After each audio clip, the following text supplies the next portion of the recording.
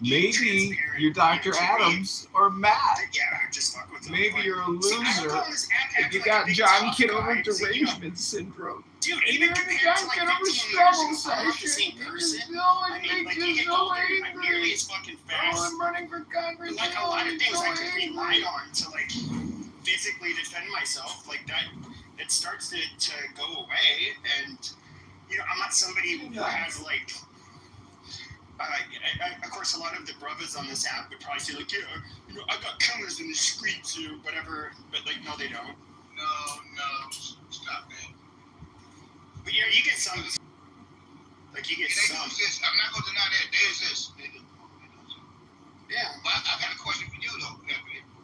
Okay, let's get out the black man. Let's get on the white man. Okay. Word. Why do I always hear, and this is what frustrates me about the white man.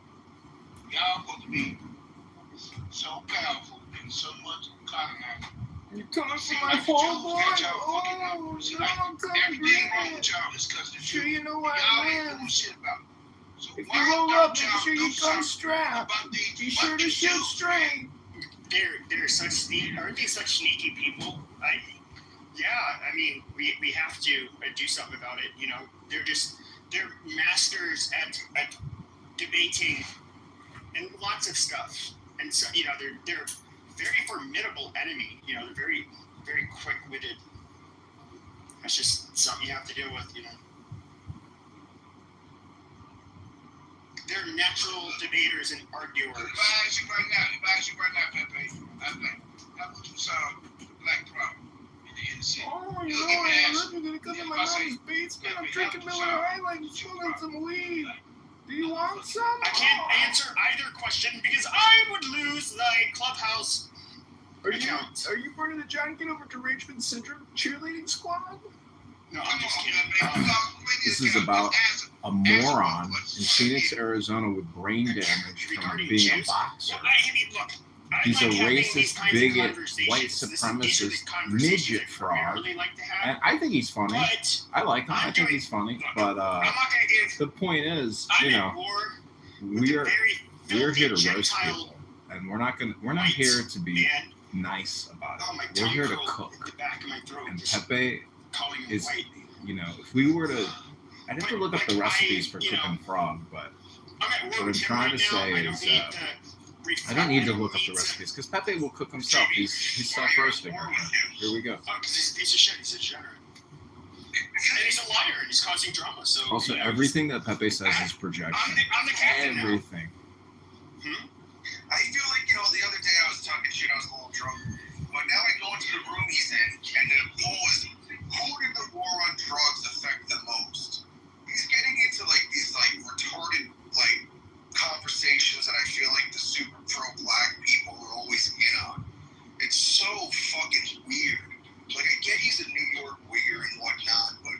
No, he's a no. Black person kiss ass. He's an igger. He's a wannabe. If that is he's you, a man. wannabe Italian. No, he's been lying this whole time, saying he was an Italian, but he has zero Italian relatives. He's 100% pretty sure you got Polak, and some it looks like probably part. I don't know why you were English pretending to be so is MAGA. 0%, The most MAGA person at Italian. Clubhouse He's turns out to be Monica. 100% fake Monica Italian. is the biggest fucking I MAGA understand it. It was like on he's this a app, and I fuck up with a love it. criminal record. Bigger than Anne, And, bigger like, than he's ever. from And Brooklyn, Anne and her so, had a like, falling out, maybe so it's like, what does that part of tell the you? way It's he like, could spin it even and if try you're to make himself unified look cool, it's on the like, president yo, or in I'm politics, one of you can these- still have a these, personal falling out because guineas from, you yourself are too Brooklyn, emotionally immature to maybe I'm from reconcile Bensonhurst or some with other shit, people. And then, he can act like a fucking tough guy and, he grew up in those streets. You could say I have the He same didn't. problem, And but he's just I don't know, if people big, attack me, I begging attack back. faggot. And, Okay, and why would you want that's to how I work as basically one of go those clear. fat guineas? If somebody I mean, libels or those slanders guys me, are, those I guys will are, I put make them fun on of legal those people, notice so do most and white walk away. people. That's the end of But, it. And then you're it's a such them a problem, low-life not a piece me of shit problem. that you Because think anybody those, can quickly those slander you. faggot guineas are cool. But the fact that I record Because everything that I listen to, like if you're slandering me, I'm recording the slander.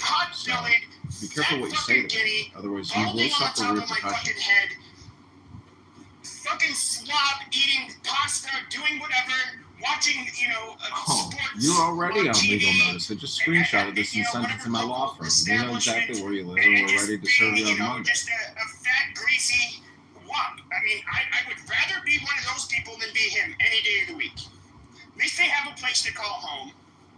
At least they probably, the difference also is even let's just say they were in the mafia. Now, my grandfather, there's no Guineas in my family. Now, both my grandmother and my grandfather on my dad's side grew up in the north end of Boston, which was primarily Italian. The French Canadians didn't have a part of town in Boston, but you had the Irish in the south. Now, it was you knew they were may want to delete your obviously chat. I bet you anything you're a pussy, and you'll delete what you've written in the chat. You'll just clean it right up because you'll be like, you know what? When he ends this live, my chats are going to be a part of this video in forever. Providence, Rhode Island, when my So I bet you grandfather, anything. for his boss, he was a gambler, he would have to delete all your chat. walk, I bet you with the $10 box full of cash. I guess by the he's, time I end this I live, guess he would either lose or your win pussy bets. ass is going to delete But in every little Providence, big he word could you walk put in down there. the street, Because you're of course, this stupid. was illegal. And I'm trying to help you. And nobody You'll see. fucked with them. I'm sure you'll do it. Ever. Be smart. Maybe you're too stupid. I don't know. Maybe Maybe you'll say more stupid business shit. At that point, Get yourself in trouble you're saying gonna wish stupid the shit on cops the caught internet. you and not. Well, even then they'd fuck you up in jail, so you can't really get away from it. But moral of the story is that if you kind of just not involved in their life, you don't really, they weren't that you didn't really have to worry about them. No, I understand. They did extort legitimate business owners and that kind of shit. I don't try to make these fat womps to be saints or anything. But what you could, you see, somebody like Jay Bresca, being the sleazy piece of shit he is, he knows that if he would have done that to one of their fucking daughters or a girl in the fucking neighborhood even, those guineas would have taken that skinny fucking Pollock. They would have beat him within an inch of his life even if they See, it's not decided satire, to spare stupid. him. I'm running for Congress. That What look- you just that did is stupid libel and piece of slander, shit. and now I've screenshotted They and look at him reported for it. the fucking And now we loser will be he suing is. you. So He's a lowlife.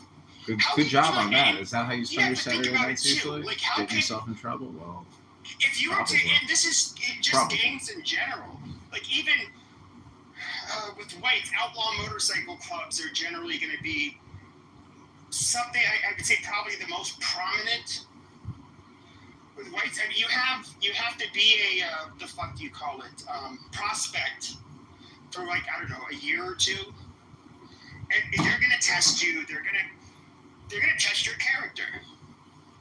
A fucking sleazebag like him, he can't do that.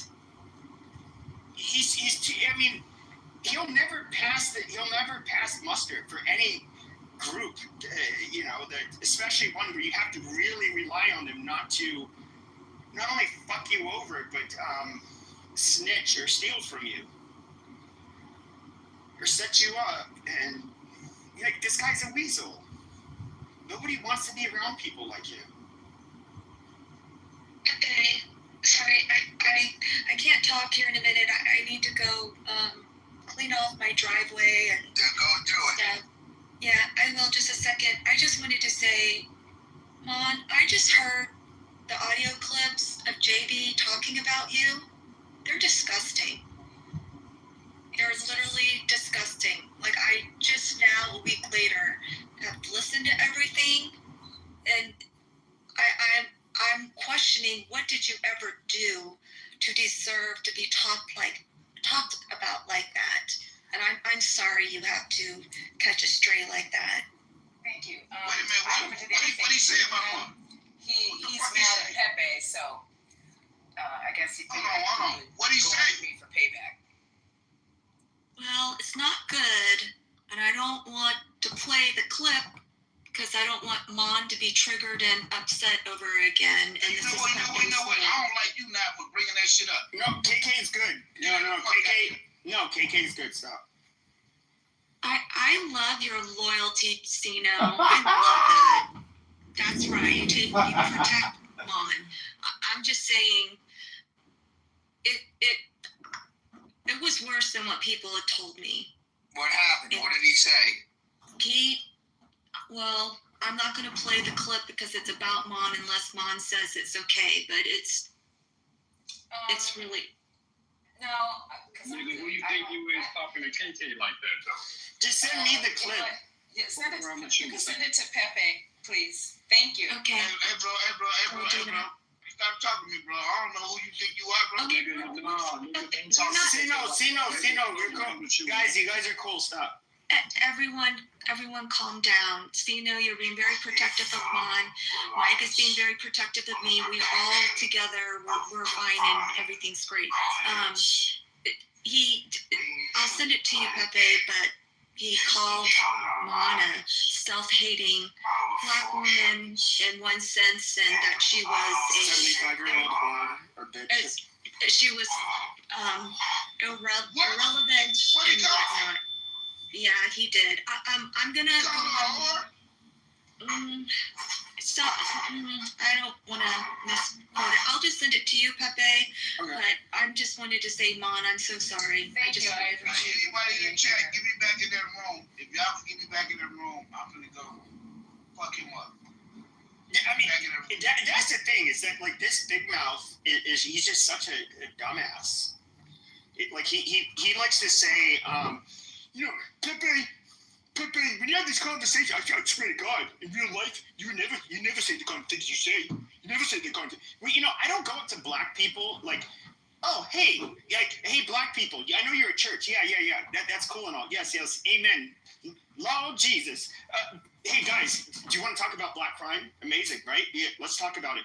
Or go to their chicken and waffles restaurant or whatever the fuck they like to go, and be like, hey, yeah, I know. Oh, amazing, great drink, love it. Hey, do you guys want to have a question? Yeah, or have a debate? They're gonna be like, what, leave me alone, fuck you. But then people come online to have like the controversial conversations, and that's. In reality, that's where, like, even you black people, diaspora war stuff that, like, I think happens online way more than it does in person. Like, do you guys stop other black people and ask them, like... No, they don't. Of course they don't. And do you think, like, we like white people say, like, oh, hey, are you liberal? Are you? They're like, no, we don't really. Yeah, I think y'all do that. No, they don't. Why would you think that shit, man? You sound dumb as hell. Why? Why would you think? I know plenty of white people, really. Well, yeah, but those white people, they will, like, go and, like, I used to, like, 2020, I'd wear, like, it's okay to be white shirt when I go to the store, and then I'd have, like, a Trump hat on, like, Make America Great Again, and I'm telling you, like, I was boxing up to that point, and I'm at the fucking store. I'm like, I wish a motherfucker would. Just like, go ahead, test me, bitch. Fucking test me. Go ahead.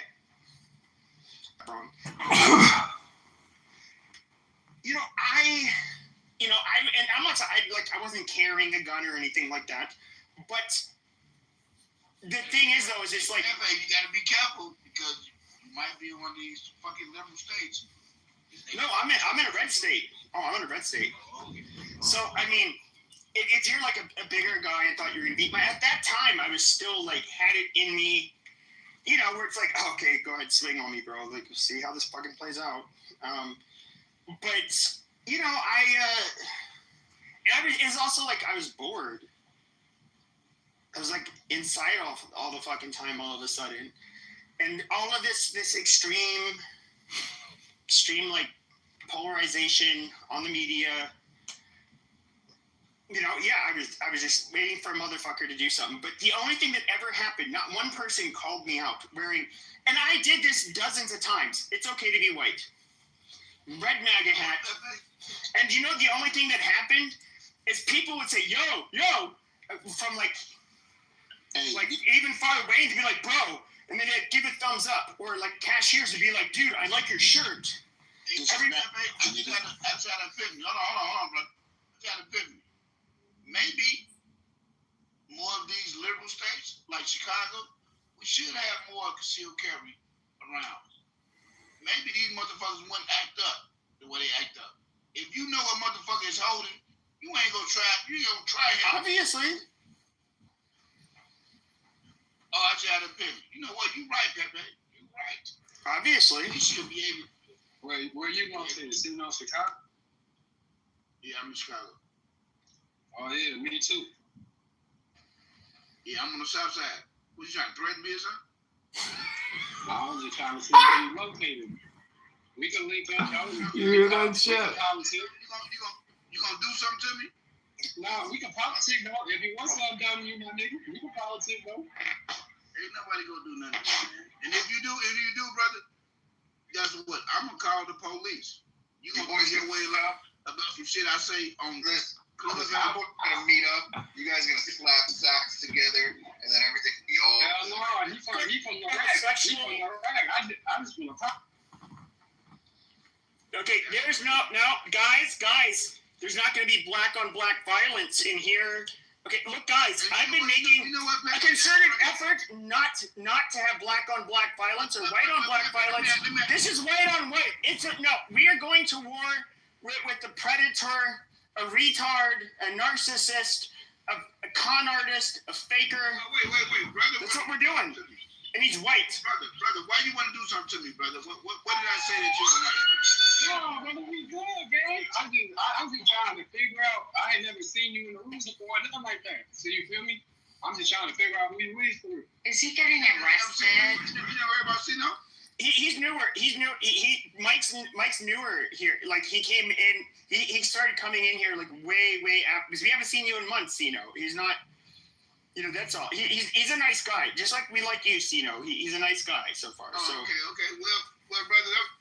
Man, we both fuck with Pepe, brother. We cool. I just didn't like how you came back KK. You feel me? No, I love Mon. I love Pepe. I love they my peoples. But yeah, don't threaten me, brother. Just because I'm nice smoking. Yeah, you guys are cool. You guys are cool. Don't even worry about it. Don't look. From Bro, this conversation's too personal, but it's not. We good, nigga. You from the rack. I know how the rack get down. You know how I get down. Shit, we from the same city. Yeah, we don't gotta say.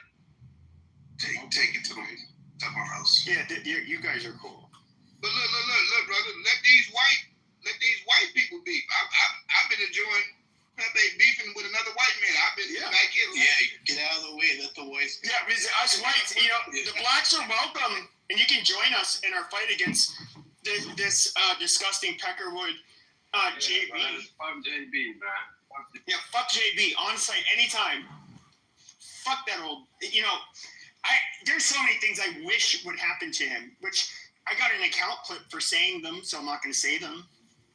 But he's just imagine what one of those women had to go through. They're terrified. They're being held hostage. And these gross, disgusting men, imagine like 60 of them. Over the course of 2 days. He's not doing Hold on, BB, sure. But 60 of them, so that I guess like 30 a day. I mean, goddamn, that is like, if you're up for 15 hours, it's like 2 an hour. I mean, I'm not a woman, but I don't even know like how your vagina deals with that. But they're terrified because they're saying like, you do anything, I'm gonna tell everybody you're a fucking whore and that you're a prostitute, and he's doing all that shit. I mean, just imagine. And you can look, and this is after he was already on probation for stealing $200,000 from somebody else. But just imagine how terrifying it was for these women. And then that same cocksucker told you to suck his dick, allegedly. What? He did a plea deal, so. I don't even think that's like alleged. Like he's not convicted of it, but it doesn't appear to be a disputed fact of the case. It's posted in the news, and if the news were misrepresenting that, he could sue them for that. Just because he's not convicted doesn't mean it's an allegation anymore. They can't sue him if it's in the police report. So if a newspaper repeats what's in a police report, they can't be sued. They're just reporting facts at that point. So no, they can go with it. But when it comes to when it comes to what he did to these women, like, and this is where I think a lot of people, they kind of overlook it, and they like to say like, oh, well, the past is the past. But I want you to ask yourself, was there ever any point as an American, I get it, there's some things that could go on in a very poor third world country where you literally have gangs rule, like El Salvador, 8 years ago. But I'm talking about in America. Is there anything that would make you go out of your way and do that to women? I do not think. Yeah, but even if you didn't, just like make them. He didn't. Well, hold on a second, but like coerce. Sure, but coerce them. Basically, say you're gonna sit in this fucking hotel room. My Johns are gonna come through. They're gonna screw you, and you're not gonna. You're not gonna say a fucking thing, or I'll ruin your life. What would drive somebody to do that? Normal people don't go there. Keep in mind that the anal rape as a child. Well, yeah, most of us don't buy that. We think he's just suing them for money, to be honest. Well, it looks like he got it because that house is in his name. No, he doesn't have a house. He's renting. It was like $1,600 a month. I think it went up to just over $2,000. In that neighborhood? No fucking way. In Brooklyn, yeah. Well, Brooklyn's very expensive. Okay, enough, Pepe. No, you didn't delete it, but I filmed it and I posted it as a libel slander No, defamation. nothing. So In other thanks for the words, content. he was acting like See, he owned a house. No, Kanye he's a taught me, renter. if you can't be used, We know you're that for a useless. fact. So thanks for the drama. He's It's on renting, YouTube now. and Congratulations. he's renting like Still a stupid. very, very Still more. cheap But here place you in are, Brooklyn. Chad, And and the welcome reason back I to pointed Pepe. that out. This is the Pepe Show. Yeah, no, Yeah, and that's not the reason why I bring this up. It's because, as he likes to say, I have a fat cock. I have a God damn it, BB. He has a fat cock, a fat wallet, and a fat ego. Bitch, you don't have a fat wallet, obviously. When you say fat wallet, that means, like, in my experience, meaning a fat wallet means you were at the minimum upper middle class. At a minimum. You're not middle class. You're not somebody who can own a home. It means having a fat wallet is bigger than most. But he's literally somebody living off of government assistance in a place that he does not own, and where the rent is a lot cheaper than other areas of Brooklyn. He's like legitimately. His wallet is thin. And here's the thing, I don't have a lot of money, and the thing is, all of you guys who say, like, you Pepe says all this for shit, you have these controversial conversations, none of you can say that I tried to be anybody's fucking guru. I did not say I have the fucking answers for anything in life. In fact, what is the purpose of life? I still don't fucking know. At this point in time, nobody can give me a satisfactory answer, but I don't like to have these metaphysical conversations in my fucking rooms. I don't fucking know. When it comes to getting rich, I don't know. I was never fucking rich. I don't know. I'm not the guy to ask. When it comes to legal advice, I'm not a fucking lawyer. I'm sorry. When it comes to finance, yeah, fuck all about that. I mean, I can't help you there. I'm somebody who's controversial. But I don't come off as somebody with authority. But what I am good at is the things that I do debate. I'm relatively well researched on, and I've discussed them a lot of times over. And so I can hold my own debating these topics. I know when to bow out. I know when to not even fucking engage. Now, a lot of these fucking retards on here, you had all of these, like in 2000 or 2020, how many of these people were fucking self-help gurus or life coaches or whatever day fucking shit? These were con men. These people, I'm not gonna get you. These people were, I mean, they're predatory. I don't know, but the one thing you guys can say about me is that You call me horrible because you think my views are abhorrent. Fine, that's a value judgment. I'm not gonna say I can't disagree with you. You can say I've said racist shit. Amazing, I have. You can say I'm controversial. Yep. I own all of that shit. But I don't know. Fraudster. That doesn't. I'm somebody who likes to, I obviously keep a barrier between my personal life and my real, my online life on here, which effectively means I can't make money off of what I'm doing. So I'm not a grifter. Long story short.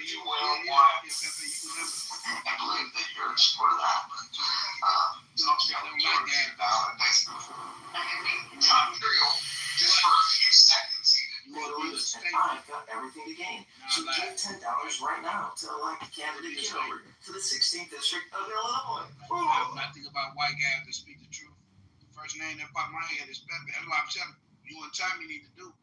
Y'all need to do something, man. Because I get it. You know what? You ain't afraid to say it. Yeah, the Jews kicking y'all ass. Just like the white man kicking the black man. Get over to the 16th. And then you're like, I just think it's to go get out of my way. Which are okay, what? Well, I think that I don't want to make this about because the thing is though is that if I was to change it to like such a controversial conversation, which I do have views that $10 or $200 or $500. a lot of people on the far right. The far right's kind of a mixed bag, but you do have some of them that are like definitely do not like. They have a lot to say about Jews. Yep. I would say I disagree with most of what they say, but not all of it. But they sound like look. But when it comes to the kosher right, which I would call them, and some of them even venture into the far right, I think they're also. I'm not for the kosher right, which is. I won't even get into that label. They sound just like the FBAs. The FBAs blame white men for everything, and your far right extremists, they blame the Jews for everything. Well, yeah, there is this level of So even like people like Richard Spencer, I think I talked to him a couple of months ago. I talked to him more frequently. He there is something that a lot of the people, the alt-right doesn't exist anymore, but people on the far right, a lot of white people seem to be really in denial about this, but like white people are their own worst enemy. And white people absolutely have problems to fix first. Now, when it comes to, I think that, let's just look at Zionists, for example. Do I think that they put themselves in a position to like really to win and to propagate their nationalist like sure, but they're like their nationalist agenda. But do you absolutely control Pepe? Do you think the Jews control everything? No, I don't think it. They controlled. They can largely. I mean, they say it's an anti-Semitic trope, but they did control sectors like abso-fucking-lutely. Hollywood, Disneyland, and the music industry. Yes, they got it. I would say Hollywood. Well, I mean, you can make an argument for advertising. You can make an argument just for media in general. Okay. In the 1970s, it was like over 70% of the media was owned or controlled by the Jews, and so everything, the Jews own everything. No. Depends on. I would say when it comes to influence, one of the precarious positions they put themselves in is that when it comes to positions of influence, they've absolutely dominated. And I think a lot of that was they kind of, which is natural. They wanted to influence Americans in a way that would make them feel the safest and portray this system and this culture and influence these goofy ass and dumb ass Americans to do our will. Who's at fault?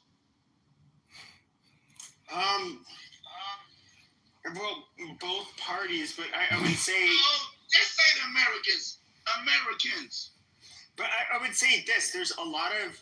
See, I don't dislike Jewish people, but when it comes to groups, like I look at groups and individuals differently. I don't think Jews, even as a whole, are like a threatening force. However, I do think they're like highly capable and talented, and so they can punch way above their weight. When it comes to people like, well, sure, but hold on. When it comes to people like, I don't know, Ben Shapiro, I'm just going to be realistic with you. This is where I do judge based on their ethnicity. As soon as I see that you're Jewish, I am automatically going to see what angle you're going to have. Well, no, I mean, but you have to. Just like if you're a Mormon. If you're a Mormon, I absolutely have to do the same thing. I know what the Mormon stances are. Now, if I get a quote-unquote progressive Mormon, I'm going to say, what is his angle? Because there are things in the Mormon church that are absolutely not tolerated. Yeah, not tolerated. And so I want to see, how are you progressive? And so I want to see, when it comes to, even like on Twitter or X, I get all of these, you have all of these astroturfed accounts where it's like America first. And they have like an Israeli flag and an American flag and some Jewess that's attractive in her 20s. And I'm just thinking like, no, fuck off. No, I mean, Okay. like I'm not buying that shit. I'm not going to. Like the Rand Paul, no one's going to back Rand Paul. I'm not saying the guy's done. I wouldn't say they're in control. The thing is, though, is that even I forget who is this stupid bitch that got hired by. So basically, what is it? TikTok. What ended up getting that? They've been trying to. TikTok was sure. Yes, but if you look at TikTok, they were for years people were saying how like this is like looks like it could be used for like infiltration in the United States when it comes to data collection and even influencing our population. It was China as a hostile country, at least as a nation. Okay, years they're talking about this, but you know, Mitt Romney, others, and by the way, that legislation that was passed by both houses was actually written by a group of Jews, and they were prominent Jews. Yeah, that got TikTok banned, and they ended up. The reason why is because they could not control the narrative on TikTok. Now, if the thing you have to understand is that Palestinian side that you see, they are heavily the amount of foreign propaganda that goes into it is fucking insane. I mean, you can't believe anything that comes out of the pro-Palestine side. Like, they are the biggest fucking liars, and they're like, well, why don't you believe me? Why don't you believe this story? Because you guys are. I mean, you cry wolf. And if I find it false 8 out of 10 times, why the fuck am I going to believe this one might be one of the true ones? When they said the babies were being killed, and then found out babies weren't being killed. Like that hurt my feelings. Well, there were babies killed. Really? Mm-hmm. I didn't know that. Look, so I'll tell you this. There's footage that's available to the public that show dead babies. Now, what you didn't get to see. Well, hold on a second. What you didn't get to see, and I do know one person that actually saw the footage, who's in Canada. It basically certain government officials, different media organizations, they could view much more graphic and disgusting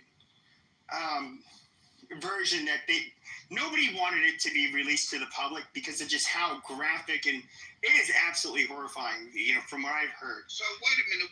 But you see you literally see the half dead people still alive, the children screaming and crying, And even John Spencer, who he was somebody who has a lot of experience in warfare. He's considered an expert in urban warfare. He was saying how what was very odd about it is that you saw these children screaming and crying that were very injured. Their relatives were dead, and they were just like smiling, laughing, going on business as usual, which he found very odd. You have to understand, he's a person who saw this in real life. He's a person who's gauging the behavior based on like what he's seen with the professional military. I'm saying, Pepe, you're making my point. I'm saying Gaza should be going through what they're going through. I'm saying Israel is going too far. That may be the case. That may be the case, but we don't know the real numbers when it comes to Gaza. Don't you find it weird that the so-called baby or babies that have been killed,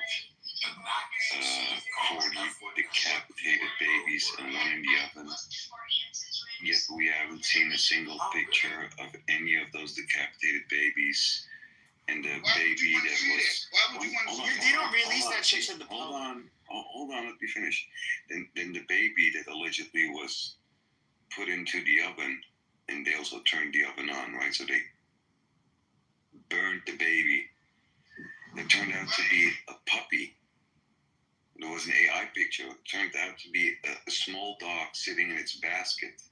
Turned out to be AI picture. All right, I don't know. This is 100%. I have to look at it. I have to look at it to verify that it's a quote unquote 100% facts. And I'm just like, this is why I didn't want to go down this road. Like, I know normally I like having these conversations more. Pepe, respectfully, we're almost 23 months in since October the 7th, and you still have to look into something that sort of everybody that has done like 59 seconds of research knows there were no decapitated babies, there was no baby in the oven, but then you're screaming from the top of your lungs like, yeah, they killed babies. There was definitely a baby they killed. That one was available to the public. Okay, hold on. How many, Chino, 1 second. How many babies or minors, then I should say, right? I don't know. I don't know. Let me ask you the question. How many children, minors, babies included, have been killed since the 14th of May, 1948, all the way to the 6th of October, 2023? No idea. Tens of thousands. One baby, one baby is too much, sir. How about that? One baby being killed by fucking bombs is too much, sir. It's too much. One baby. I don't give a fuck if it was 3 babies. No baby should be killed by bombs. What the fuck are you talking about? I live in America, sir. In America, we don't have to do that shit. Okay? I agree. I agree, but guys, I don't want to talk about like Jews and Israel and like whatever shit. Like, and I understand so many people consider as Zionists. I believe Israel should exist and they have the right to defend themselves. Like, I definitely think that when it comes to human rights abuses or human rights in general, they are, and here's the weird thing is people will say it's anti-Semitic to bitch about Israel. No, it's not. I'm sorry. But when we have wars in America, you have anti-war protesters everywhere. They call our whoever the president is at the time, a horrible person. They're committing war crimes. They're yada yada yada. No, it's not anti-Semitic. It's par for the course. You guys, if anything, Jews, especially when it comes to these leftist anti-war people, they look at Jews as a bunch of fucking white people, and they're holding your feet to the fire, just like they hold, us white Gentiles' feet to the fucking fire in our Western empires. You guys are no fucking different. They don't believe that. They don't buy any of your rhetoric, and I do think a lot of the pro-Zionist rhetoric is absolute garbage, and I've like pushed back against it, and people at first are like, "Oh my God, are you an anti-Semite?" No, like I don't believe in this shit that was being said under George Bush. We're spreading freedom and democracy. And fuck off. He was a piece of shit. What? I mean, was that anti-American for me to go against what Bush said? Even if you look at the veterans of the global war on terror, it's incredibly unpopular. Like, so much of it was unnecessary. Go into Afghanistan, take out the Taliban, Al Qaeda, kill or capture, Osama bin Laden. Iraq, there's no reason for us to go in there. That's that. I mean, that's it. Trillions of dollars saved. 100 million, whatever fucking people would have not lost their lives. Or how many? It's not 100 million. How many million? Was it a million, I believe? I don't know why I went with 100 million. It was a million. A million people lost their lives in, I believe, in the war in Iraq. And of course, we have what the veterans have had to experience and that have lost their lives. And I'm not. And this is a lot of this is. Just looking at what ended up happening at the global war on terror is you had a lot of these guys that were like special forces and stuff, and then they get out of the military. It's like, what do you do? I know Green Berets are different from Navy SEALs. They're not as much commandos. They train and, for foreign people, build alliances and all of that shit. And then you have, long story short, you have these people. They've been doing one thing for, over a decade. They come out and then like a lot of them become podcaster bros. And I would listen to some of them because like, I don't have experience, let alone in the military, but doing the shit you guys did, like, okay, what do we do in the military? And I, listen to them, but there's one common theme I've heard for the last several years is that they do think that it was, a lot of it was unnecessary. And these are obviously not unpatriotic people. The guy's bad. I'm just. I mean, they're like the least unpatriotic people. Are they being patriotic for the right reasons? Well, if you're called to serve, I mean, I would say after the people who called, you did have a huge bump in enlistment. It's at least, if I recall correctly, I could be wrong. After 9/11, and do I think that like after seeing, I was 19, I woke up and watched it happen live. Do I think that people did that out of patriotism? Yes. And my dad, he was in the 173rd Airborne Division in Vietnam in 1965 and 66. When it first started. When the war very first started, they were the first in the army to go over there. And long story short, he'd go to reunions. Some of the reunions happened. So in the very beginning of the war, you had Australians and New Zealanders that were literally with them. They lived amongst them in Vietnam. And so he did a reunion maybe like 15 years ago in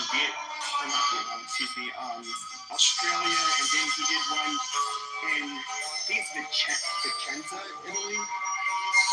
And the reunion is where the 173rd is currently stationed out of. And one of the guys my dad, has kind of spoken with several times and gotten to like a lot is I forget his name. He won the Medal of Honor. I'm drawing a blank. He has an Italian name. Seljuka. And so he, talked to him, but he's a guy that did enlist after 9/11. That was literally his motivation. He was just like a regular fucking middle American. What inspired him to go to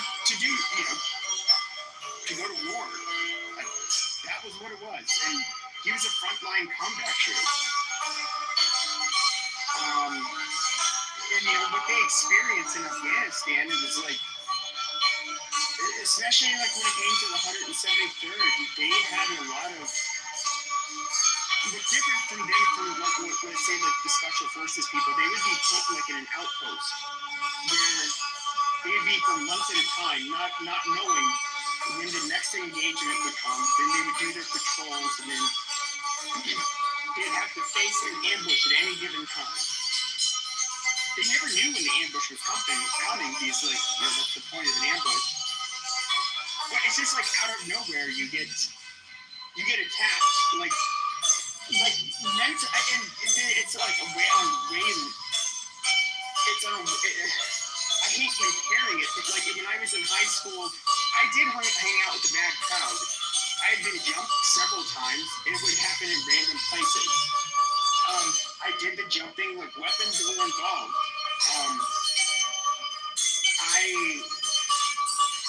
It fucked with me a lot.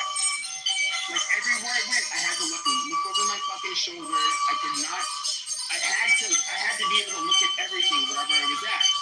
Because that sense of oh, like anything can happen at any given point. You don't have control over that. So you can only put yourself in the best situation to deal with it if it does happen. But like, imagine you're like somebody you're dealing with that at like a much more lethal scale, like lethal level where you like literally watch your friends die. Obviously you get killed yourself or seriously injured. The stakes are so much higher, and I don't know. I think a lot of people just, I don't know what my point of my monologue was, but these guys are obviously fucking patriotic, and I guess that was my whole fucking point. Who else would volunteer for that shit? Okay, we're gonna change that. These have no bumpers, so it goes a little faster. Sounds a little different. But I think the people who disagree with this one,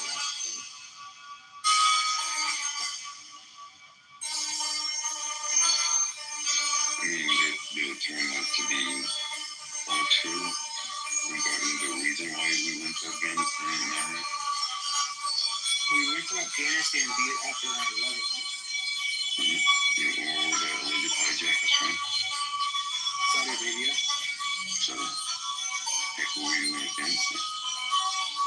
Al Qaeda was harboring Saudis and Islamists like Osama bin Laden that were Saudi and training in Afghanistan. Where does HTS in Syria? Where does he come from? He doesn't come from Afghanistan. But he was training in I forget which North African country. So I'm just. Then they started training. Hold on. Then they started. I'm just supposed to capture the people that did it is invading the country where they allegedly were trained or where they originated from. Well, Afghanistan was a lawless place.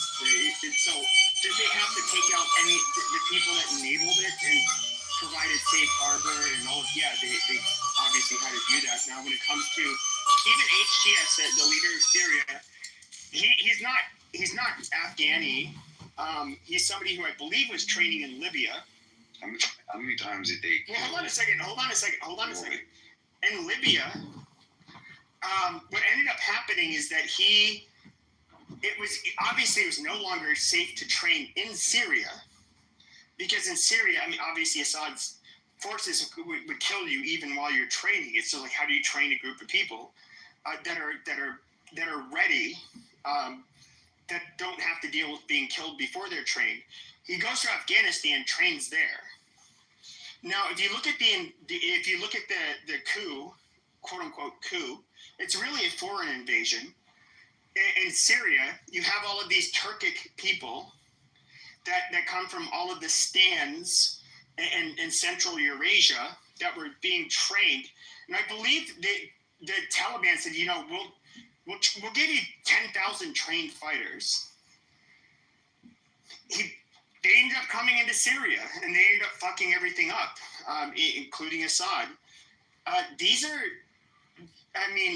This came out of Afghanistan. They obviously, to this day, there's no difference between HTS And Osama bin Laden, really. This guy was a fucking terrorist his whole life. Osama bin Laden was a terrorist? Osama bin Laden, yes. So was HTS. I find it funny that this guy called Osama bin Laden allegedly was the planner or the one that was in charge of 9/11. They claimed that there was like a confession tape of him, right? But he never said anything like that. 1996. No, it was like 1996, 1997. No, he was in his little cave, and he said he was. I don't think it's a fatwa, because I don't know that he was capable of issuing one, but he declared war against the United States, and the first reason he listed was our support for Israel, at least in that interview. That's also funny because in August 2001, right, the month before the big month, right, 9/11, he was in Dubai getting a kidney transplant, where he was already listed on world's most wanted criminals in the world. Yet he was getting a medical procedure done in Dubai. So I don't know about that, but I know quite. But Dubai, yeah, but I mean, even like, didn't the Mossad end up having like it was the last few years you had a team of Mossad agents that I believe they were in a hotel in Dubai, and they ended up executing or assassinating somebody, and they were able to flee beforehand. I mean, it was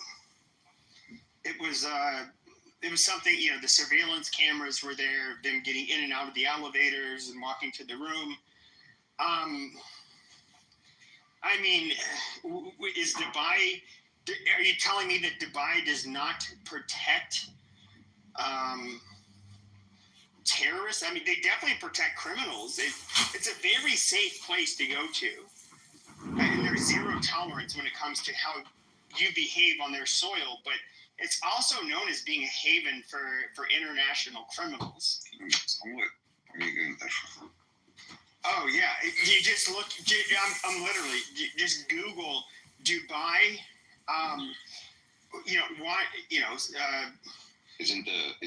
International fugitives, like these are people. They absolutely they'll flee there. Okay, isn't that? But you have to have money as a fugitive. If you're a broke fugitive, you can't go there. Well, that counts for all over the world, right? But isn't Israel a safe haven for convicted pedophiles? Because they don't deport you back to the U.S., right? Well, they don't deport criminals generally back to the U.S. And like, if you're to look at one of the biggest, they had to try him in an Israeli court. I forget the name of this piece of shit. He was a teenager at the time, and he brutally. You can't maintain TFR by having a slice of women have 10 children or 25 children or something. And those women are part of the workforce, so they're going to have to work. And then the question is, what work can they do? Why do they have to work? Why do they have to work? Well, women have to work because it helps us to maintain competitiveness with other societies, right? Imagine you have two systems. Yes. Why do we need to compete? I mean, why do we really need to compete with other societies? Because of evolution. Because of evolution. So you think evolution is based on competition, basically? Well, evolution is based on competition. Yes. You do? I will say. So is there some element of evolution that's not competition? No. Jeremy did put in the chat. There's no element of evolution that's not about competition. That's not. That doesn't. Well, no. There's many elements of evolution. I mean, evolution is about variation with selection. So it needs, but we don't need to talk about my idea for. Well, let's try to put this on the table here, because throughout all this talk about culture and DNA and everything, I think the real issue is evolution. And I think the question is, of course, competition is a part of evolution, but so is collaboration. And the question is, but that's if both of those, perhaps, if both of those are categories, then it becomes a question of what fits in which category and at which time, and which is the best adaptation. I would argue at this moment, we are much, and I'm an Al Gore trained climate reality activist, so I believe, in climate change and all that. Oh, wow. I believe that I do. So just so you understand, what I'm about to say is more important than whether you agree with that or not. I believe there will be 1 billion people homeless on this planet in 25 years, right? I do. And yet the issue is not the climate change that's going to cause all that. It's our lack of ability to collaborate to deal with that. Because like you said, institutions, well, you didn't quite say this, but I think you were going there, are made by human beings like us. They're just all human organizations. The law is all human organization. Religion's all human organization. This little club somebody started over here, this rock band that turned out to be the Beatles, whatever it is, they become that because people own them.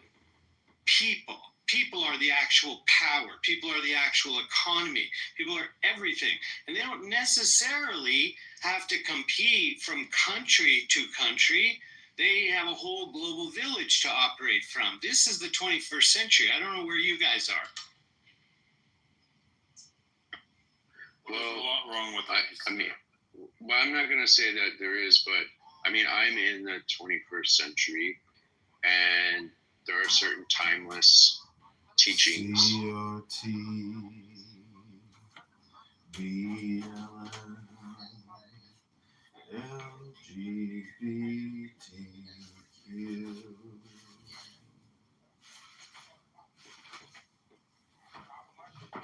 I thrilled with rapture. I soar on wings of sudden joy. O Pan, appear to us. O Pan, roving over the sea, from the craggy ridge of snow-beaten Silene, king who makest dances for the gods. Repeat it after me, everybody. CRT, BLM, LGBTQ. Thrill with listen lost of light. Oh man, my man, come careering out of the night of Pan, yo Pan. Yo Pan, come over the sea from Sicily and from Arcady, roaming as Bacchus with fauns and pards and nymphs and satyrs for their gods. On a milk-white ass, come over the sea, to me, come with Apollo in bridal dress, shepherdess and pythoness. Come with Artemis silken shod, and wash thy white thigh, beautiful God, in the moon of the woods and the marble mount, the dimpled dawn of the amber fount. Dip the purple of passionate prayer in the crimson shrine, the scarlet snare, the soul that startles in eyes of blue, to watch thy wantonness weeping through the tangled grove, the gnarled bole of the living tree that is spirit and soul and body and brain. Come over the sea, yo Pan, devil or God, to me, my man, come with trumpets sounding shrill over the hill. Come with drums low muttering from the spring. Come with flute and come with pipe, am I not ripe? I who wait and writhe and wrestle with air that hath no boughs to nestle my body, weary of empty clasp, strong as a lion and sharp as an asp. Come, oh come, I am numb with the lonely lust of devildom, thrust the sword through the galling fetter. All devourer, all begetter, give me the sign of the open eye, and the token erect of thorny thigh, and the word of madness and mystery. O Pan, O Pan, O Pan, O Pan, Pan, Pan, Pan, Pan. I am a man. Do as thou wilt, as a great God can. O Pan, O Pan, O Pan, O Pan, Pan. I am awake. In the grip of the snake, the eagle slashes with beak and claw. The gods withdraw. The great beasts come, O Pan. I am born to death on the horn of the unicorn. I am Pan, Eo Pan, Eo Pan, Pan, Pan. I am thy mate, I am thy man, goat of thy flock, I am gold, I am God, flesh to thy bone, flour to thy rod. With hoofs of steel I race on the rocks, through solstice stubborn to equinox, and I rave, and I rave, and I rip, and I rend, everlasting world without end. Mannequin, maiden, mannered man, in the might of Pan, O Pan, O Pan, Pan, Pan, O Pan.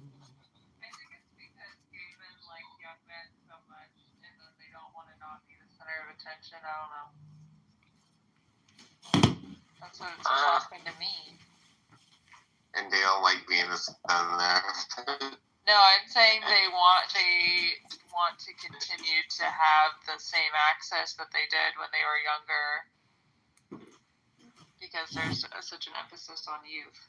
Okay, listen, you guys. Yeah, You guys don't pedophiles. listen, gay men and gay women. You guys don't read books, so this is the service I'm providing your brains tonight. Here we go. It's called Aha. There are 7 keys to the great gate, being 8 and 1 and 1 and 8. First, let the body of thee be still, bound by the sediments of will. Corpse rigid, thus thou mayst abort the fidget babes that tease the thought. Next, let the breath rhythm be low, easy, regular, and slow, so that thy being be in tune with the great sea's pacific swoon. Third, let thy life be pure and calm, swayed softly as a windless palm. Fourth, let the will to live be bound to the one love of the profound. Fifth, let the thought divinely free from sense observe its entity. Watch every thought that springs, enhance hour after hour thy vigilance, intense and keen, turned inward, miss, no atom of analysis. Sixth, on one thought securely pinned, still every whisper of the wind, so like a flame straight and unstirred, burn up thy being in one word. Next, still that ecstasy prolong, thy meditation steep and strong, slaying even God, should he distract thy attention from the chosen act. Last, all these things in one overpowered time that the midnight blossom flowered. The oneness is, it even in this, my son, thou shalt not do amiss if thou restrain the expression. Shoot thy glance to rapture's darkling root, discarding name, form, sight, and stress, even of this high consciousness. Pierce to the heart, I leave thee here. Thou art the master I revere. Thy radiance that rose afar, O brothers of the clubhouse silver star.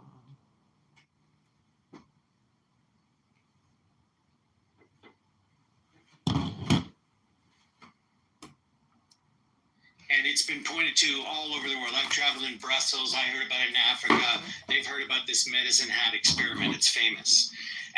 And so there's not, the jury is not out on what human nature is. We know what human history is. And human nature, as we talked about with culture, is driven by conditions more than anything else. And if we can make the right conditions, which we might have to experiment with, to put the appropriate amount of buying power in people's hands, on the appropriate conditions, we might have more people being able to pay their bills, stimulate the economy, and the economy can absorb it because you're living in the richest country in the history of the world. It sounds awfully like, material conditions define people. And that experiment failed miserably, unfortunately. Well, I don't think those people who ended up with full-time jobs in a home that they own in Medicine, Alberta would actually agree with you, but I understand your point. Well, I mean, there's a whole country that kind of went down the drain that would not agree with you. Which which country? Soviet Union. Yeah.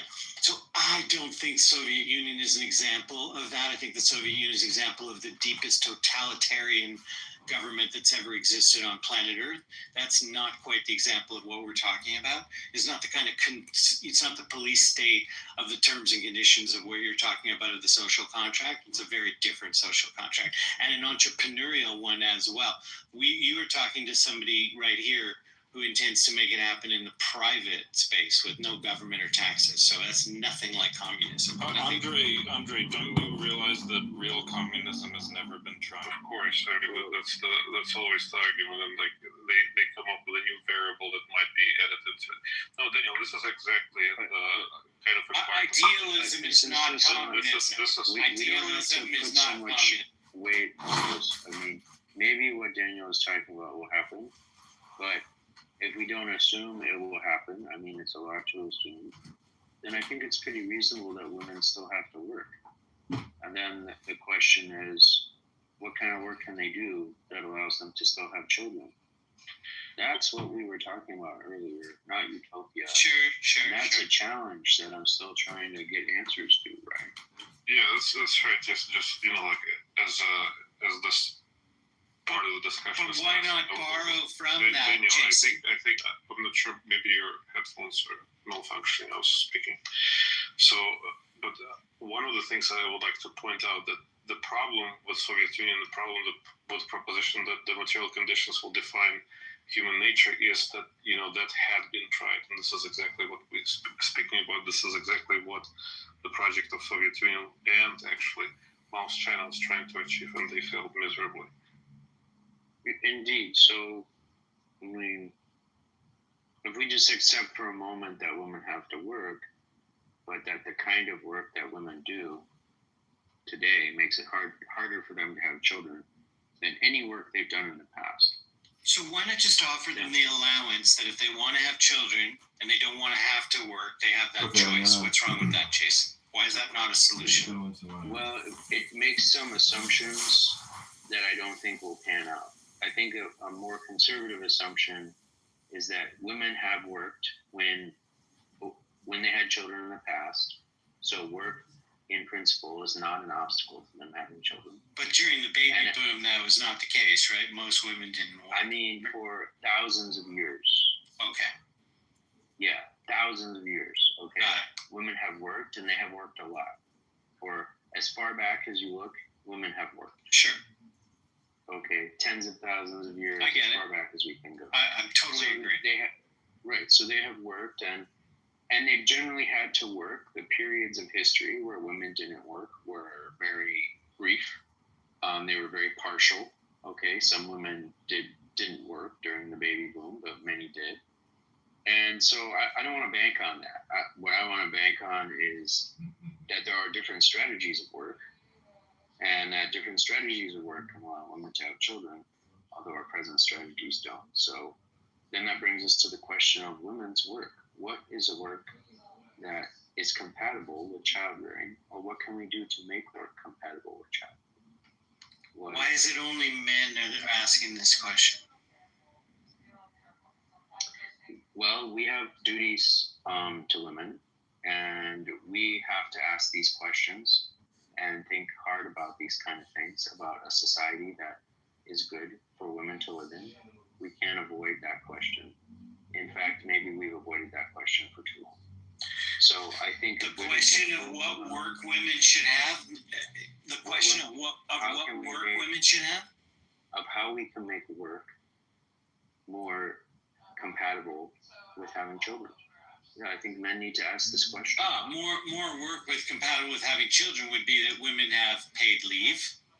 They have, they have all the care that they need taken care of, so that they can easily have children. If you want to have more children, you want to make it easier for women to have children.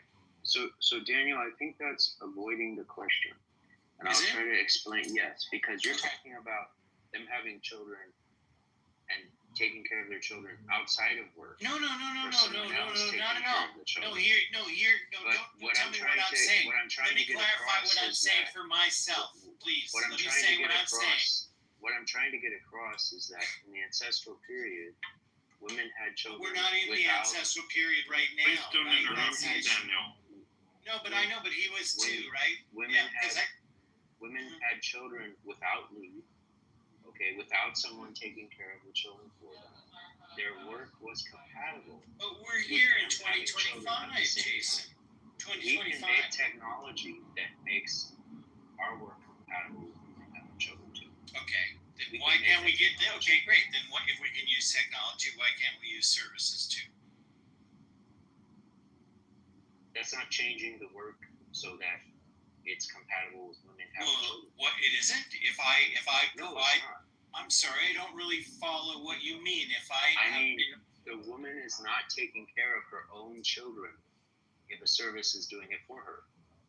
No, I didn't mean that. I talked about, first of all, having children, meaning the pregnancy, the health care, all of the services that go into the initial maternity, not like doing the mothering job for them. That would be misunderstanding what I'm conveying.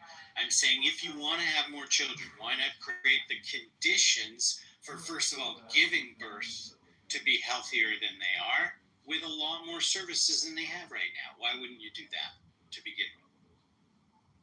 It's not really speaking to the concern that I have, is that after they have the children, they will not be able to take care of them because their work is not compatible with that. I get that too. You can do both problems. You can do both problems, but you said that you wanted to raise the fertility.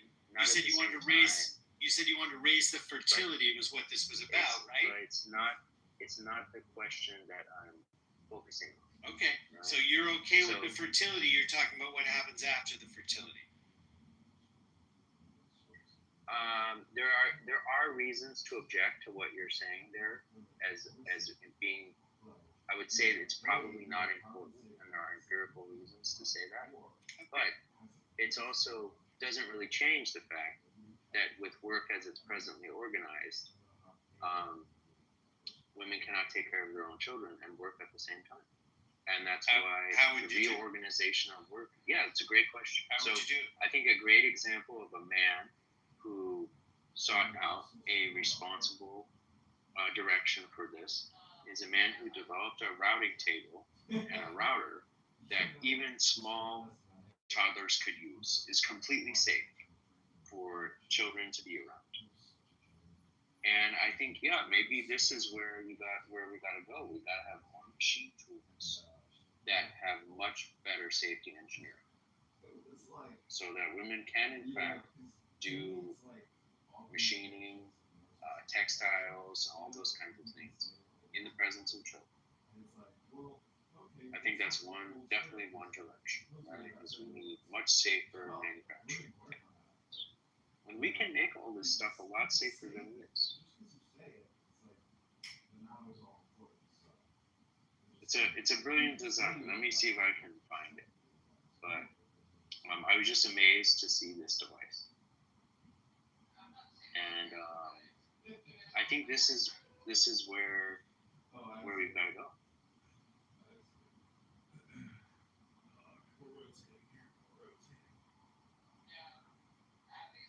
Because if you think about it, Daniel, in the 1500s, if a woman was weaving or a woman was spinning, right, this is a machine she was working that would not have hurt her children. You know, it was not going to make so much noise or whatever that, you know, the children couldn't be around. But if a woman is spinning or weaving today, you know, her children can't be around for that. That machine would eat up her children if they got close to it.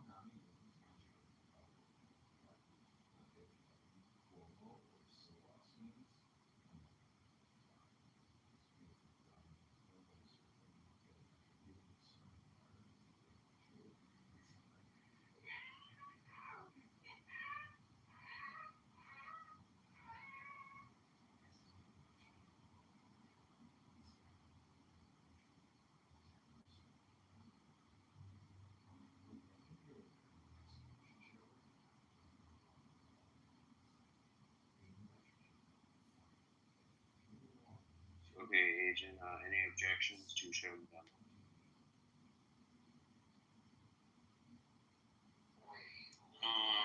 Yeah, if no one else wants to come up, then we can shut it down.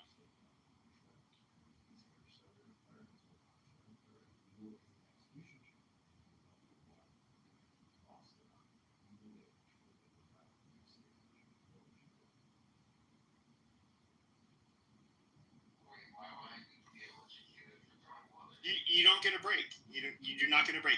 Now, we were talking about extradition treaties. Yeah, I won't extradite you, bitch.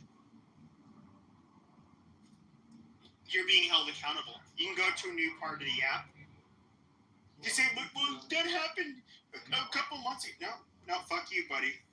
No. Dragging you through the mud. There's no reset, Jay. There's no reset. Oh, I thought we just moved on from that boring conversation. Well, no, I'm moving on from the Israeli conversation. But everywhere you go, Jay, I'm the captain now. I'm going to steer your ship right into a fucking iceberg. And that's that. You can't control it. Look at my emoji. Look at that black face of determination. He took over your ship. You got carjacked, bitch. I am your captain. Exactly. I am your captain. I am your captain. I can't do a Somali accent because I don't know what the fuck it sounds like. But you're done. You're done. There's nowhere to hide. And by the way, you know, no, KK, he can give you a satisfactory answer all he wants regarding what he said to you and your husband.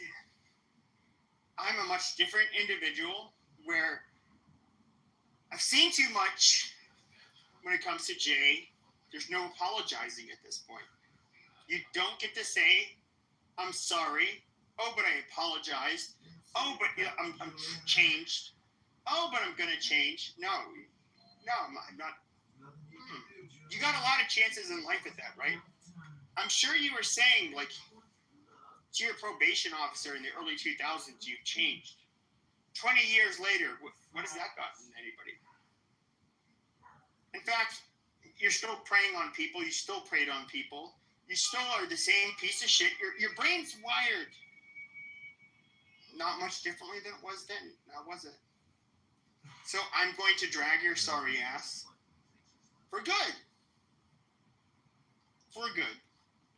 Go on any platform. Go on any platform. I have the clips. I have the receipts about your history. You could try to go beforehand and say, well, guys, you know, there's some people amazing. But they'll get used to listening to your bullshit. You'll wear thin on their nerves just like you have every one of us. That's it. You see, here's the thing. Is that I've actually... Hold on a second. Hold on, Frank. Not only am I the captain of the narrative and of stealing people out of your gay house, Now I understand the room numbers are small now because everybody wanted to see me talk shit about you. And then I got into this debate regarding Jews and Israel and all of this stuff, which I don't find too fascinating. It's much more fascinating than talking about you. But people love hearing me talk shit about you. Now, everywhere you go, I'm going to spread your information. You can say, please stop sharing the information. Next level content creator. Sharing your information. It's going to happen. Just, you know what? There's some Vaseline. It'll help it go in a lot deeper and a lot less painful. You just have to deal with it, bro. Why don't you just let him be? No, there's no such thing. See, I gave him a chance. Here's the thing with bullies. You try to be reasonable with them once. After that, if they double down, you don't show mercy. Like, he'll use it against me, but I'll just put it like this, wink, wink, I was not a saint as a juvenile. In certain settings, which you had to be as an adult, somebody touches your shit. We know what they're doing. We know. They're testing the waters. Can I punk this bitch? What can I get away with him? How further can the violation go? You know what happens, Jay. Because you're the person who ended up getting your shit touched, and then you tried to fight back and still got your ass whooped because you're a pussy. Did they play with his pothole in prison? Probably. If I had to guess, probably. Did anyone check? I have no idea. I don't care to know. But I'm sure he's had a lot of, strong black hands across his throat and things that have happened to him that are traumatizing. It's not my issue. I don't really care to talk about it. But god damn it, you motherfuckers keep on doing this, and I mean, everybody's somehow traumatized on this app, and it's like, Oh yeah, so in other words, I gave you the chance to just back down. You went with the false narrative, and you wanted to be the hero. The hero. How much more do you want to Shut the fuck up, you drunk! Okay, move to the audience. I did that. You don't have to blame any of the other mods. Now, you wanted to be you created the problem that didn't exist. I was doxing Roger. I was releasing information, addresses, whatever. But I didn't do it. You wanted to go with the narrative. You wanted to have some of the new people that you love bombed to be your attack dogs. Amazing. I call you out and say, hey, dude, you don't have proof because it never happened. Just apologize and keep my name out of your mouth. Does that? We'll just go our separate ways. You double down. So guess what? The terms of negotiation are off the table. Now it's me as the captain. You don't get to dictate anything. That's that. I get to talk about everything embarrassing about you. Wherever you go, I get, basically, it's going to suck for you. I don't know.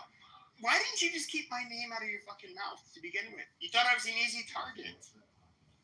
It sucks that we do know that if we were neighbors, you would have never done this to me. You would have never done it to me. I'd go live on Instagram with my hand around your shoulders. I'd say, what do you have to say about me? And share it with Clubhouse. Your demeanor would be quite different. But you being the fucking bully that you are, it's off the table for good now. If you say sorry, I'm still gonna fuck with you. You can say whatever the fuck you want. It's not on your terms. You don't get to choose when this ends. That's what happens when you start a fucking war. And, you know, Ludwig is going to be very mad when I say this, but Hamas, they don't get to start a war and say, oh, okay, stop. Right, you started a war. The fuck did you think was going to happen? When you guys end up paragliding into a fucking music festival, and and I saw these young, beautiful women and men killed.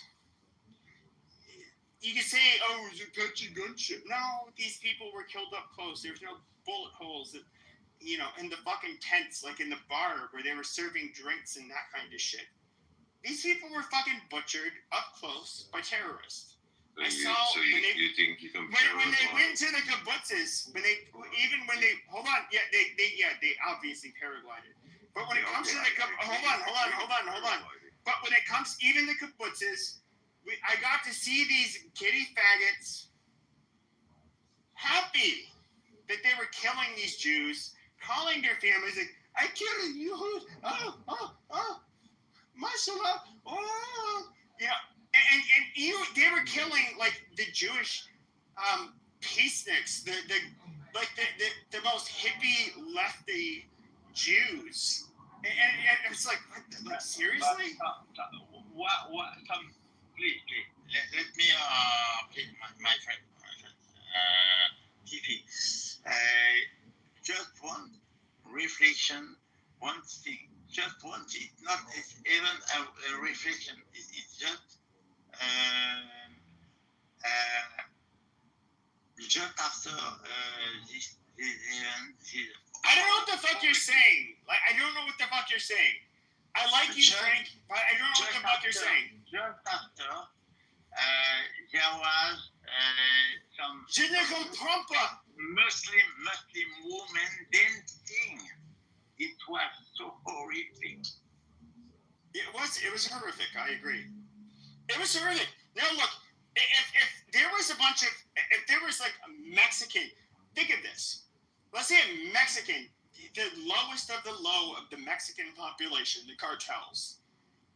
These are obviously the most criminal, obviously, and it will invite some of the most psychopathic people into their organization. Now, let's just say that we have Nogales, Arizona. I've been to Nogi, as we call it, several times. Now, if some cartel was to drive into Arizona and just like shoot up Americans, and then they were to have, and most of the American side of Nogales is like of Mexican descent, but let's just say they had even a white girl or a black girl, doesn't matter, in the back of the truck. The last thing you would see Mexicans doing once you drove back across the border is just like, touching her dead body, touching her dead mangled body. What you would see is like, oh, those meals, they'd be like petrified. They'd be like, oh my God, that poor girl. The population would just be like, oh my God, like, they'd be stunned, they'd be horrified. They would just think like, holy fucking shit, that is so horrible. But then I got to see a bunch of these pieces of shit celebrate it, desecrate this young dead woman's body that's all mangled up. We have to face a reality. I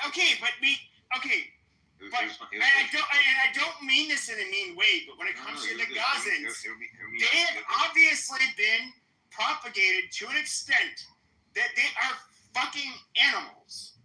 Okay. Have you ever heard of the name Rachel Corrie? By any chance? Does that ring a bell today?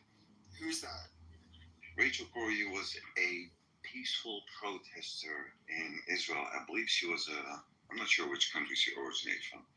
But America. She's American. What was that? She's American. She was an American before the American. So what they did was that PDF, right, also known as the IDF, I like to call them the PDF, the Israeli Diver Force, right? They ran her over with a bulldozer.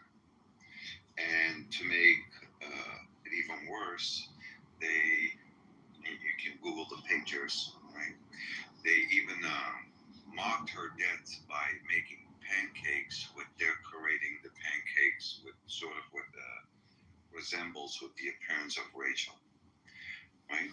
So when you're doing these things, right, when you are literally slaughtering, including raping, by the way, we got that on video as well, prisoners, when you're prosecuting kids that have not even reached the age of 2 digits for throwing a rock at a military tank, mind you, because you probably killed their mom or their dad or a sibling or a family member, right?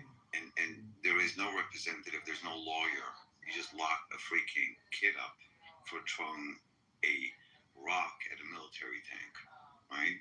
If you do this long enough, and then on top of that, you build a wall, literally 3 walls surrounding 2.3 million Gazans, right? You're gonna reach a boiling point. It's just a matter of time. It's always been a matter of time. If you bully a person or a group of people long enough, you're gonna get a point of getting punched in the face. That's what. Okay, I get. Give me 1 second. You could use that same. Okay, hold on. Let him finish. You don't want him to drain. Just let him finish. Taco Bell, hold on. Then on top of that, right? When you're talking about like paragliding into the occupied land of Palestine, right? You're talking about the best secured border in the entire freaking world, right? There is not even a freaking mouse that can cross that border. If you are 300 feet away from that wall and you take one step, all the detective sensors they have, all the whistles and bells and alarms ring, and they pay attention to what is that exactly. So if you believe that they can just casually, with paragliders, fly over a wall, right? And we're not talking about the speed of a jet fighter, because we all know like how fast paragliders go. Just watch the videos, right? And they wait 4 to 6 hours for them to respond. It aligns perfectly with 9/11 itself, right? You just wait many, many hours for things to escalate, and then you can retaliate by killing a million innocent Iraqis invading Afghanistan, right? And you see sort of like the same pattern. Wait many hours, then you bomb the embassy in Iran, you bomb the Gazans, you bomb Syria, you bomb Lebanon. Like, when is this shit? These people, this I won't say the people, but I will say this government is a freaking cancer to this world, man. These Zionist scumbags. They killed, which has been counted, which Bernie, whatever his last name is, right? He even brought the papers with the list of like 18,000 minors that got killed since October the 8th. And here you have these freaking morons on this app arguing whether it's a genocide or not. Right? This is how retarded these people are. Like what are you defending? You're killing kids, the babies. Over, I believe, 2,300 babies that have not even reached the age of 1 got killed. Like, what exactly are you fighting? You got to come to the point of like coming to a realization of like, this is not even making sense. Like, it's pure Satanism, man. It's like evil at its finest. I have no other way to put it. Okay, I get it. Okay, I get it. Now, the very real problem when it comes to examining what's happening in Gaza is that, as far as the numbers of people that have been killed, what percentage of them were children? What percentage of those quote-unquote children, children is anybody under 18? Excuse me, I have the hiccups. What percentage of them were non-combatants? nobody has these numbers right now. When it comes to even the starvation stuff, like I mean, and we've seen that like the ones that really hit hard for a lot of people. Where I remember thinking, why is this mother chubby but her son's emaciated? That is super weird. And of course, we realize these are pictures that are taken of like children with medical conditions. When it comes to starvation, is it possible that it's happening? Yes. Do I think you can get an honest answer out of Hamas? Absolutely fucking not. Absolutely not. They've lied so much that we cannot believe them. That is their fucking fault. If they did not lie, we would look at them as trustworthy. But it's not that they just occasionally get caught in lies. It's that the majority of what they do is lie.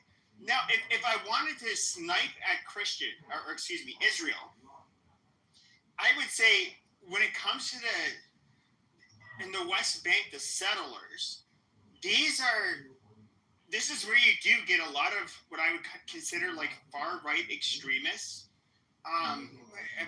Is it Tabay or Tabea? I forget the name, but they absolutely will attack, and this is a predominantly Christian settlement. They will attack them. Even Mike Huckabee, who obviously loves Jews, he's a Zionist.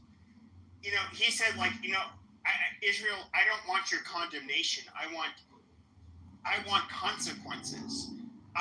Just like you would want if in the United States we were to, for example, try to commit arson against a synagogue and spray paint anti-Semitic shit and torch cars, parked alongside the synagogue. That would be considered, that's something obviously the FBI would become involved in, and you'd face very sharp consequences. When it comes to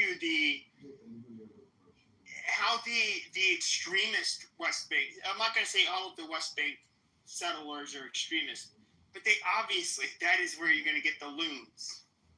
And I believe Ariel Sharon even would condemn these people so many times. And what he was sick of is that a lot of the people that were going into the settlements were not people who were serving in the IDF, but when it came to the more moderate Israelis, it was their sons and daughters who would have to quell any unrest that was happening, and occasionally they would get killed. And, he had a lot of contempt for what was happening. Now, I do, look, I think Israel has to have the same standard when it comes to the Christians that have been living in Israel, the current state, Judea and Samaria, or the West Bank, because I know Jews and Muslims love to refer to them as different things. I do think when it comes to religious minorities, you want us to have zero tolerance against criminally targeting Jews. You do the exact same fucking thing for your minorities, which I think is very fair. I'm just being honest. The Christian population of that region of the world is absolutely being decimated, and it's largely through they're migrating out of that area, and to me it doesn't sit well. Would you say they have bombed Gaza enough? Is that for whatever is left? Yeah, okay, but when you ask questions like that, okay, you booby trap buildings. No, hold on. Let's not talk about booby trapping, right? Because now we're gonna make it sound as if kids were running all over the place and they know where all the booby traps were at, and even the 6-year-old knows what a booby trap is, right?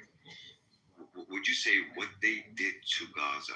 Would you say this is enough, or would you say proceed? Oh yeah. So you're asking me as somebody, if I was an Israeli.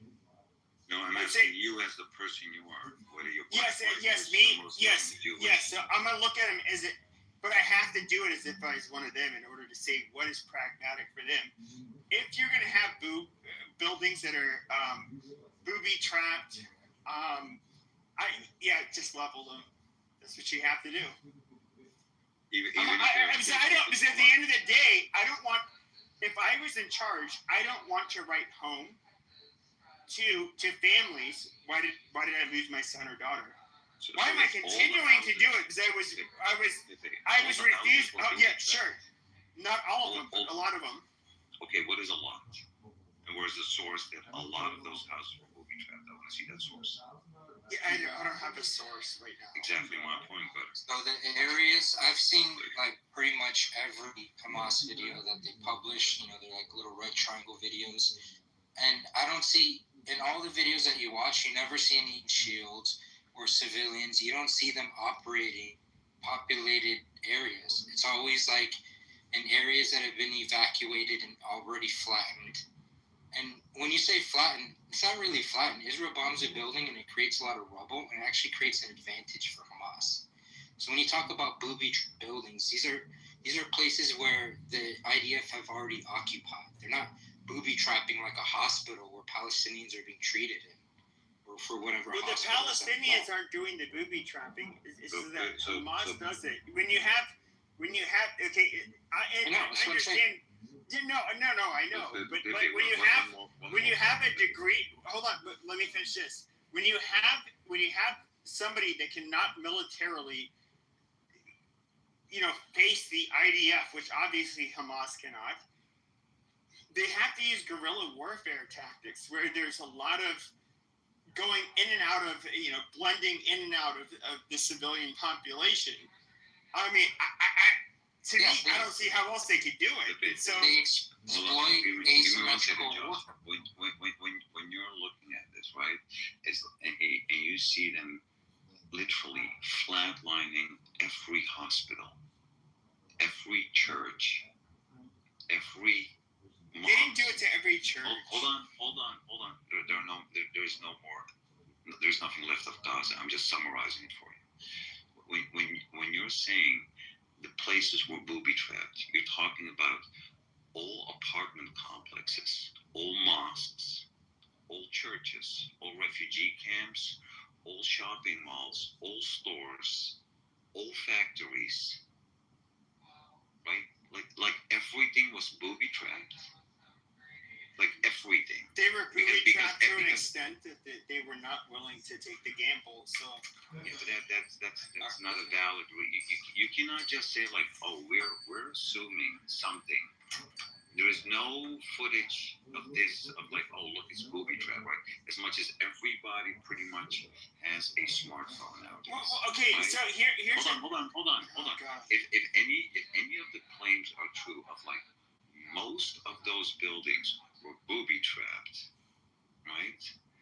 Then you should show me at least a handful of videos that proves that those buildings were booby trapped. Yeah, there's actually a bunch of videos that show that, and what's really funny. Like, what are we talking about? Like, I've seen at least a dozen. Booby trapped.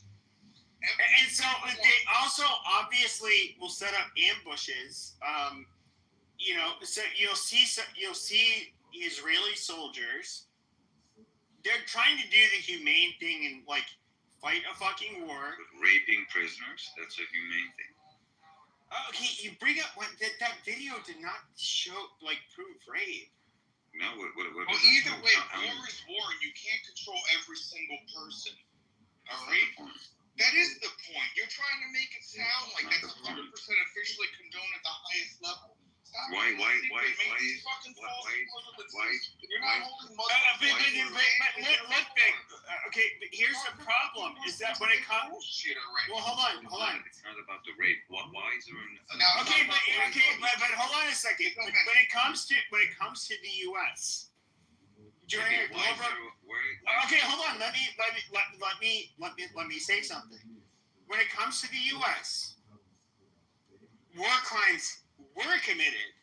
These people did. The reason we hear about it is because it made the news and they were court-martialed. We can think of Abu Ghraib, where these people were literally, where they're making them do the human pyramids. They were There's one. Them, waterboarding them. A lot of. Well, I don't know about waterboarding, but waterboarding is like a given. There's no. You're talking about enhanced interrogation. That's something different. We're talking about in the prison that was enhanced interrogation. Okay. Sure. Yes. So when it comes to Abu, will you let me fucking finish? Excuse me. Abu Ghraib, which is that was a prison that was taken over that Saddam Hussein put a lot of prisoners in, and it was seen as a detention facility. You had a West Virginia National Guard military police unit that was overseeing it. They were abusing the prisoners, letting them shit on themselves, making them do human pyramids, punching them and knocking them out, doing horrific shit. This came to light. They were all prosecuted. They were all arrested. Now, when it comes to waterboarding and enhanced interrogation, that is not. The National Guard is not in charge of those kinds of things. And that was taking place in places like Guantanamo Bay, where you have 3-letter agencies that are also involved. It is not a fucking. It's definitely not something that the average enlistee would be involved in, or especially a reservist. Here's the thing, Pepe. You seem to be agreeing with Israel. Almost said it. What Israel has been doing, right? Which is systematically killing Palestinians. They dropped over 130,000 pounds of bombs on Gaza. What would you have done differently? Well, okay, let's say it was a Christian state. Mm-hmm. And here's where you all fuck up. Mm-hmm. Is what would you have done differently with Hamas? And their target, hold on a second. But Israel was a Christian state. And just imagine. Okay, an example, or what? Or you make as Christians, what if it was a Christian state? What would we have done if imagine we're like 0.02% of the population or some shit. As Christians, what would we have done? I would have accepted the hostage deal. That's the first thing that Hamas proposed on October 10th, which was all the non-combatant hostages be released in return for no airstrike or no ground invasion. I would have prioritized the hostages. That's the first thing.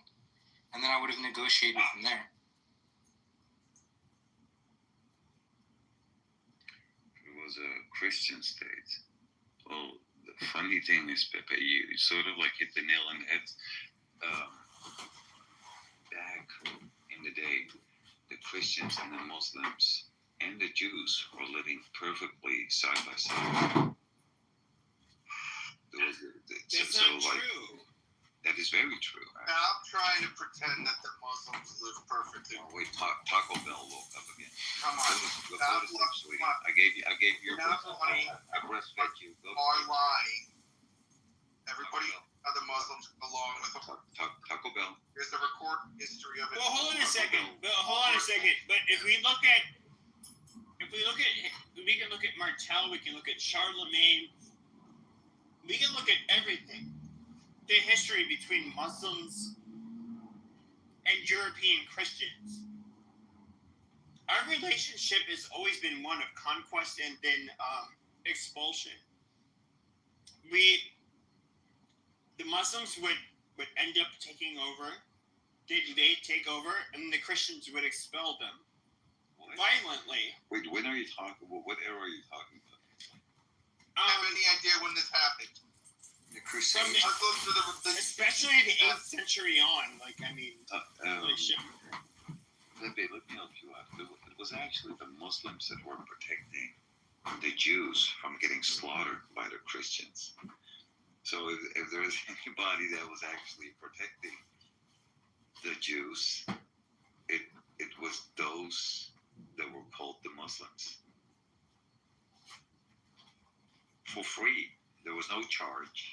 There was no exchange. It was like, we gotta protect you guys. Sure, but the Christians wished to push back and remain Christian and expel Muslims. Is that wrong?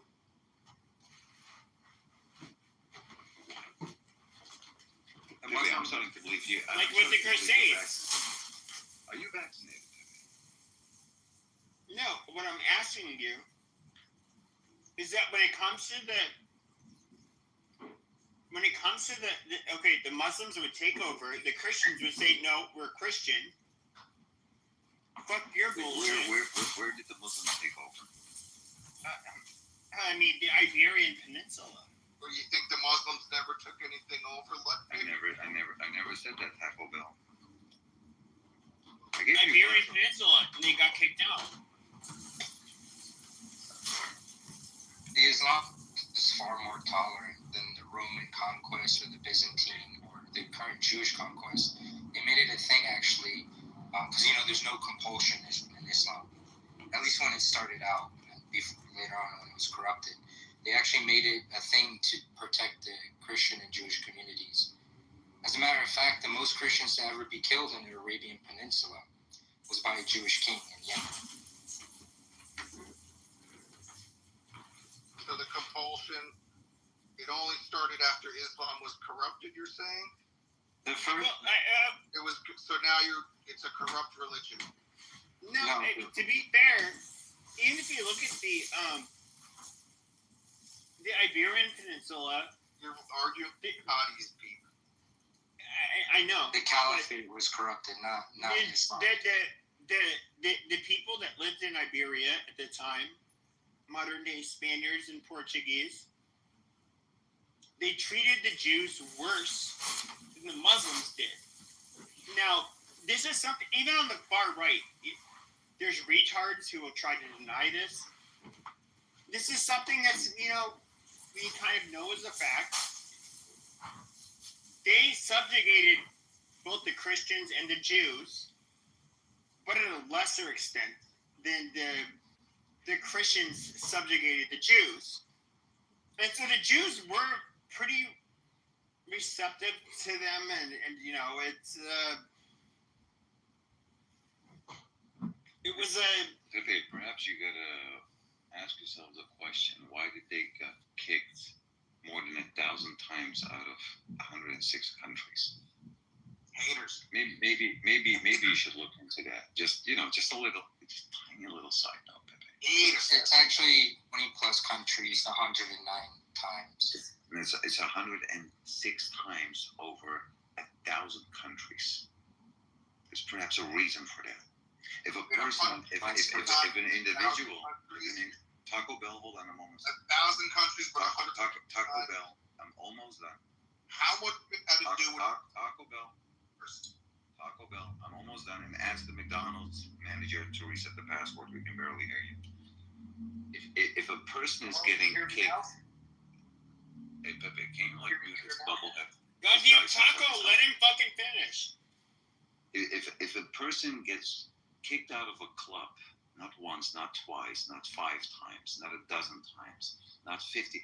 It's like if a person gets removed out of a whatever facility over 100 times, I'm not gonna think like, well, maybe it's the clubs that are just like, they just don't like him. You must have done something, bro. Like 106 times. 106 countries were like, nah, you guys can go. 106? 6 times I would already question one another. Okay, I agree that how could you disagree? Hold on a second. I do agree that Jesus Christ. I agree that there is rhetoric where Jews have never done anything wrong throughout time. Where you look at every whether it's Native American, Sub-Saharan Africans, North African, any group of people you can think of, we all have people that did egregious shit in history. I think Jews are the same way. Do I think that Jews have always been a perfect people? No, absolutely not. But I mean, does that? But even if I was to look at that narrative, I would have to tie it into what we're examining today. It doesn't like dispel anything I've said, so far. This is where it becomes retarded. It's like you lay on a bunch of propaganda, like they've been 109 countries over 1,000 times, they've been kicked out. Amazing, but we can look at October 7th. Oh, so everything starts at October the 7th? Not on the 14th of May, 1948 with the Nakba? Why do we start with Rome? I do think there's legitimacy. Why do we start with Rome? I do think there's legitimacy. As a retard. I do think there's legitimacy when it comes to resistance movements. I mean, in Latin America, even centuries later, you see people like rebelling. We can look in Europe. There's been resistance movements. I think that's par for the course. I do not. You know the other psychopath. That when just European citizens, including the Dutch, right, the Dutch freedom fighters, that they pretty much were guaranteed to get their heads blown off, right? Morocco, right, a country in North Africa, they sent approximately 50,000 of their own men. Those were military, but the ones from the Netherlands and Belgium included, they just signed up and they just went there, right, to fight the regime of this psychopath called Adolf Hitler, right? Were those people considered terrorists? Look at them, they're fighting Adolf Hitler. There's been slaughtering people in like. But Hitler had a conventional military, and that's not the Netherlands had a conventional military. Hold on, so. The Netherlands was actually putting Jews on trains for $2 per person. So the Netherlands was complicit to what Hitler was doing. They were literally putting Jewish citizens of the Netherlands on trains to get them to the border, and from there on they were getting whacked. So the Netherlands was absolutely, the Dutch railroads, still existing, same company, Nederlandse Spoorwegen, means the Dutch railroads, right, were complicit in this. Did we say like, oh, look at those people, they're fighting Adolf Hitler. These are terrorists. They're killing Nazis.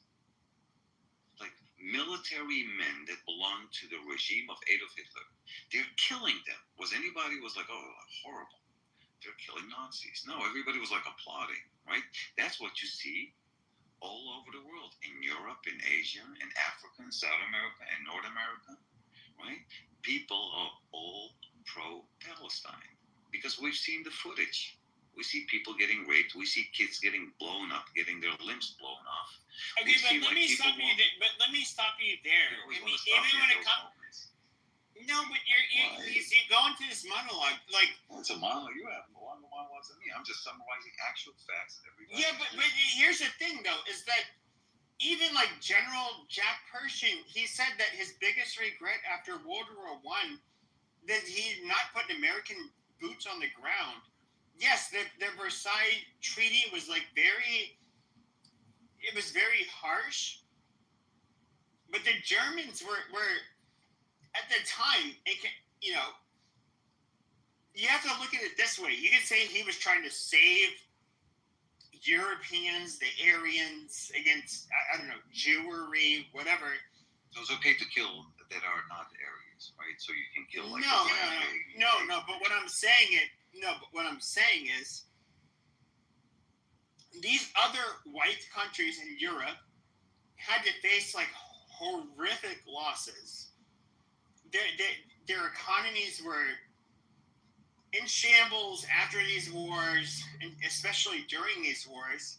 Exactly like the surrounding countries of Israel. Please continue. So far, this amazing. Okay. Yeah. Let me finish. And so, nobody denies, and this is the really weird thing, is even like the people from the alt-right I've spoken to, and even Now, believe it or not, you do get people that consider themselves quote-unquote national socialists that are intelligent. I mean, I believe his name is William Arthur Pierce. He's the one who wrote the Turner Diaries. He was, I believe, a physicist. Much more intelligent than I am. But, he had these kooky ideas. But with that being said, even with the high IQ people that hate Jews, they don't deny that Germany was like hyper aggressive and trying to, encroach upon their neighbor's territory and sovereignty. Like, that's not. And I guess, like, that's where I kind of lose you when it comes to you trying to justify Nazi Germany. When did I do that? Well, you're sitting here and saying how, like... I would never justify anybody killing anybody that's... No, but you're justifying, their stance in terms of why they should fight the war. That. The replays are on. All praise to God. No, I know. They are. Yeah, they are. And then you're going to listen back, and then you're going to feel silly again. I would never support anybody killing anybody that's innocent. Never. I don't care you're black, white, Christian, Muslim, Jewish. I would never do that. Let's get that, like, I feel like almost like being a suspect of something I've never done. But the Jews, the Germans absolutely killed people. I never said they didn't, Joe. Who's denying that? Okay, but I mean, you're standing up for them for whatever weird reason. When did I stood up for Nazi Germany? What are you saying? Are you all there? You said 109 countries, over 1,000 times. You're doing this shit. Yeah. I did find they were kicked out of England. It's because the crown owed them money. But that's what cancer. But Pepe, I think we're missing this one point that I want to hear your reaction to. Did you consider the people that were fighting against the regime of Adolf Hitler, right? The freedom fighters, excuse me, that also came from North Africa, all the way from North freaking Africa, right? The Dutch freedom fighters, the people from Belgium, German citizens included, right? That all fought, men without any military experience, right? Picked up a rifle and they were like, give it a go, whatever, right? This shit needs to stop. This is crazy. Would you consider those people that fought the regime of Adolf Hitler, would you consider them as terrorists?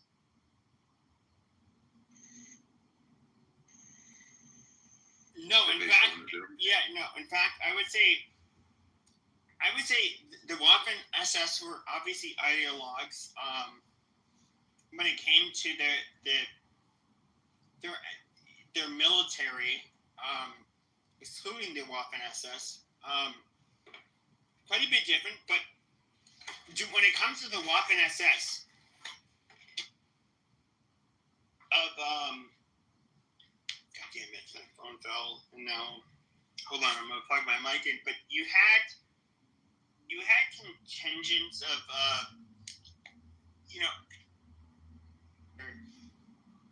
Muslim, Sikh, Hindu, that were against, the colonization of India, and so, naturally, whose side are they going to fight on? Yeah, obviously Hitler. And so out of all of the the countries that were against our allies, they were obviously had the best weapons and training, and that's where you could really, I guess, do the most to fight back. The Russians, or I should say the Soviets at that time, were absolute worthless pieces of shit. Can I perhaps make it easier? Yeah, for they you? joined them. Let me make it easy for you. Is the shepherd that's protecting his sheep from the wolf? Is the shepherd the aggressor, or is it the wolves? Are people being conditioned to believe that it's the wolves, but the wolves at the same time. So hold on. But the wolves are doing what they're born. Hold on, but you asked, so I get to explain. wolves are also doing what is next to them. We encroach the territory. That's not the point. Build a fucking farm, and then they see a bunch of fucking sheep, and the wolves are like, "Oh, amazing! I'm gonna have dinner tonight." That's not the point. Is the shepherd hunting wolves, or is he protecting his sheep from the wolves? That's the question. The shepherd is obviously. Okay, so was Hamas existing before the founding of Israel? The answer is no. Hamas came afterwards. So the shepherd came out of his house to protect his sheep after the wolf attacked his sheep. So he's reacting. He's not the instigator. Pepe, I wanted to get I was enjoying listening. I'm not going to chime in too much here because I was enjoying listening. I want to get the conversation kind of back on track here. And I don't want to speak for Ludwig, but I think what he's drawing parallels to is Nazis in the IDF. So he's saying you wouldn't call the people that were attacking Nazis terrorists, so why are we calling Hamas terrorists? Because he's basically saying that the IDF are Nazis. I think that's what he's trying to draw parallels to. He might just located in the Middle East. Which I don't necessarily agree with, but I think that's what he's trying to say. Put that in the right words. Well, look, I do agree that if we look at, let's just look at European Gentiles in Europe, and then of course if we look at, but if we look at, hold on a second. But if we look at Europeans, then even after the dissolution of Yugoslavia, you had whites. I would say nearly all whites. They were mostly Christian, but you had some Muslims. Dude, are you okay? Can you go on mute? And they were killing each other. And I understand. Slobodan Milosevic, he was accused of being like this horrible fucking person. But the reality is that ethnic cleansing was like a goal of a lot of these groups, and it was an absolute horror show. But can I say like one's morally right? No. Like I'm somebody who would not, just because you're ethnically or racially different from me, would kill you. Like it's not. That's not who I am. But I don't know. This has existed even within like, and that's why I'm being hyper-specific when it comes to white ethnic groups. We absolutely do the same thing. Like we look at all the wars in Europe that have stemmed from just religious differences because you so happen to come from a different sect of Christianity. There's a warrant for the arrest of Benjamin Netanyahu, right? For war crimes. You know this, right? I don't care about that. Pepe, well, would you consider Israel on par or equivalent to like what the Nazis did? Do you consider what Israel's doing on par with the Nazis? No. See, I think it's where the disconnect is. See, Ludwig is starting from saying Israel are. He's a jihadi propagandist. He'll never criticize Muslims. Well, the Nazis were independent, so they didn't have to depend on other countries' approval to do their genocide. They were able to, depend on themselves. The difference with Israel is that if Israel did what they wanted to do, what their leaders have openly stated that they want to do, which is starve every man, woman, and child, they would lose the Kinetic War, and they would lose funding from the U.S. because it would be too much. So it's comparable, but obviously it's not the same. And also, Israel now exists in a post-World War II, post-United Nations, Geneva Convention world. So, of course, it's different. But I'd have to ask you a question. Do I think... I know for a fact you have, Israelis who have extreme beliefs that are Hitler-esque. Amazing. Kind of like extreme beliefs is in their religion? In terms of ethnic cleansing. No, hold on a second. No. Jesus Christ, you guys, this is so cringe. That was my fault. Okay, so look at, if you white Gentile or Christian, Jesus Christ, I put my Lord's name in vain. very bad thing. But when it comes to white Gentiles, can they justify things that are demonic? Yes. Now, my opinion, far right Israelis that are Jewish, that are like very shitty people, of course. But at the end of the day, if you look at Christians from any place, even if we're the same denomination, like we have such varying views where we absolutely hate each other, and if one extreme side of the group was to like mistreat another, we would be getting yelled at by the other, half of our population. And so like Israel, it is an advanced country where these people fight with each other non-fucking stop. And even if you look on this app, for my experience with Jews on Clubhouse has been like there's a group of Jews that tend to be more right-leaning and then left-leaning, and when they come into each other's spaces, there's fireworks, somebody gets kicked out, they don't like each other. They are not, I would say they're not a fucking monolith, just like, white Gentiles aren't. Like, I trash other Gentiles for the majority of the time. And we're supposed to think like, okay, these people are on fucking code 100% of the time. They're not. Okay, I feel like you never answered my question. Do you consider the people that fought the satanic regime of Adolf Hitler, do you consider those people as terrorists? It's a simple yes or no.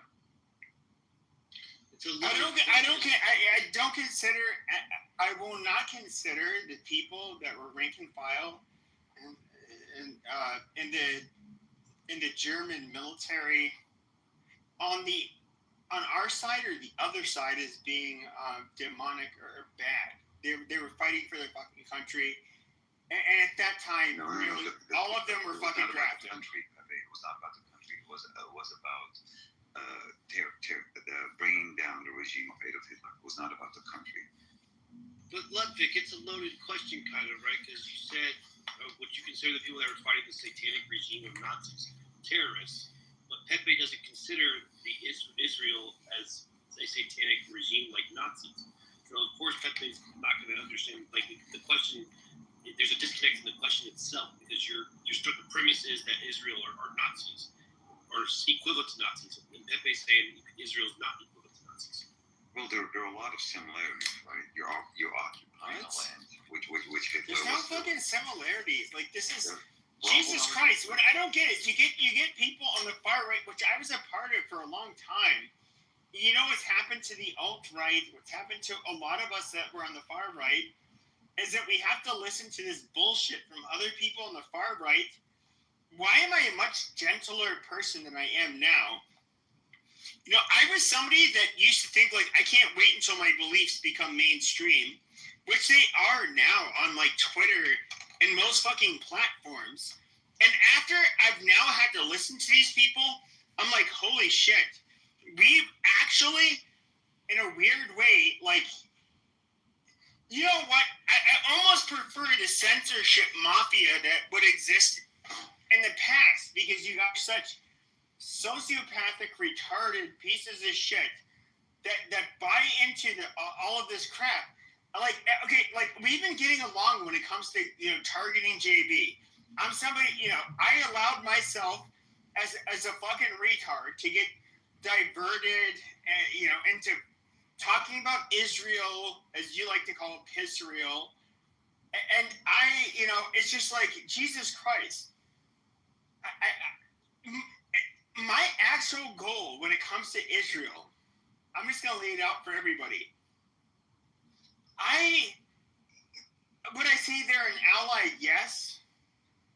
As a citizen of the United States, who's not some evangelical faggot, but fake Christian, they're an ally. They're definitely not our best ally. And do we need to keep on giving them money? No, I don't really think so. Do I think there's a time where we might need to give them, money? Absolutely. Why? Well, if their existence, if their existence is on the line. There's a whole compilation of Benjamin Netanyahu before he became the leader of Israel, where he's literally like from the late 90s, right, all the way to 2003.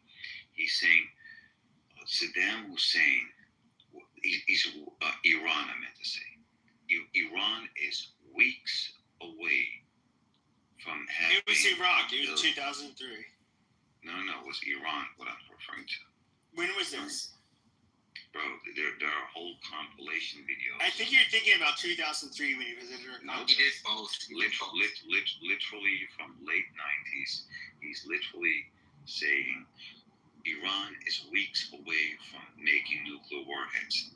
And then, like, in the next video, Iran can produce 10 nuclear warheads a year.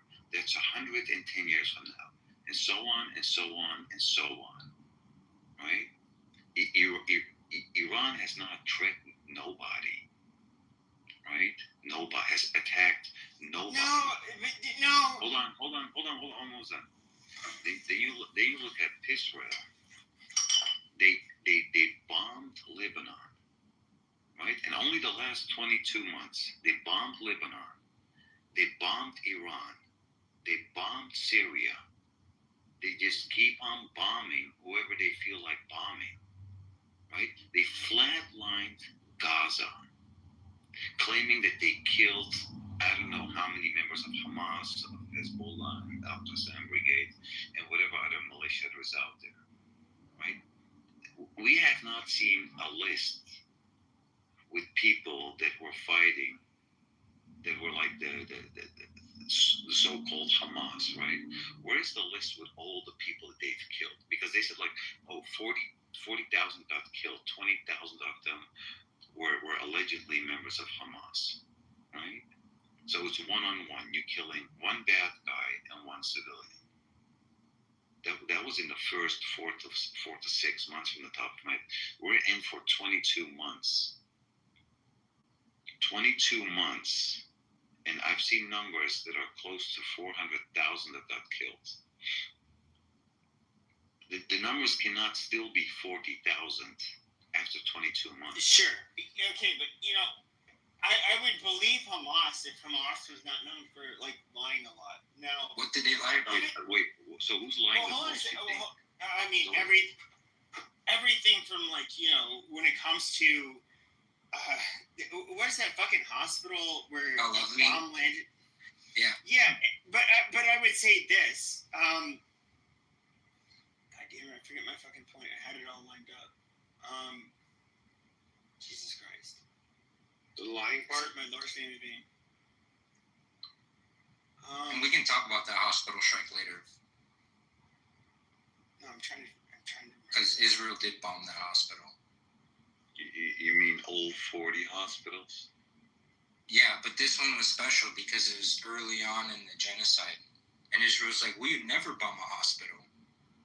Well, I'm curious about Ludwig. When you said, I wanted to go back to, do you think there's a bunch of similarities between Israel and the Nazis? I was just curious what a couple of those would be. The similarities are just killing indiscriminately. Right? You're like, oh, okay, you match the description, we're gonna kill you. Right? That's pretty much what they were doing. Or advancing their nationalist ideology at the expense of, innocent people. Expansionism. What else? Similarly, they both have death camps. Like right now, Israel is setting up concentration camps in over the ruins of Rafah, so that if they succeed in expelling everyone from the north, they're going to put everyone in these camps. So they both use camps. They both use. But like, even for example, and this is no knock to the Israelis, the Jews, or the Muslims in the Middle East, but like what I would consider, and Christians. It's just my opinion. What I would consider the most beautiful Middle Eastern people in the world, the Lebanese, majority Christian country, and majority Muslim country, by the way. It's 33% Christian, 30% Shiite, 30% Sunni, or like sure, it's like 5%. Sure, but it was a majority Christian country. Like you guys can't deny that. I think that's the perfect example is Libya. Okay, but what happened? What happened after it was a majority fucking Christian? You had a nice fucking place. Yeah, it's still a nice place, by the way. Like no, it's not. It's a fucking shithole. No, it's not. No. Okay, why would you say that? That just like that debases your whole fucking argument, bro. Like I'm not even. You're just making stuff up a bit because. I'm not making stuff up. Lebanon is literally getting bombed by Israel. Christians and Muslims live perfectly in peace and harmony next to each other. No, they don't. You've had sectarian violence for decades. And even amongst the Muslims, you have like between the Shia and the Sunni. I mean, obviously, once Hezbollah had their I would say a very large standing in Lebanon, the Sunni Muslims absolutely fucking despised them. The Christians didn't like either. And neither of them liked the fucking Christians. But you see a country, that they had what you would call the Paris of the Middle East. Oh, by the way, ghetto similarity is controlling the region, right? Just like Israel is doing. Just like bombs. Okay, sure, but why should I give a two flying fuck? This is what is so fucking annoying about you people. Okay, you have a majority Christian fucking population in Lebanon. No, it's not. Okay, no, hold on. You want to preserve the homeland for the fucking Christians and the Muslims that are in quote unquote Palestine, but when it comes to a state like fucking Lebanon, that is literally majority fucking Christian, it's all of a sudden that is brushed. No, it's the majority of them have been fucking Christian. Jesus Christ. Through the times of Jesus Christ. I mean, and then I have to sit here and listen to this goddamn bullshit, about how... What does it have to do with the killing of Palestinians? Are you fucking serious? Okay. I understand, my friend. Jesus came from hold on. Frank, hold on. No, I have to worry about displaced fucking Palestinians. Then I get, which, no knock to you all, the most beautiful of Middle Eastern people with a majority fucking Christian country, and you guys do not give two flying fucks that it's become a majority fucking Muslim. I take absolute offense to that, and you want me to say, oh, these evil quote-unquote kikes are taking over everywhere, and then what? What are the fucking Muslims doing? These fucking diaper heads are taking over Christian fucking countries. They've literally done it, and they treat everybody, including Christians, like absolute fucking shit. You want me to pretend like these Jews are our number one fucking enemy, that if it wasn't because of Jews, Muslims would be getting by just fine. There were not fucking Jews on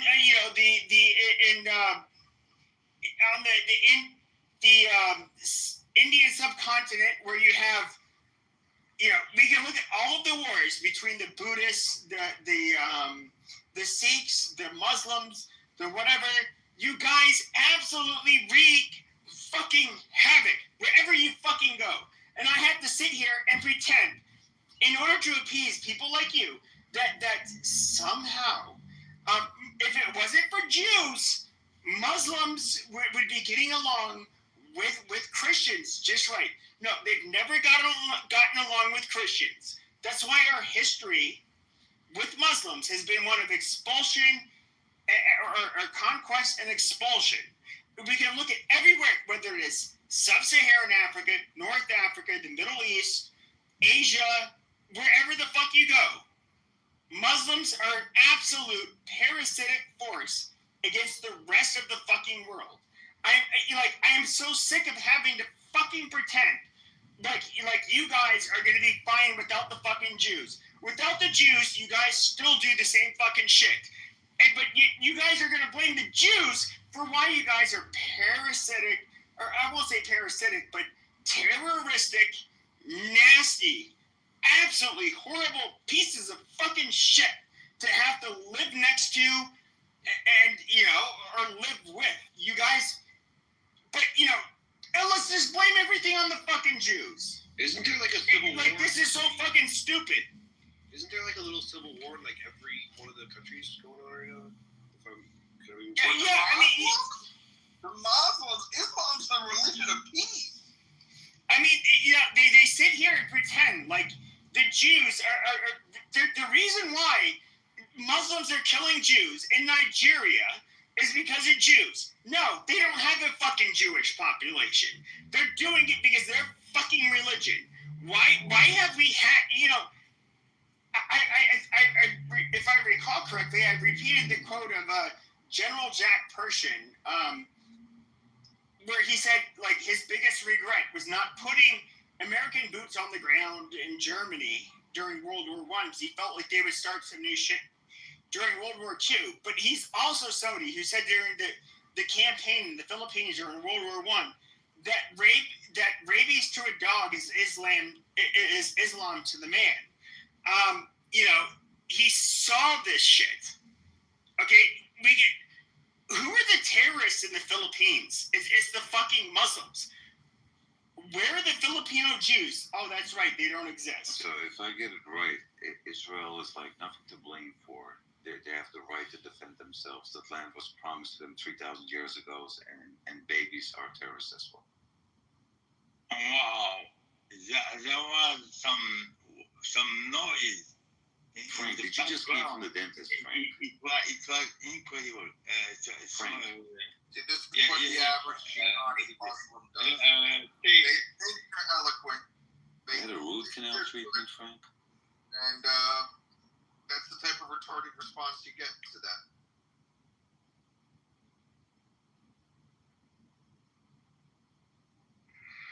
I'm gonna go to sleep. I'm gonna dream about the burning of Israel, which will result into the greatest and the biggest. Okay, well, hold on a second. So here's the biggest problem. Now, when it comes to the nativist arguments that Zionists make, okay, regarding the Levant and Israel. Now we know for a fact that the average Palestinian is more tied to the Levant. When it comes to the Christian Palestinians, much more so, or not much more, barely more so. I used the wrong word. When it comes to, do I think you have a quote unquote homeland after 2,000 years of absence? I'm somebody of French descent. Do I think that I should be able to say, like, France, you need to let me in? No, fucker, I have French DNA. No, it's not happening. They don't really give a fuck. Somewhat similar, and I'm quite removed, by centuries from them. But at the end of the day, it's just like, okay, they have a country they built that is successful. Nobody can deny that. Do I think that they absolutely have far right-wing, I guess you could say, ideologues that drive practices and policies there, which is, it's not fair to the at the end of the day, how are the Christians or the Muslims at fault for just being there? I would say they have, especially if they're born there, their ancestors have been there for generations. Nothing. They didn't do anything wrong. But I'm not going to pretend like there are not a bunch of radicals, on the opposite end of the spectrum that look at them as a bunch of, just despicable pieces of shit who do not belong there and play along with the game like, oh, yeah, just with them muzzle, not treat them very well. I completely, it's so insulting to my intelligence.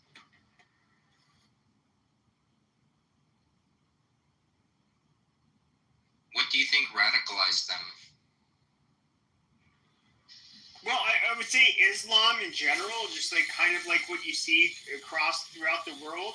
Now, do I think that, if you were to ask me a different question, do I think that there were legitimate, resistance movements? Yes, absolutely. Do I think they invited? They're such a new country. I mean, you've had Native Americans trying to, do revolutions in Latin America centuries after they were basically established and, first colonized and established by the Spanish. Yeah, that's par for the course. Like, I do not think that you're anti-Semitic for pushing back against them as if you're a native-born Palestinian.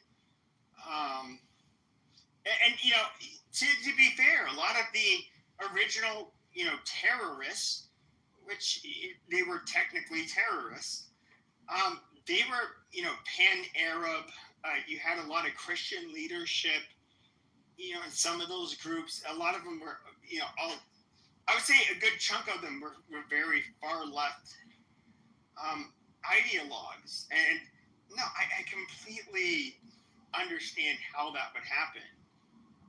I don't think, I do think, with the foundation of the state as imperfect as it was, you're obviously going to get resistance fighters. And I'm not demonizing those people. But when it comes to Hamas, I'm sorry, dude. I'm just like, there's nothing you can say where I will defend them. I mean, where do you think a Hamas member? So the Palestinians should continue to get slaughtered and have nobody to defend them. No, I didn't say that, but... Okay, so then who's going to defend the Palestinians? The Palestinians, you mean the Gazans? Yeah, or those that are in the West.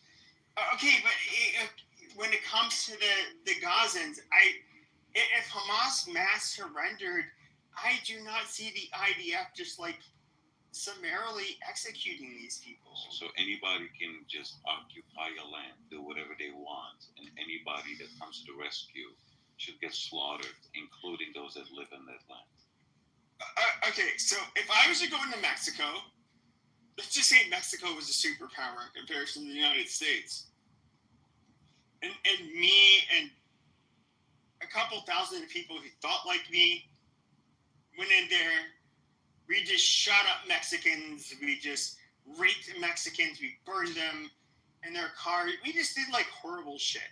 We shot old Mexican ladies and young little Ninas and Ninos in the face, because they're just these filthy Mexicans. There's nobody who'd rationalize that. I mean, really, despite our political differences, nobody would rationalize that. But, it's just this really weird thing where I have to listen to people trying to justify doing something that here in predominantly Christian countries like Mexico, for example, versus the United States, we would never treat each other like that and find it like justifiable. It is fucking satanic. Did Mexico do it to you first?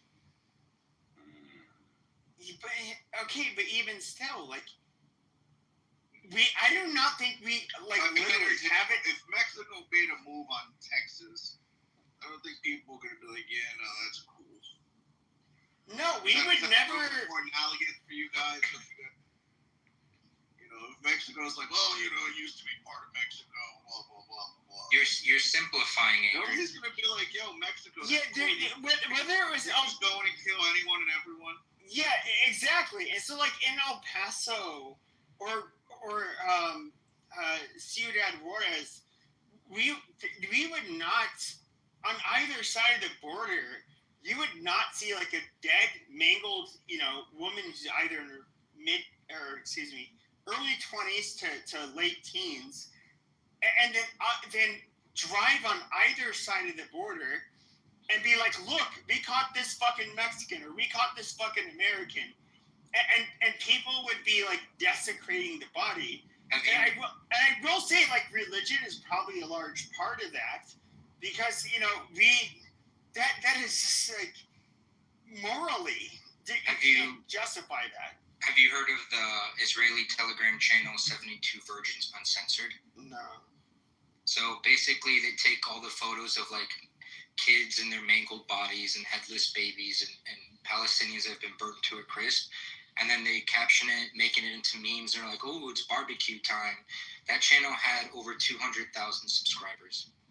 Yeah, okay, look, there is so much, you know, I've gotten into it. Morbid curiosity, and you know, it's happening close by, so people are fucking looking at it.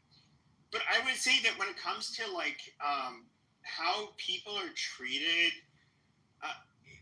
do I think that Israelis and Jews, which is going to reflect on Jews overall, whether they like it or not, that is where people's mind is going to go. It's not necessarily where my mind is going to go, but it's definitely where most people's mind is going to go. When we get to see like young people dancing, doing their stupid TikToks, mocking the starvation, the you know, how basically how shitty the Gazans have it.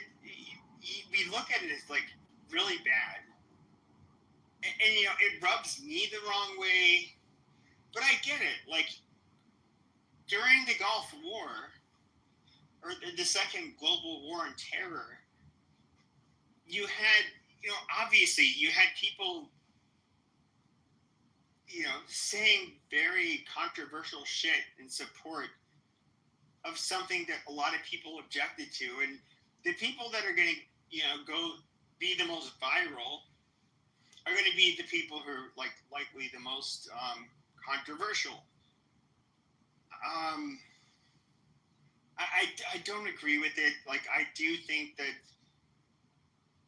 I think Israel, I would say, like, you know, and they span the gamut. They're economically, in terms it comes to their, when it comes to their like socioeconomic status, but even to their like their economic beliefs, they'll span from like, you know, fascist to communist, or even, you know, obviously like more libertarian. When it comes to,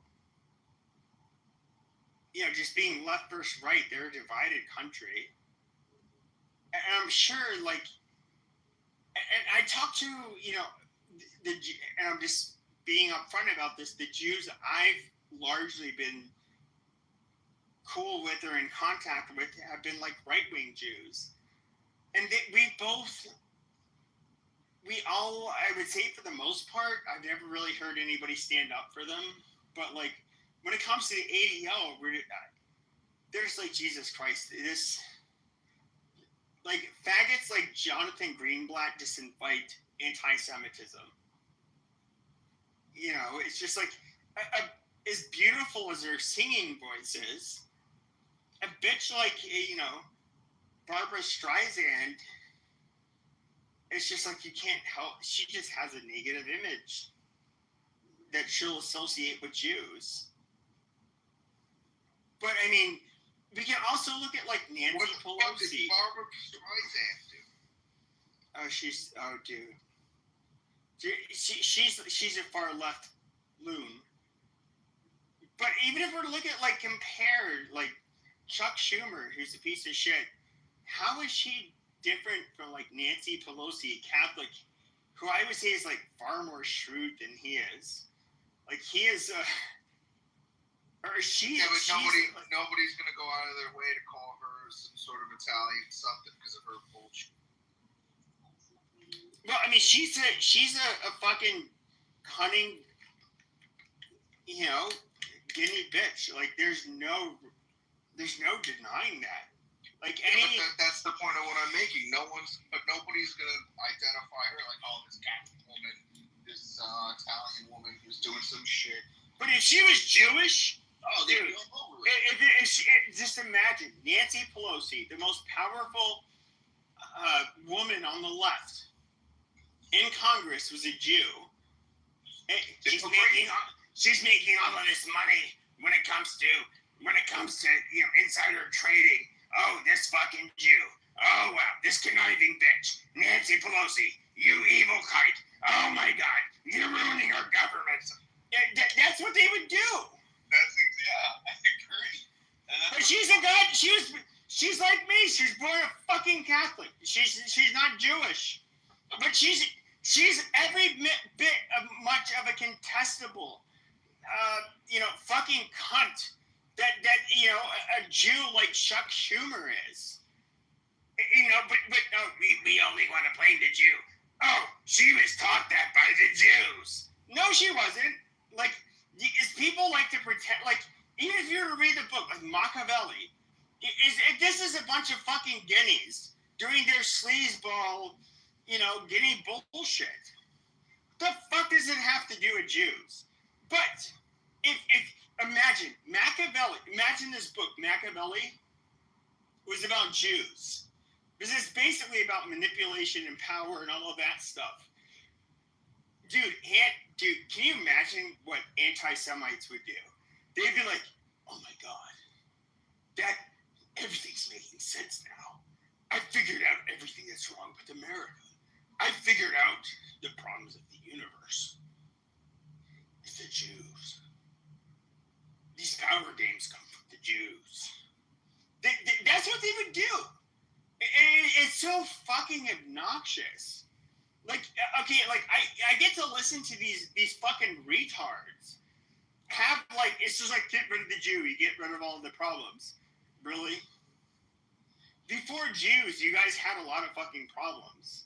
Like, we talk about how barbaric the Aztec were for doing their live human sacrifices, but 500 years ago in Europe, you commit an act of treason, whatever, they would literally fucking slice you open alive.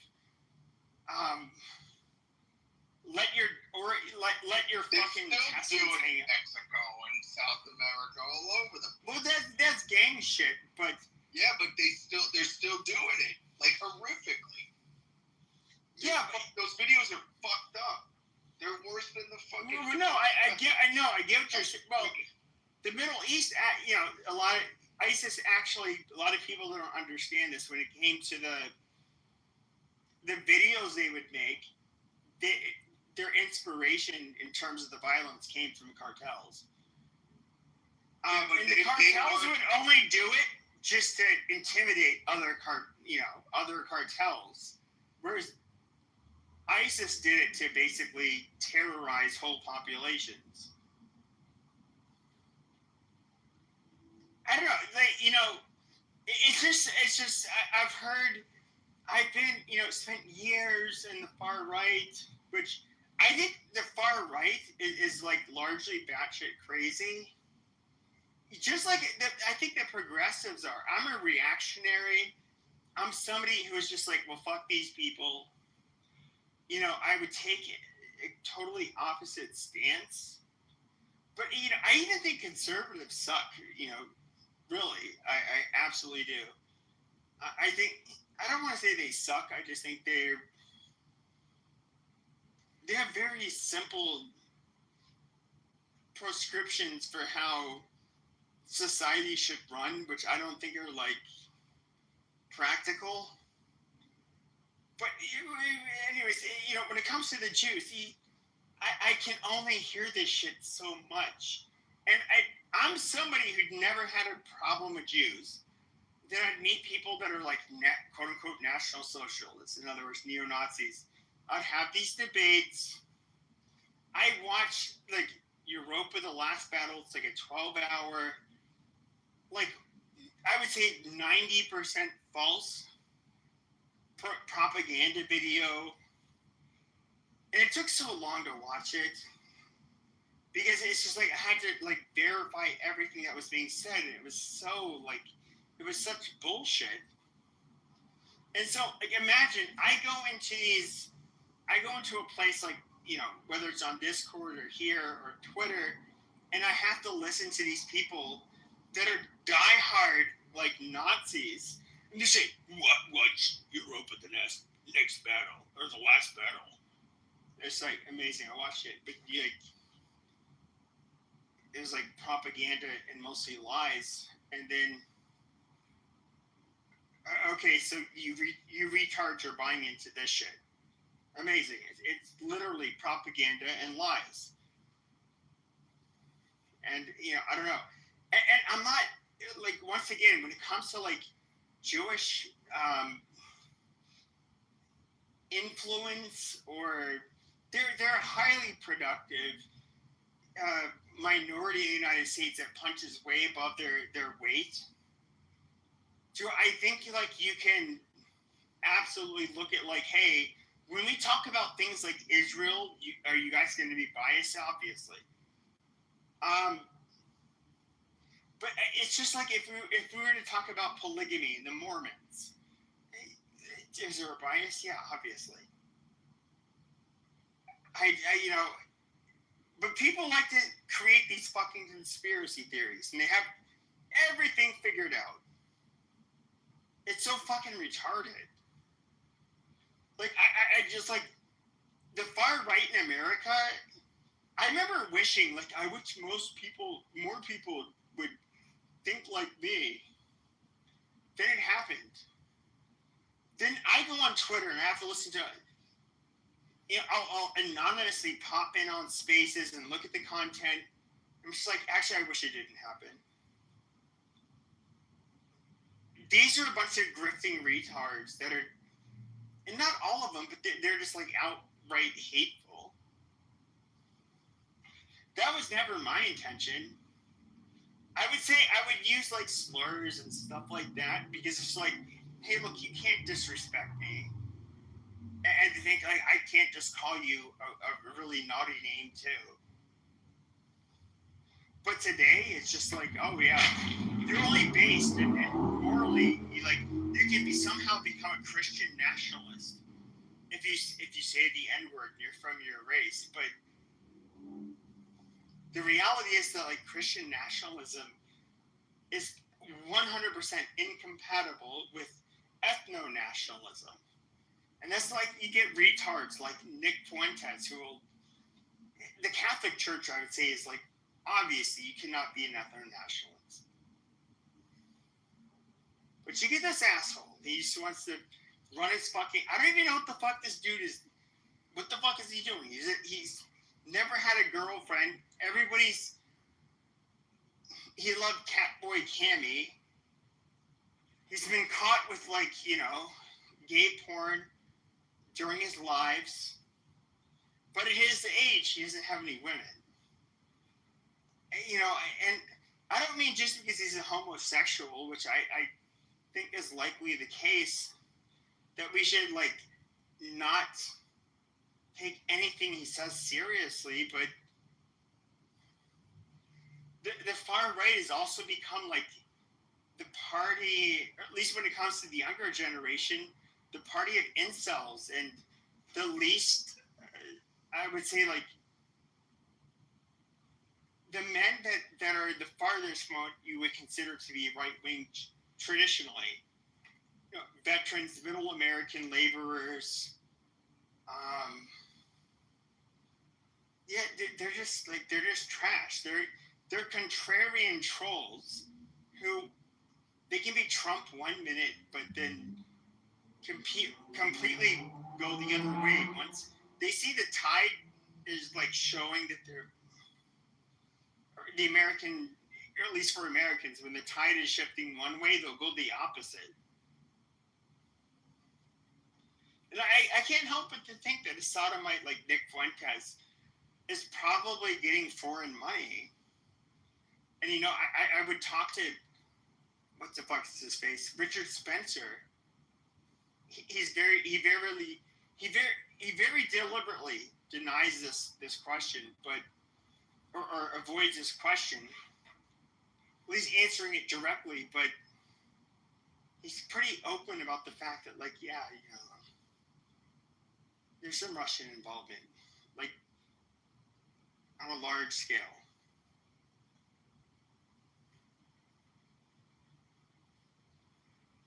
But this is where we get our quote-unquote based takes from. As if Russia gives a shit about us.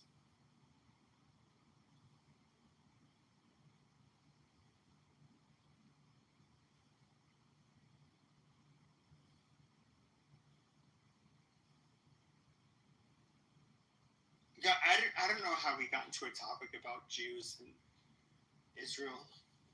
They're fucking jihadis.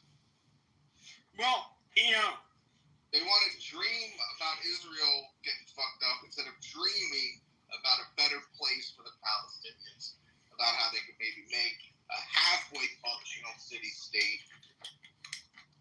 They just focus on the negative and never the positive. Well, no, I think that the you know, here's the thing. I understand. I think that Israel, it's reasonable to expect they're going to get freedom fighters. But to say, I'm not going to, when I look at Hamas, like, not only do I think they're a cult, they're like a demonic cult. And there's zero reason why I should, you know, side with them.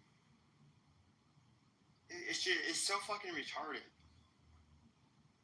But I guess like I'm some bootlicking you know, Zionist, you know, because I love Jews so much, and I wasn't raised evangelical. Like, I don't believe in a lot of this shit that the Christian right. I don't even think Jews need to live in Israel in order for their, like, you know, end times prophecy to occur. Which I think a lot of evangelicals are a bunch of apostates that believe in this stupid shit.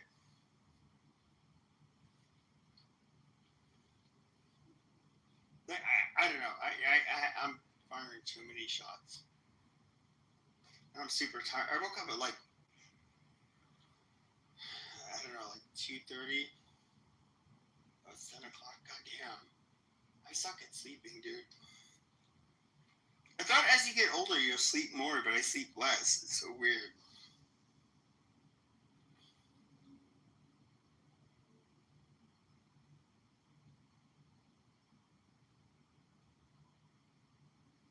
I don't have to work tomorrow, so basically it doesn't matter. But I'll still wake up and not be able to go back to bed.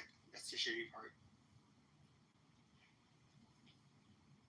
I remember, like, I could go, like, few days with little sleep, and then I would just, like, crash out for, like, 15 hours. That doesn't happen anymore.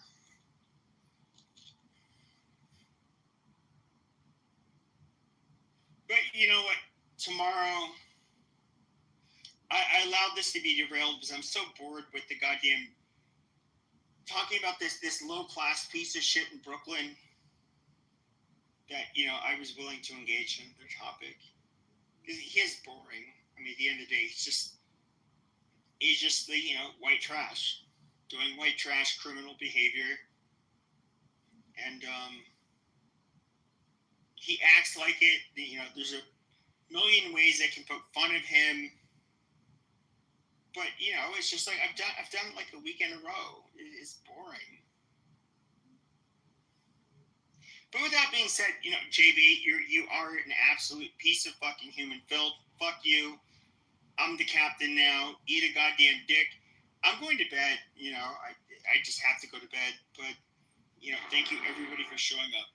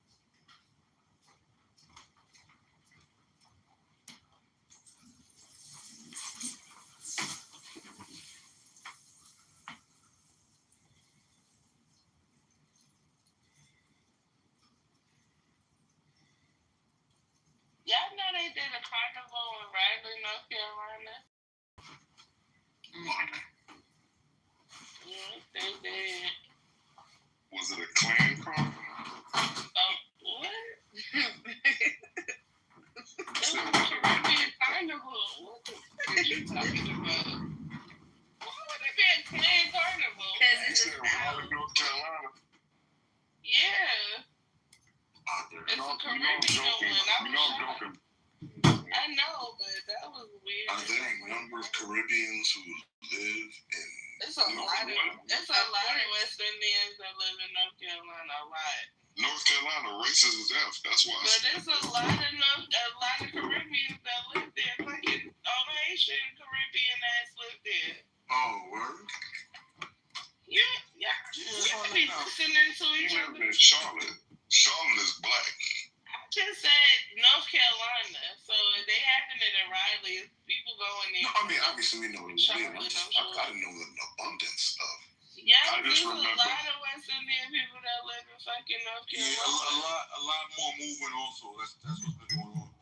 I just remember Andy. I remember Andy and Ronnie's wife used to go to Raleigh. That's how I remember Raleigh. Even Miss Hope, y'all know Miss Hope, she said she moving to North Carolina from Florida. It's a lot. Like, I don't know what the fuck going on in North Carolina, but they do a lot of it. I got this shit going on, yo.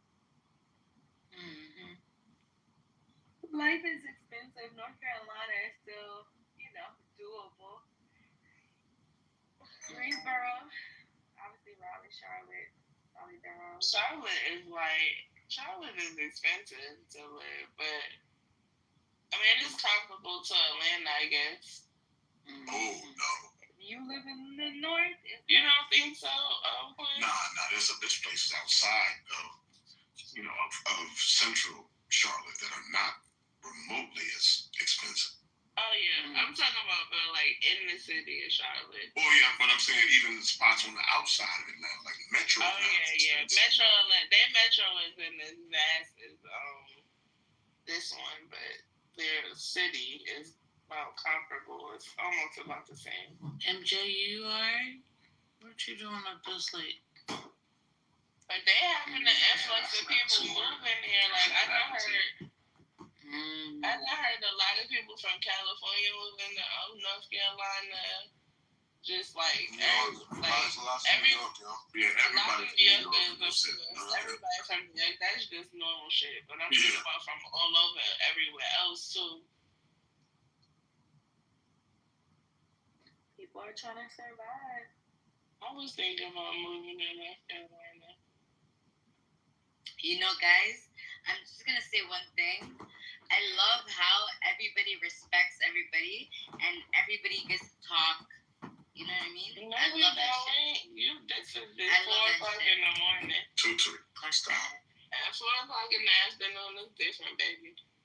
Baby, I've been drinking. We know.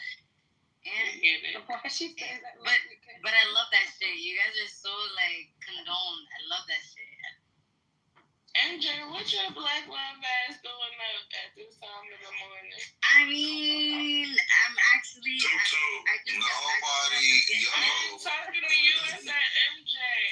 Wow. Okay, I'm gonna be myself. I went to sleep too early, y'all. That shit fucked my whole shit up. I woke up at 1, holy shit. So yeah, everybody sleeping except me. Damn, you can't even talk loud. Everybody sleep. I can talk loud, but nah, don't get in trouble for an app. Please don't. We ain't that important to get kicked out or sleep on the couch for. Child, he ain't get kicked out. He run that house. Tell him, please. These kids run this motherfucker. I'm just glad I live there still. There you go. That's a Haiti man. He a new age Haitian man. Has anybody been to the original carnival in Trinidad? No, but I want to go. I haven't been, but I want to go. But I heard Trinidad is just so dangerous. Trinidad doesn't have to. Where are you going? They said Trinidad is the most dangerous fucking destination next to Afghanistan. No. That's not fucking true. You man. We had a great time. They said it's the most dangerous place next to Afghanistan. I swear to God. But the true. But real talk, the crime has the white person that said Trinidad is wild. crime has increased though. That's beautiful. They be having travel warnings on Trinidad all the time. Go to Brazil. No. That's where your ass to get bapped up at. Now they said Trinidad is motherfucking like Afghanistan. I said, what? Afghanistan? Brazil is way more dangerous. Where'd you go in Brazil? Rio, and I went to I think Sao Paulo, yeah. I had Sao Paulo too. That shit was crazy. That shit was different. Was it like City of God? Nah, that shit was like New York City. Sao Paulo was like going to any American major city I ever been to. So That shit like New York in the 80s. Yeah, man. That shit was like, it's nothing like anything you would think it would. Well, all I know is City of God. That's my part of reference for Brazil. That's it. And those were the slums. Trinidad has the slums too. You know, like I understand what you're saying. It's beautiful. There is a lot of corruption and there are slums, right? And so people will try to swindle you, but that's everywhere. Go to New Orleans. Yeah, and It's like, yeah, that's true. And there's a lot more. There's like a big Indian culture. yeah, of course. Indian are the whites there, yep. That's really crazy. Because like how you talk to the native Trinis, and they're like the Indian people party like in certain places, and then they don't. There's some commingling, but there's not a lot. a lot of them be mixed though too. They do, absolutely. What do they call them? Douglas? Wooly or whatever. My wife is like that. She's What is black and Coolies. Yeah, we call them coolies in Jamaica as well. We went to this big giant party after we performed because we played out there. We went to this big giant party. It was like a big outdoor party. I forget the name of the venue, and it's like they got alcohol. You just paid like a price to get in, and then like all the alcohol is free. Oh, that's weird. Yeah, it was crazy. I don't know the name of the spot. It's been a while since we've been. Did you get to go to Tobago? No, we didn't do Tobago. We just did Trinidad. We tried to go to Tobago, but you have to fly there, and you go into the little airport, what have you, and all the seats were booked or whatever, so we weren't able to go. But if I ever go again, I would want to go for one carnival, so it's like February, I believe, time frame, and then I would want to make sure to go to Tobago as well. You can take the ferry over there too, though. So what? You can take the ferry over there. You get on the boat. Okay, yeah, by boat. Yeah. Oh, you went Haitian? You went over there? Yeah. I'm trying to hit. See, we all know a lot. See, everybody go. That's what I heard. Carnival out Nah, but Brooklyn, the crime rate has gone up though. They said it's higher than it is in Jamaica for sure. Like Yeah, but Jamaica is nice as fuck. The crime rate in Jamaica is going Nah, down. I would The say that crime either rate's the lowest in Jamaica that it has been in the last 20 years. That's good. Why? Is it they got a new president or something? What's going on in Jamaica? That's a good question. Actually, I don't know what the reason is, but it's we just everyone's getting along, I suppose. The only thing is that's on the up is, you know, you've got the Yahoo boy culture in Jamaica now. What's that?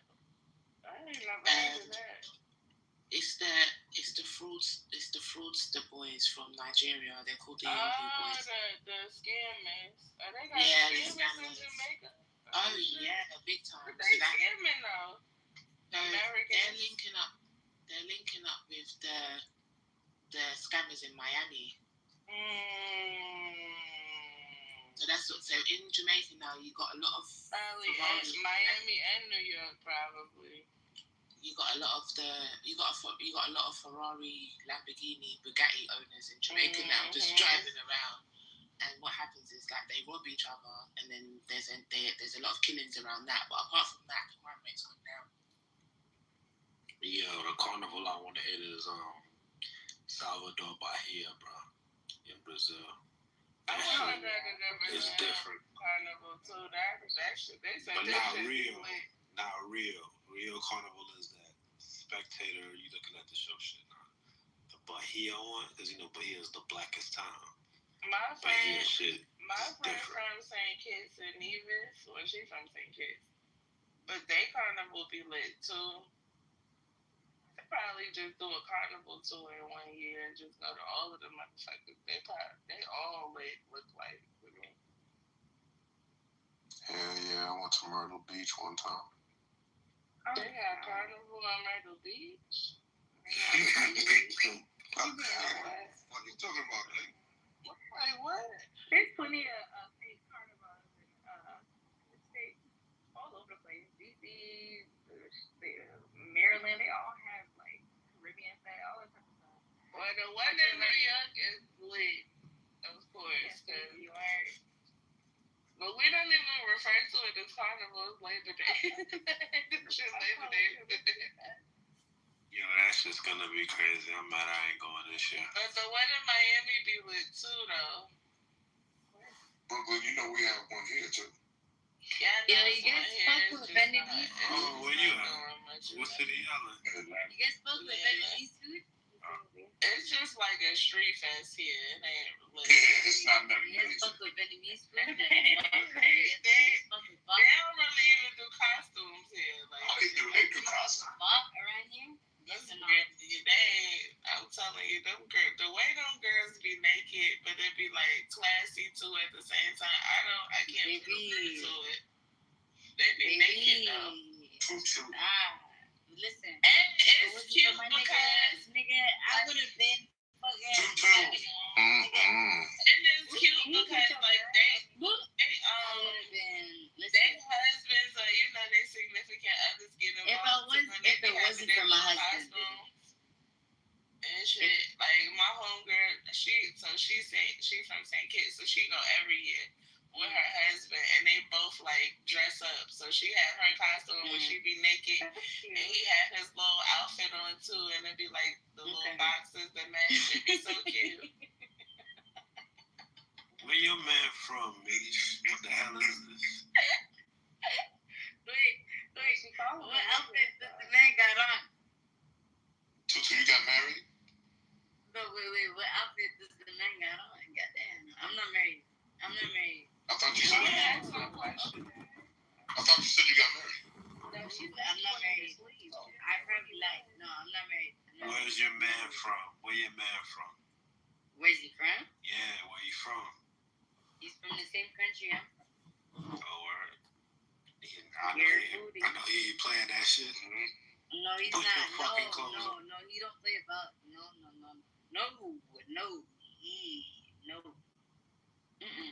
Anyway, that's not what we're talking about. Exactly. That's not what we're talking about. Anyway. Not you snoring. What the fuck you got going on?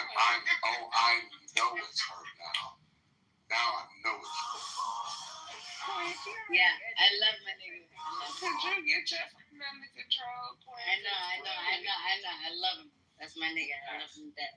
That's my nigga. See, she said you a nigga. There you go. Mind you, I never. Yeah, the other day, I know what was so funny. I don't know. You wasn't here, Jazzy. That's my nigga. Jazzy, you know Mike. And I love him. Okay, alright. Jazzy, you know Mike P that be on here being a fucking, I'm younger though. I'm young. Nigga. You know what I'm talking about, Jazzy? Yeah, I know exactly. Mute up. I know exactly what the fuck you're talking about. I'm talking to Jazzy, not you. I know exactly what the fuck you're talking about. Mute up. I know exactly what I'm ready to go on mute though. Okay. I know exactly what you're talking about. But I'm not married. That's right. I'm not. Fuck that. Somebody. Yeah, clock the mute button. Yo, what the fuck is all? I ain't married. Tutu. I'm trying to get it. That's my God. I'm not married. Like, what is going on? Listen, I ain't never been married and I never had kids. Okay, we got it, man. And I never had kids. We got it. Thank you. I never had a baby and I've never been. Thank you for that information. I've never been in a relationship. Anyway, we're not doing that. Yeah, period. Exactly. America is Israel's bitch. And then, to the Trump supporters, I wonder if they regret it. If they regret the decision voting for Trump. That's another thing. I don't know, man. Hey, what's up, Zero? How you doing, man? Assalamu alaikum.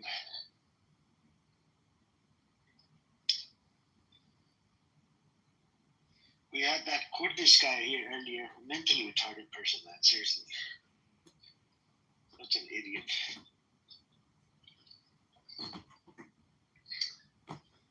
And apparently this Kurdish guy, he kept on making claims, and he claimed to be a Muslim, he believes in the Jewish state, and blah, blah, blah. And I'm like, how do you do that, man?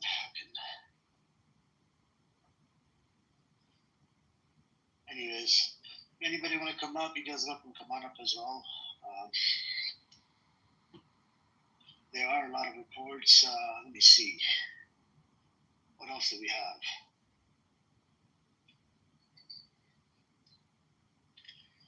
Let's see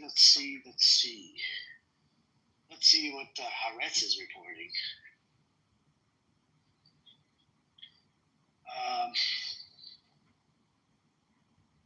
So Netanyahu is counting on Hamas to refuse his demand so Israel's takeover can begin. IDF warns Netanyahu government's demand to demolish Gaza City could take over a year. MK Lieberman offered to form joint government with Netanyahu, meant to save Benny Gantz. That's a member of, that's a former, I believe, defense minister, but not the hostages. IDF blew up booby-trapped houses in Jabalia, opened fire east of Gaza City.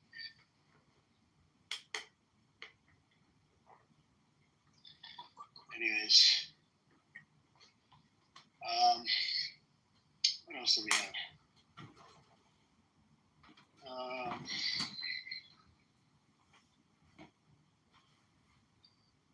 What else do we have? Okay. The starvation is everywhere. Virtual tours of Gaza clinics expose the scale of the horror. This is reported from the Gaza. So if you guys read the Haaretz newspaper, it actually gives out a little bit more true news. You know, it's a Israeli newspaper, but it's like a leftist. You know, they're pretty much anti-Netanyahu. And I think they're anti-war, and some of these people are even anti-Zionist. I'll give you guys an example. There's a Haaretz publisher, one of the publishers, he was at the London conference about 4 or 5 months ago. He goes, Hamas are resistant fighters. They should put sanctions on Israel. And he said they're fighting for their rights. So that makes you want to think that this person is probably, so what ended up happening in return was Israel put sanctions on Haaretz. They said you're not going to be getting any more government contracts from us. So much for democracy. One side you're saying, oh, we offer democracy, freedom of speech, this and that, but now, you know. What else do we have?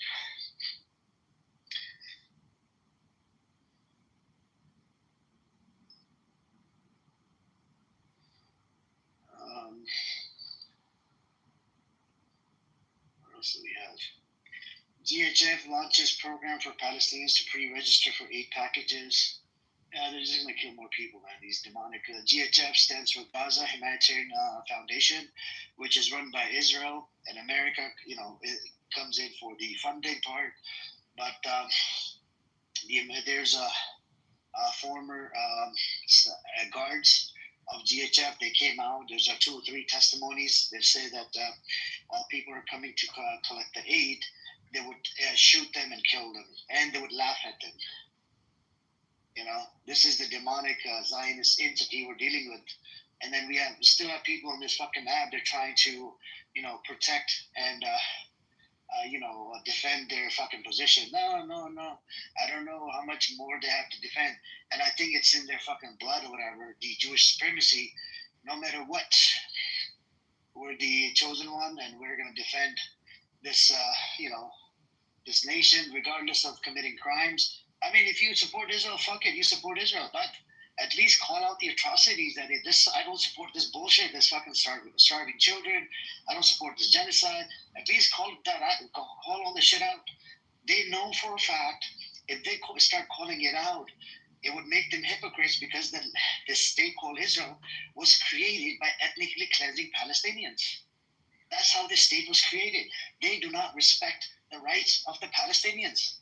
They look at them as animal and cockroaches. A whole bunch of Zionists throughout the 1947 up till now, they've called them grasshoppers, cockroaches. If I go to the Zionist, quotes, right? It's available on my website. If I go through them, you're going to be like, what?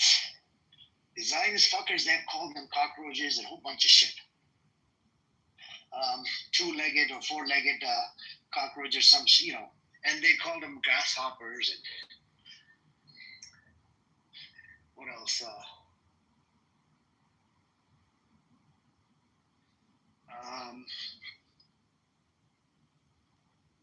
Let's see. What else do we have?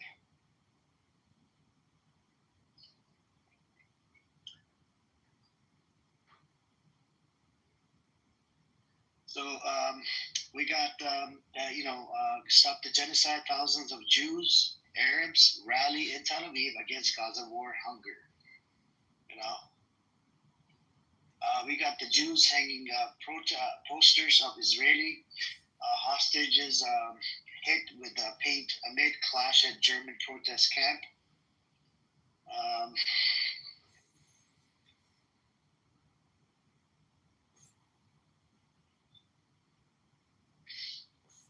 Let's see. So Europe, Arab states are asleep. Soon anything that moves in Gaza will be killed. Now this is opinion coming from Haaretz. So Haaretz, it's sort of like a pro-Pali thing, and they're leftist. Netanyahu's team keeps harassing Israeli army chief, but he brought one problem on himself. Let's see what that problem is.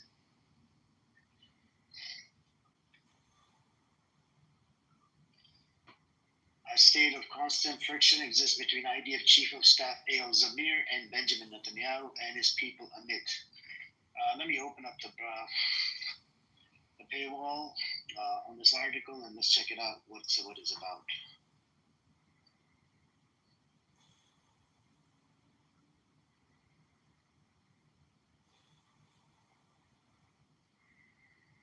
All right, I'll put the link in the chat for you guys if you guys want to read up on it.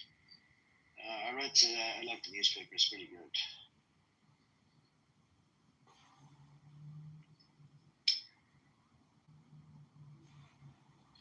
Yeah, Rav, I don't know what the deal is, brother.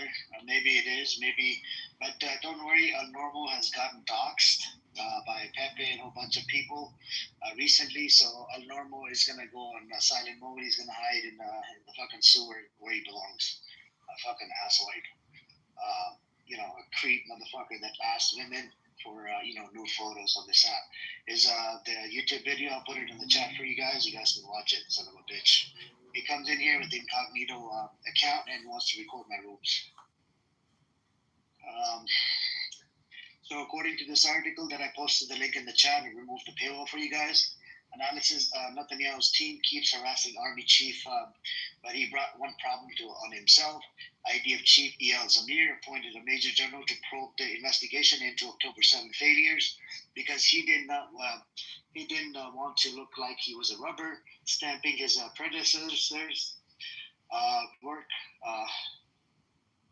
but personal conclusions against individual officers could get in the way of the new offensive against Gaza City. A state of constant friction exists between IDF Chief of Staff Eyal Zamir and Benjamin Netanyahu and his people amid the disagreement over the scope of the planned offensive to retake Gaza City. In fact, Zamir forced Prime Minister to show some flexibility and offer more modest operation. Zamir is also suffering frequent petty harassment from Defense Minister Israel Katz, who's basing his delay of the senior appointments in the IDF on a feeble excuse of examining the officer's responsibility for October 7 failures. So you guys see this article? They're harassing this guy, right? He wants to investigate the 7th of October. They're trying to shut him down. They're like, fuck you. And they're trying to shut him down that, nope, you're not going to be investigating. Because if the investigation goes in, and if they start questioning all these officers and whatever, one by one, the fingers will be pointed at Netanyahu and a whole bunch of these psychopaths.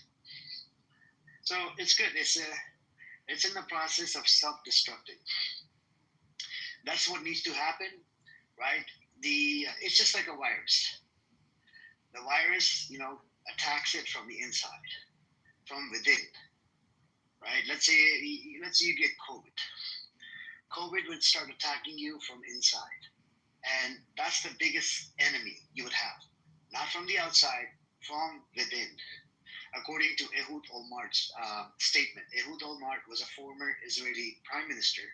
He said Hamas is an enemy, Hezbollah is an enemy, Iran is an enemy, but the biggest enemy is enemy within. And that is what is going on inside Israel. And let's say, I'll give you guys another example. Let's say if there's no threats coming from outside, right? Let's say they have ceasefire, two-state, whatever, bullshit. And if there's peace, the Israelis, they would start fighting each other. The reason why, because there's no threats coming from outside, but you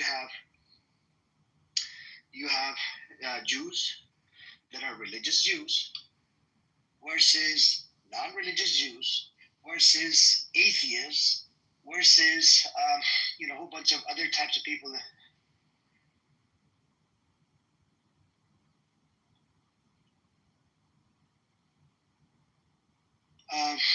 Versus a whole bunch of other types of people that live in there, right?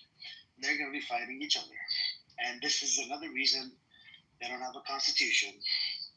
They don't even know how to define this nation of them, right? Is this a Jewish state, a secular state? Because a secularism, it goes against their religion. You know what I'm saying? You can't have a secularism under a Jewish state. You can't call it a Jewish state and freaking act like a secular state. It's just like America. America cannot be a Christian state and a secular state at the same time. It doesn't work. It contradicts. There's a contradiction there, Because if you go with the religious side, right, it means then you would have to stone the gays, according to Judaism. Then if you go the secular way, then how the fuck is it Jewish state? It just doesn't make sense. But anyways, it's such a confusing thing is to confuse people, man. Anybody else want to come up? You guys welcome to come on up and come off the mic. Zara, did you want to say something, brother? Anybody in the audience want to come up? No, just paying attention. I'll say, you see that Australia, and they had all those different rallies. That was amazing. Tens of thousands of people in different cities in Australia. They're like going off over there, man. I didn't think they were really that way. I thought they were really pro. Everybody was like pro, Zionist. But wow. Australia is crazy right now. Everybody's pro-Palestine. Yeah, yep.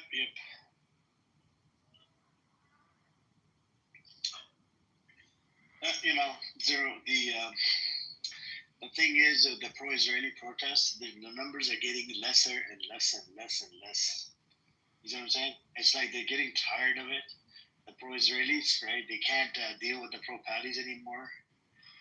In the UK, these sons of bitches, the pro-Israeli lawyers, they're sending out letters to the pro-Pallies, and they filed a complaint with the government, right? So the government is going to go after them. the UK government is going to go after all of these, lawyers. And you never know. Maybe the licenses might even get canceled. You cannot threaten people. It's in violation of their rights, right to protest. You see what I'm saying? So in England, it's like the government over there is like just insanely pro-Zionist, insanely.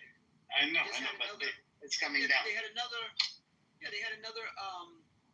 concert with another group of Irish people were up there, and they weren't the only ones. All the other groups started their set with Free Palestine, but these guys said Free Palestine, brought out a flag, and then they cut off their mics, so they couldn't perform.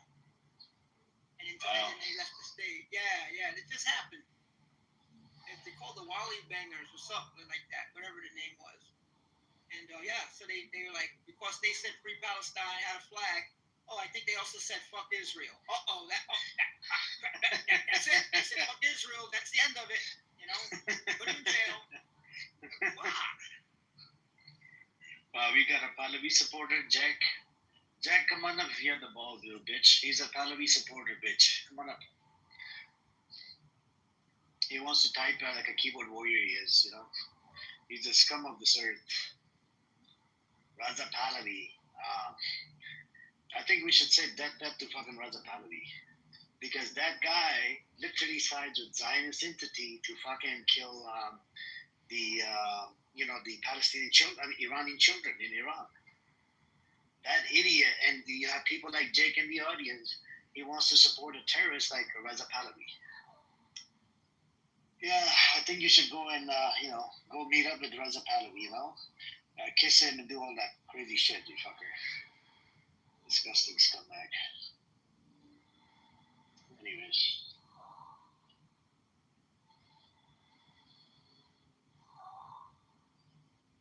Yep.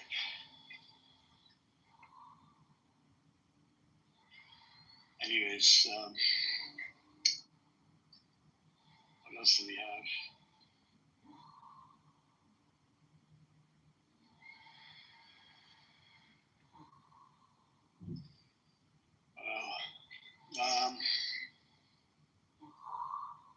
I think it's a matter of time, Zero, until, we're gonna, what is it? I think the more and more pressure is coming. I don't know. Do you think maybe another month until they recognize the Palestinian state? They said in September, right?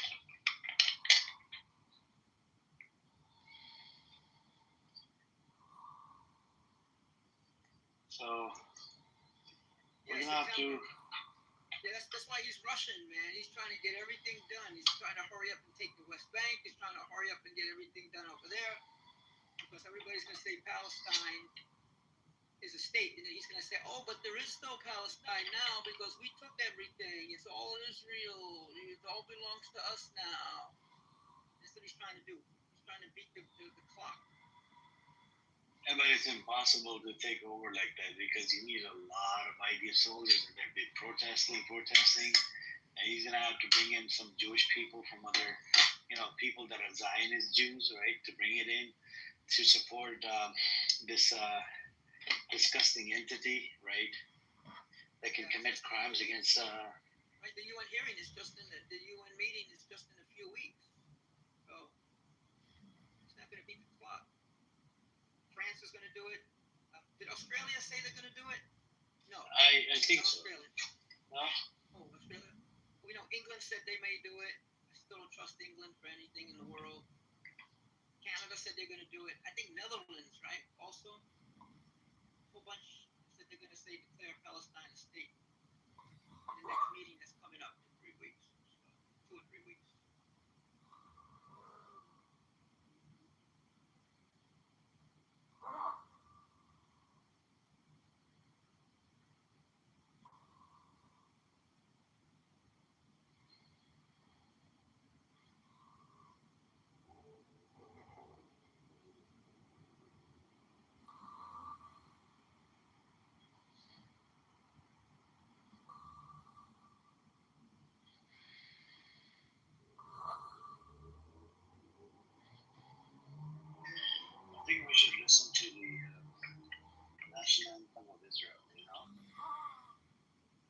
I'm gonna have to get Shuki to come in here and because we could use that type of energy.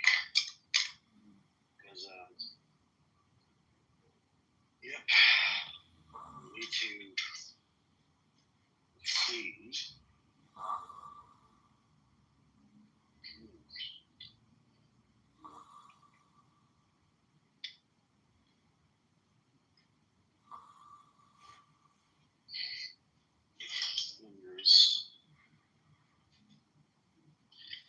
Oh, let's see. What else is new, Deserve? I mean, anything happen? So these countries, that's going to recognize. But the issue is, these countries can recognize it all day long. But what is it really going to do on the ground level? You see what I'm saying? Yeah, the people. There's still going to be. I was gonna say the people are doing better. The unions, the dock workers, even Belgian Airlines. Did you hear about that? Belgian Airlines. The people refuse to load. They refuse to bring the food and to feed the and everybody, the friggin' stewardesses. They all refuse to work the airline that's flying to the Zionist state. They refused to work the airline, so they had to cancel the flight. That's what's happening. People refusing to board the ship, and when the Zionists try to go to Greece on their little cruise ships, the people are waiting for them at the dock, forcing the ship to leave. That's what's happening. It's the people. The governments aren't doing shit.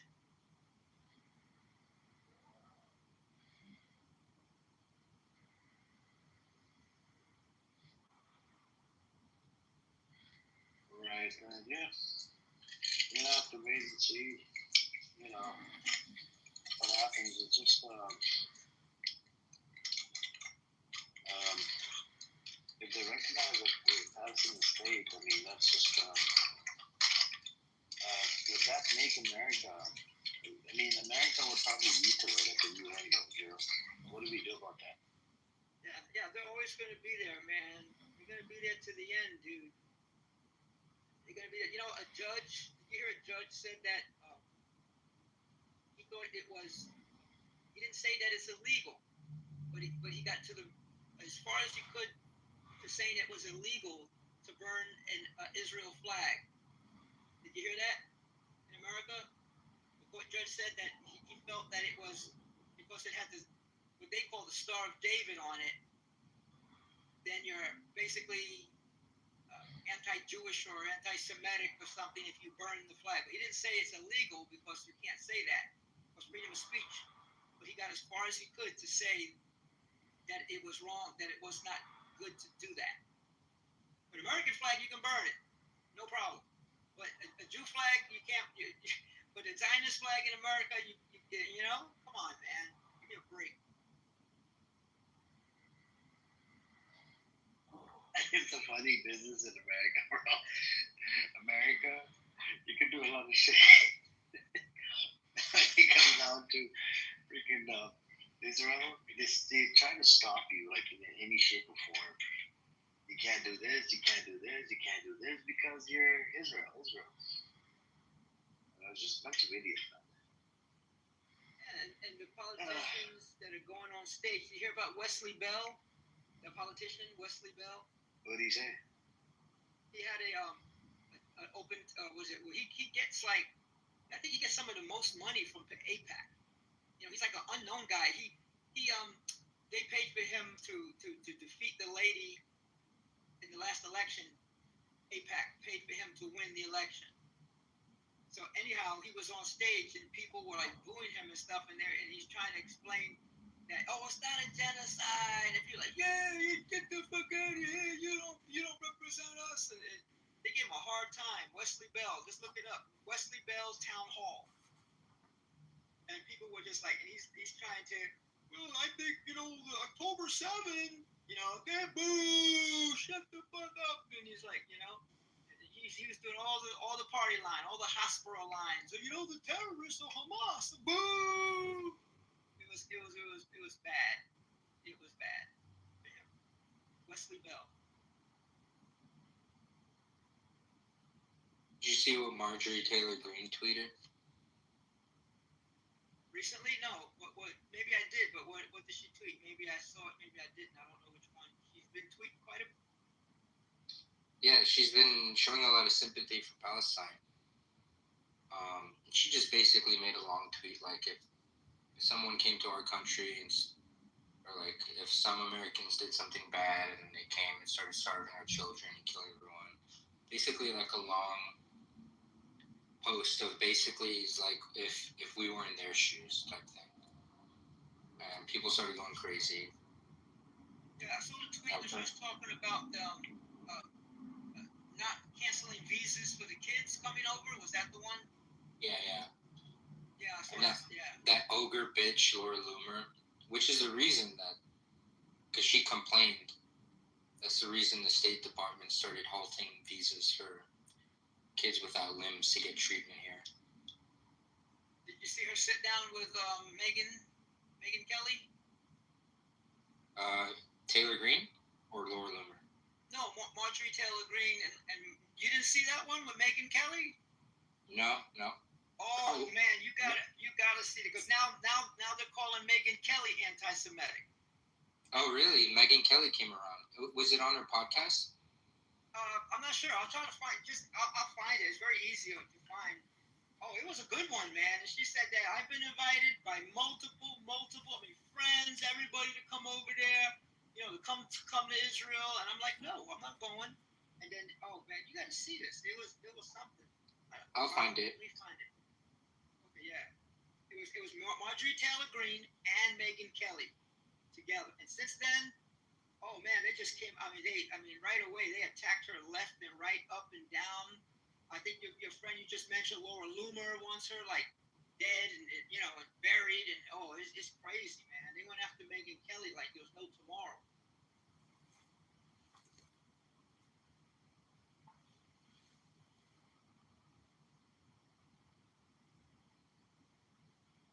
Yeah, because Megyn Kelly is one of those. She was a Zionist for a long time. She was pushing the mass rape hoax for a while, even up to recently. Megyn Kelly and MTG.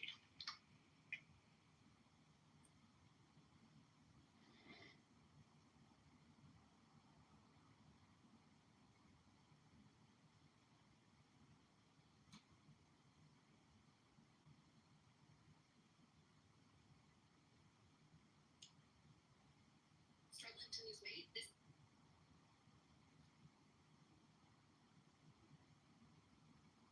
You found it? Yeah.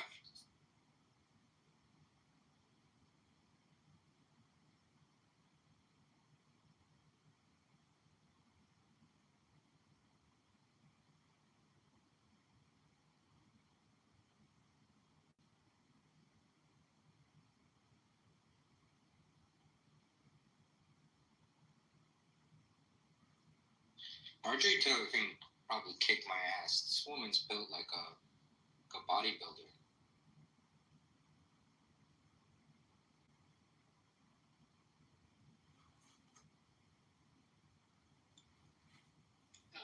They seem to. What's funny is she's so thin in this interview. You're talking about built. You said she's built like a what? No, Marjorie Taylor Greene. Oh, Marjorie Taylor Greene. Oh, I was thinking Megyn Kelly. She looks like that girl in the sports in high school. And if you throw her like the ball, she doesn't know how to catch it and hits her in the face. She just looks so doofus. She's a nice person, but she just looks like that person. Like, here, catch the ball. Poof. Oh, you broke my nose. Yeah. She looks like a lacrosse stick.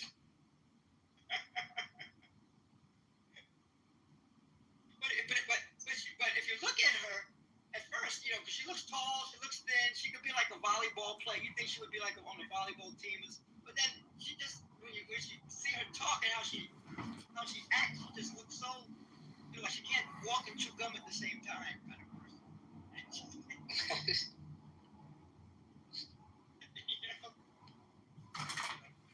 Yeah, Marjorie Taylor Greene, she looks like she wrestles out alligators. Down in Georgia. That's where she's from. Looks like she wrestles alligators. Yeah. MJT. She does like CrossFit in her garage.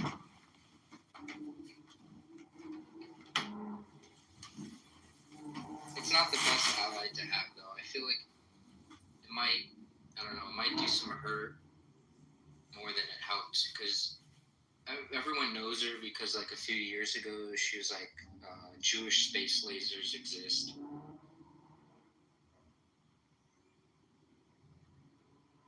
But again, she does have some MAGA followers, right? I mean, that's a good point. Yeah, that's if she can sway MAGA voters to the side of anti-Israel. It doesn't even have to be pro-Palestine. It can just be anti-Israel.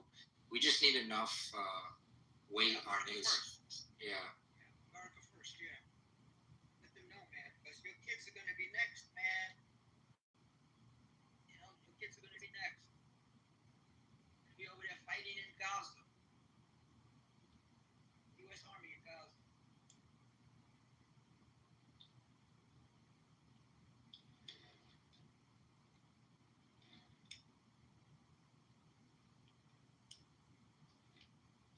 Do you guys think Iran, and Israel will go at it again? Definitely so, yeah. Iran's getting ready. They just had a meeting with a guy from Belarus. Putin sent him over, and now Putin's going over. He's going to take fighter jets with him as escorts. He's going to go over to Iran. So everybody's getting ready. Everybody knows it's coming. America's trying to be sneaky. They had a couple of ships out there. They had the same one that went after the Houthis. What was that one? Yeah, the carrier ship. I forget the name. Yeah. Whatever that one was, that one is over there. They tried to work something out with Armenia. Well, not work something out. Armenia basically got butchered by Uzbekistan. Azerbaijan. Azerbaijan, yeah. Yeah, Azerbaijan and America tried to force Armenia's hand, but Armenia right away got bitch slapped by Iran and Putin. And then Putin bombed Azerbaijan's oil pipeline going to Ukraine. Let them know, give them an idea. Don't do it. Don't let America come in there and try to settle in that part of Armenia right next to Iran. Iran says, well, we ain't gonna allow it. It's not gonna happen. So America's trying. Look what they're doing with Venezuela. I mean, they sent destroyers and 4,000 Marines. For what? It makes no sense at all. What is 4,000 Marines gonna do when this guy's got like what, hundreds of thousands of people wanting to kill Americans? The guy Maduro. Yeah. Destroyers ain't gonna do it.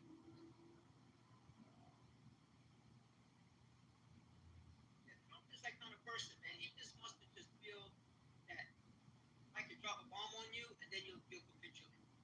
That's it. I drop one bomb on you and then you'll do whatever I say. He's learning the hard way. Houthis didn't do it. Iran didn't do it. Who are you gonna bomb next? Nobody's gonna listen to you, man.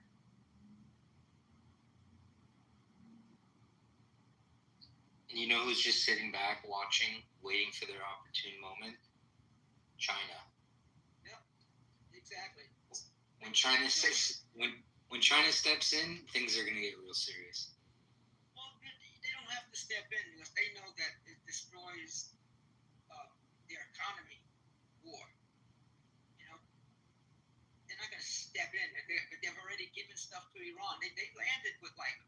While that 12-day thing was going on, they were landing cargo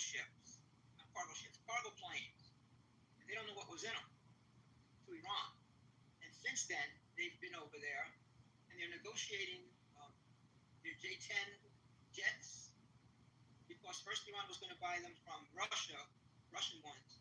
But Russia was like, well, we need ours because we're in the middle of a war, which is a good thing, because I wouldn't have, if I had to choose between the Russian one and the Chinese one,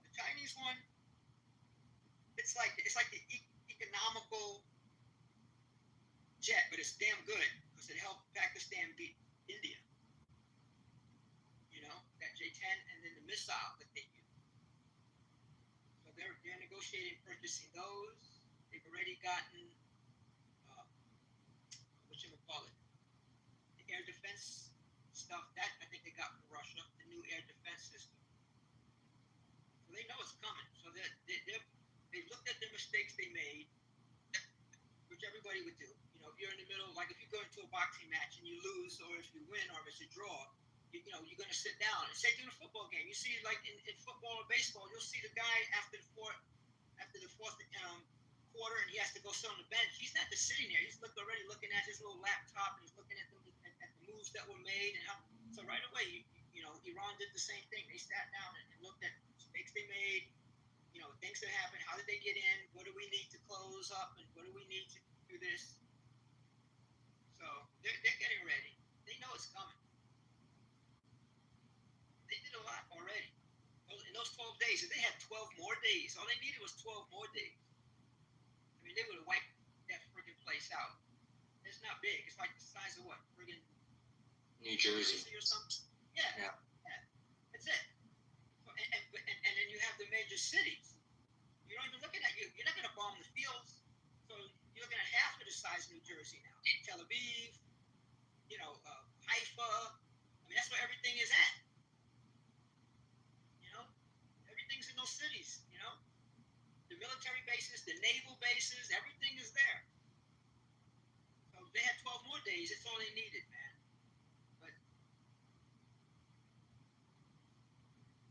Yeah, they should have kept going. I think they made a calculated decision because it was a little bit of a gamble for them. So Iran wanted to do something that they were more confident in, you know, wait on China and get some more supplies. I'm looking forward to this military parade that China's going to have on September 6th. Apparently they're going to show off some new toys. Trump's parade was a blast, wasn't it? Yeah. Marco Rubio. The people were showing the parade. They said, this parade is so quiet, you can hear the tank squeaking. Like, you know, like going down the road. Yeah. It's true. It was so quiet, man. You could hear the you know, oh, man. It was a pity. That was a shame. That was a shame. He really embarrassed himself. But he's used to being embarrassed, man. And he makes it look great anyway.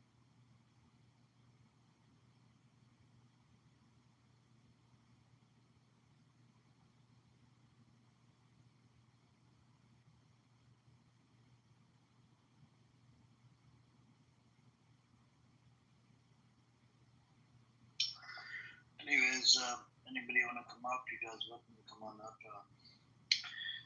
And I wonder what Nazim is. You want to come up, Nazim? Someone came on stage a second ago and then they just left. Oh, yeah? Who was it? I don't know. He had an Arabic name. But I was looking at his bio. He looked, I don't know. You should kick everyone that's sleeping. General sleeping, Mosin sleeping, Logs up. Leave it. Okay, let them sleep here. Yeah, exactly. Yeah, a lot of times that's what they'll do so they can get back in. Sometimes, even when they're sleeping here, their followers come in here, you know, people that follow them, Josh. Yeah, true. So some people that might follow that I don't follow, right? They might jump in here just to listen to the conversation or maybe contribute. So, you know, people been sleeping here for a long time, man. It's a normal thing. I fall asleep in the room sometimes, I'm not going to lie.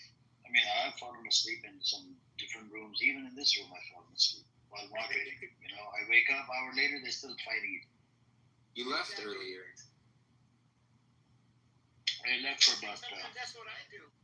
If I come into a room and I know that I can't stay, I'll still come up on stage because I know when I do come back, sometimes Amir's asleep and I can't get in. Yeah, no, it happened to me. I think once or twice you were in the audience, I couldn't bring you up, brother. You know, I fell asleep. I'm like, what? And my eyes just closed.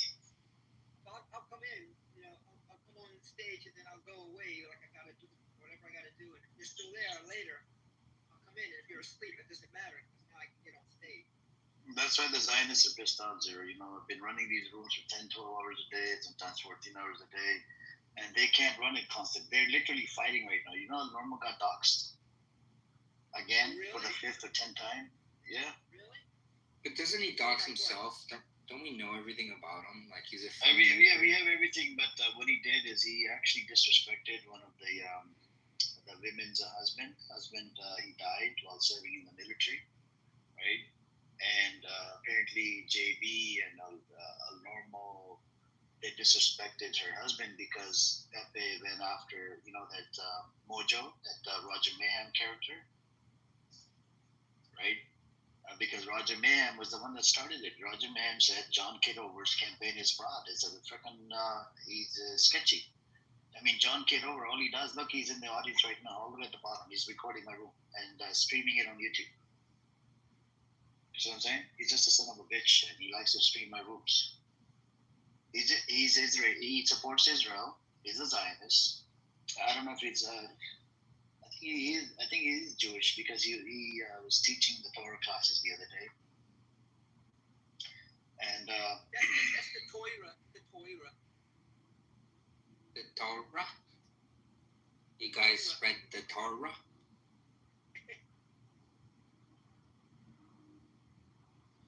I don't get it. I'm sorry. I mean, I don't want to be religious, but sometimes when they talk about having like Torah class or Bible class, I go, what can you be discussing? I mean, forget it. Let me leave that alone. Just leave it, brother. We're not here to mock anyone's religion. Leave it at that. Yeah. I won't say so yeah, this. I'm not disrespecting it. So what Mojo did, he kicked him out, out of his room, right? That's how the beef started. That Mojo character should not have kicked Pepe out, because I think Pepe is attached to Mojo, right? And and Mojo disappeared. By the way, after he got doxxed with his bitch and everything, he disappeared. And he's a Islamophobic piece of shit, son of a bitch. Mojo, Roger Mayhem. Is the room that he runs? Is it called In the Muff? Yep, that's it. No wonder. So yeah, that room has been popping up for me again, but it hasn't before because like the second day that I came back to Clubhouse, he blocked me. He's like the first enemy I made. Why did he block you? I went in there and I was like, it was one of the first rooms I went into when I came back on Clubhouse. What did he say? Well, it started with me. I came up on stage and it's basically Israel-Palestine. I was like, well, I'm someone who supports Palestinian resistance. I don't go soft. I'm not like one of those guys who's like, oh, Hamas is bad too. And then he just got really mad. And then there's this other lady. She's a lawyer. I think her name is Abby. And, she's very sensitive as well. She has me blocked for no reason. Yeah. I was like, the thing that really triggered them was, I was like, because they brought up rape while they were yelling at me, mass rape, and I was like, can you name the victim? Like, can you name one? Can you name a victim that was raped on October 7th? And she goes, they got quiet for a few seconds. She was like, Tina. I was like, Tina who? Tina what? It's obvious that she just made up a name. And then they had to do some Googling. And they tried to bring up Gallup douche. And I was like, no. Tina Mashakova. Yeah, that's the one. And Gallup douche? What hang on. What about Gallup douche, Josh? They brought up Gallup douche, which pisses me off because I was like, you're saying Gallup douche was raped, and forensics and later reportings in her own family said that she wasn't. That it would have been impossible for her to have been raped.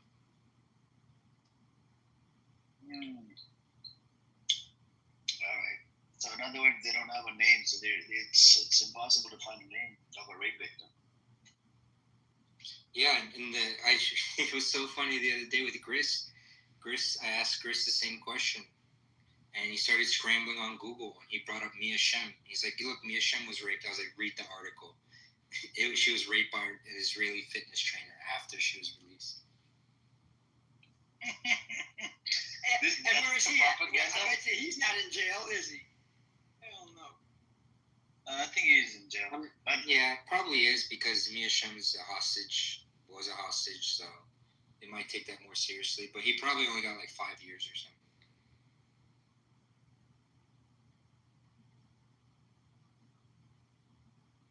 Yeah, but I believe that it's very hard for them to swallow this pill because look, Israel has done such a good job. Even without the name, they've spreaded this narrative about Hamas rapes and this and that. But where's the victim? We need the name. I asked this question to I think 2 people. I forgot the name a long time ago, right? And one of them got really triggered. I actually asked this question on Twitter Space, and I used to be on there. And fucking, no name, man. And that's where they lose the argument. They're like, okay, they didn't do the rape. I said, even the UN came out with it. They don't have a name. Where's the fucking name? I mean, the correct and official talking point for that answer, the Hasbro talking point, is that they couldn't get any names because they buried the victims too quickly, so they couldn't retrieve any evidence. And then the other one is that they're not disclosing the names because it would bring shame to the family. I'm like, okay, that's possible, but how? Like, you can't get a single name, but you're claiming mass rape. Like, okay, it might be possible that they're like 1 or 2, like some sick bastards, probably not part of Hamas, like just some sick bastard civilian criminals. Bro, it's a rape party, Josh. Rape party. They popping pills. Yeah. That's rape party. That's the other thing with Shiny Luke. They're like, oh, they stripped her naked. I was like, no, shoot, that was her rave outfit. Like, she was wearing the same thing from the rave. Shawnee Luke, the girl with the dreadlocks. And so Abby blocked me, right? Because I shared, Ace and Abby, they had beef on Twitter Space. And apparently Abby is into doxing business. She tried to dox people on Twitter, gave them threats. Ace is a lawyer, right? Abby claims to be a lawyer. We don't know if she's a lawyer. And Ace called her out, and she said, according to this such law, you cannot dox people. It's against the law. Why are you giving them threats? You could lose your license from the bar, this and that. And, on that day, they had beef, and she even sent her messages and went back and forth. It was heated, and then I think she blocked Ace, and then even on this app, she blocked Ace. You see what I'm saying? Zionists seem to have an immunity, like that guy Shai Davidi from Columbia University. He was doxing students, pro-Pali students. And, they have that group called the Canary Mission. You heard of that, right? Canary Mission, and Bitar does it as well. Yeah, like it's a big deal. It's not a big deal. I'm surprised that Americans just don't. I mean, if this shit were me, I'd be in court, like just trying to get money every time off of these people. They mess with me, my constitutional rights. Boop, let's go to court. Every time take them to court to sue them. It's like people aren't doing that. It's like they're defending themselves. They go to court to defend themselves, but you should be on the offense. As soon as they do, I say, okay, your court date is August 31st. On August civil court. Even before I go to criminal court, we're going to be in civil court contesting, why you arrested me or kicked me out of the school or whatever you did to me that's against my constitutional rights. Just go right to court. There's money in it. That's how you.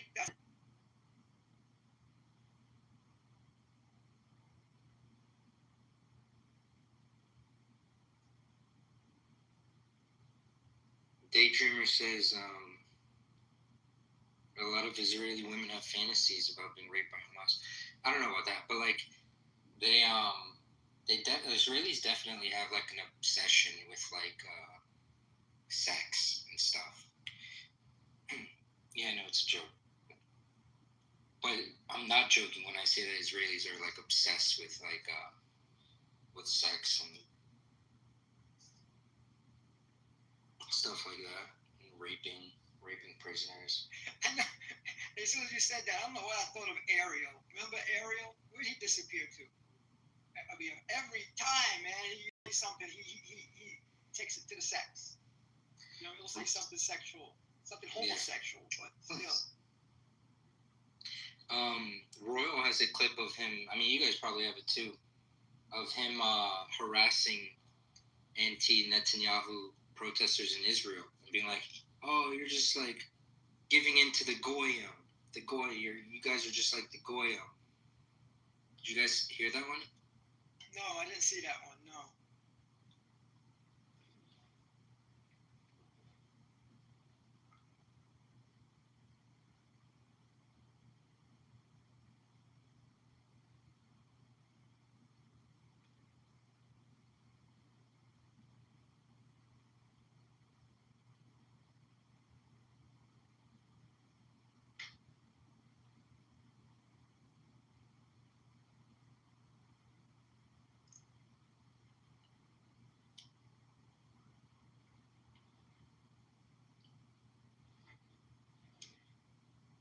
Netanyahu thinks that he's going to defeat them now after 2 years of trying. He's going to go into Gaza with 60,000. I don't think he has 60,000 people that want to go fight anymore.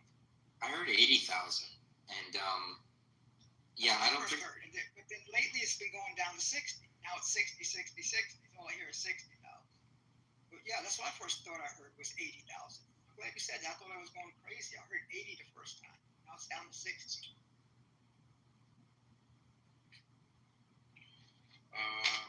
Hello, hi everyone. What's up, Adrian? Hi. Would you imagine peace between Palestinians and Israelis? Peace means for Israel means political issues, social issues. It means a destruction for what they have right now. I mean, even before the 7th of October, there was no peace. There was like more settlers, more land theft. It was like a Cold War. And there is like the right wing and the religious people. They're like a whole sum of the population. These people, like, their opinion about Israel, their political opinion, their opinion about their citizenship is connected to the war with the Middle East, the war with the Palestinians. If there is peace, all this aggression and all these problems will be redirected to the Israeli society. I don't know how you guys can imagine a peaceful Israel, but Israel, if there is peace, it will dissolve or it will be destroyed from the inside. What do you think about that? I think we're watching that happen now. Yeah, the Israelis, they're polarized now. Yeah, the rats are eating each other. Yeah. But I was listening to an Egyptian author talking about scenarios of how Israel can be defeated. Most Israelis, they have a second home and they have another options. They're in Israel because for them it's better opportunities and better quality of life, which is true.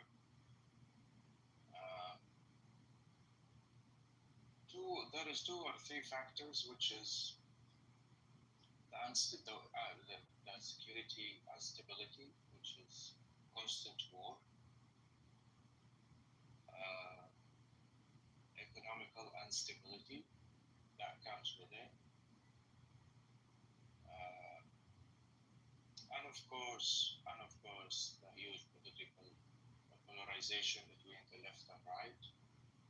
Just these three factors will destroy the idea of the safe Jewish state. So I think Israel will be defeated and will be destroyed from the inside by time.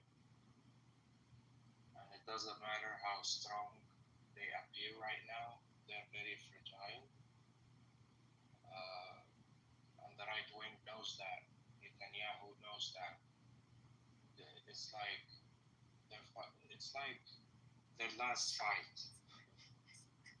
Yeah. You gotta dig. All you gotta do, you gotta dig into the numbers. You gotta, if like I do. I mean, Amir knows. I have a lot of facts that I have on these people about the economy.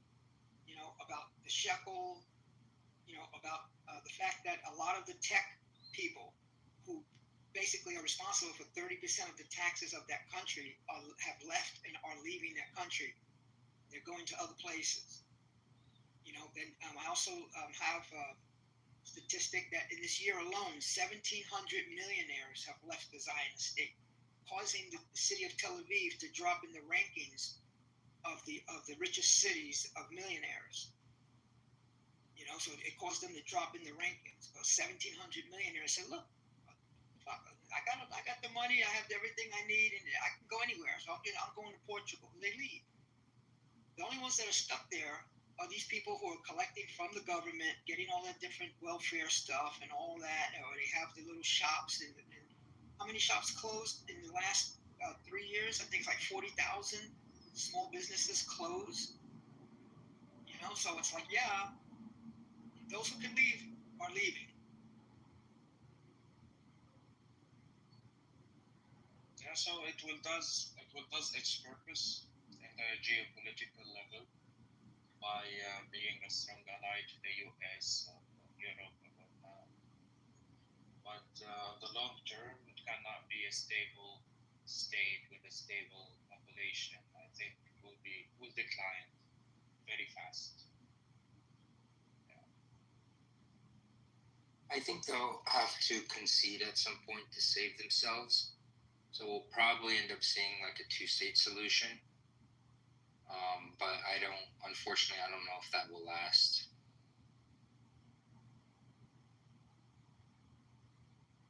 But yeah, I think that Israel's left might come into power, concede. Hopefully they at least pay reparations and pay to help rebuild Gaza.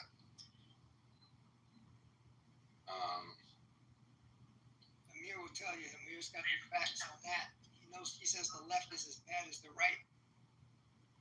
Yeah, no. Well, bad in the sense that they're not as extreme. Your hatred of Palestinians and willing to kill them.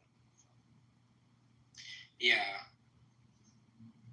but I think the left is more willing to concede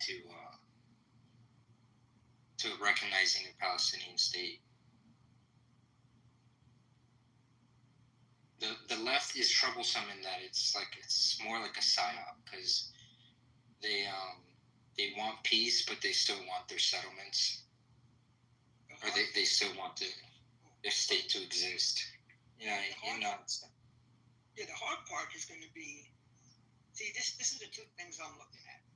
Number one, on their side, like you just said, the settlements and stuff, right? They want to just take everything and say, okay, there can't be a Palestinian state because we took everything, which doesn't make sense because if you still have a Palestinian state, people who are in the Palestinian side have to decide if they want to throw away their Israel passport and get Palestinian passports, which they won't do, or pack up and leave.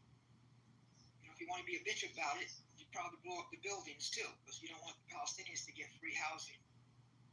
That's fine, but get the fuck out. That's one. But on the other side, the Palestinian people, at least the ones in Gaza, the ones in, the West Bank, most of them have already been, castrated. They've already been castrated. But the ones in Gaza, they don't want to give up weaponry. And I'm sure that the Zionist state will say, well, if you do a state, they have to be like everybody else that we castrated. They can't have any weapons for protection. We must be allowed to go in anytime we want. it's just going to go back to maybe how it was back in the 40s and 50s when they first started attacking in the West Bank. It'll just go back to those days. And they'll, oh, well, the guy, we have to go in there with some troops, and we got the guy, we killed 10 people, blew up 3 buildings, but we got the guy now, he's in jail. I mean, they'll start doing that all over again because there's no way of defending yourselves. If Hamas gives up all their weapons, then they know that. It's the same, same thing with Lebanon. Even though Hezbollah did some stupid things and didn't fight when they were supposed to, they should not have done a peace deal.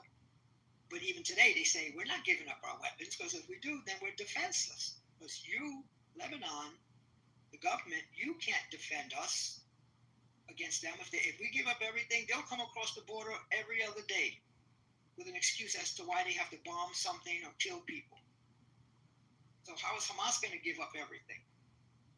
So to me, that's the 2 points: is that they want to do all the settlements and everything, which that could be corrected. But on the Hamas side, I mean, Hamas, not just Hamas, PIJ, all the different groups there. I can't see them saying, okay, then we'll all just lay down our arms and become a state. Do you see that? I don't see that. It's impossible. But keep in mind that the Israeli population have elected Netanyahu 6 or 7 times because they need this aggressive approach towards Palestinians. They need this unfairness. They want it. Because otherwise, they know it will be like, I don't know how to describe it. But,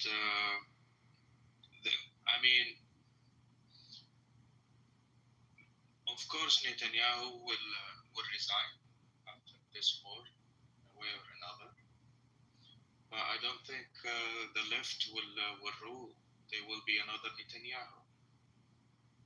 Because otherwise it wouldn't be in their benefits as a state or as a population. So, again, Israel stands on the aggression and more. Otherwise, it will be destroyed from the inside. I mean, they burn their boats. It's the old expression when some of the Spanish came to Mexico, what is that below Mexico? With the Aztecs and all them. I forget the name of the country. Anyway, when they landed, they burned their boats, so they couldn't leave. You mean the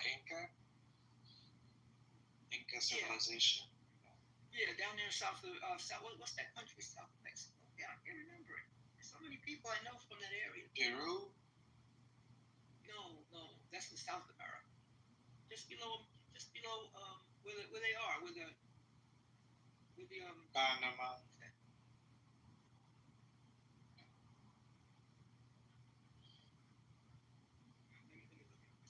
I've been having that all day. I've been coming up with words I couldn't simple words that I just haven't been able to come up with it lately. It's okay.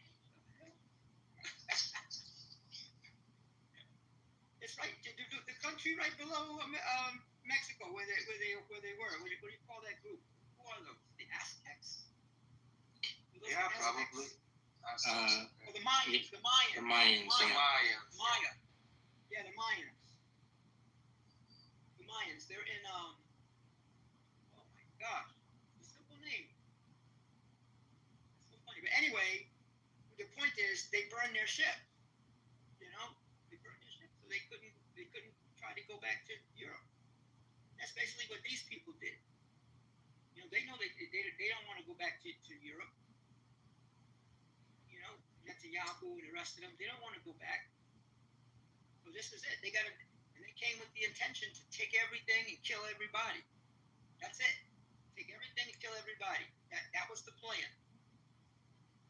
And so how can they not live by that plan?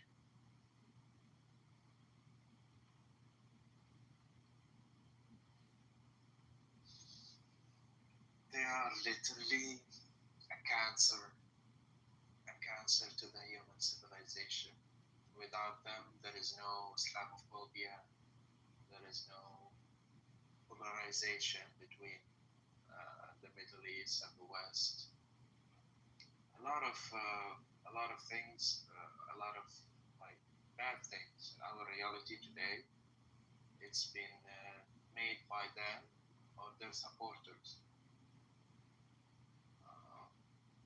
It's amazing.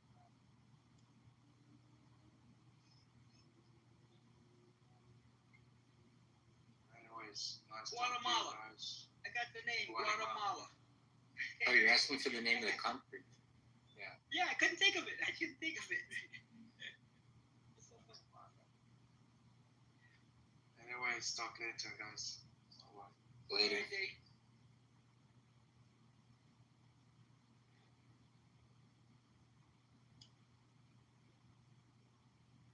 Yeah, I'm gonna have to take off too. I'll leave you guys on your own, and I guess I'll catch you on the next Yeah, no one. problem. Take care, Zero. We'll talk later. Okay, brother. Assalamu alaikum wa rahmatullahi wa barakatuh. Alaikum Good day, salam. Josh. Talk to you later. Later.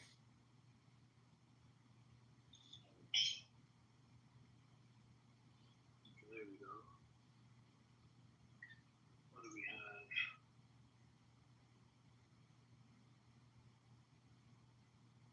All right.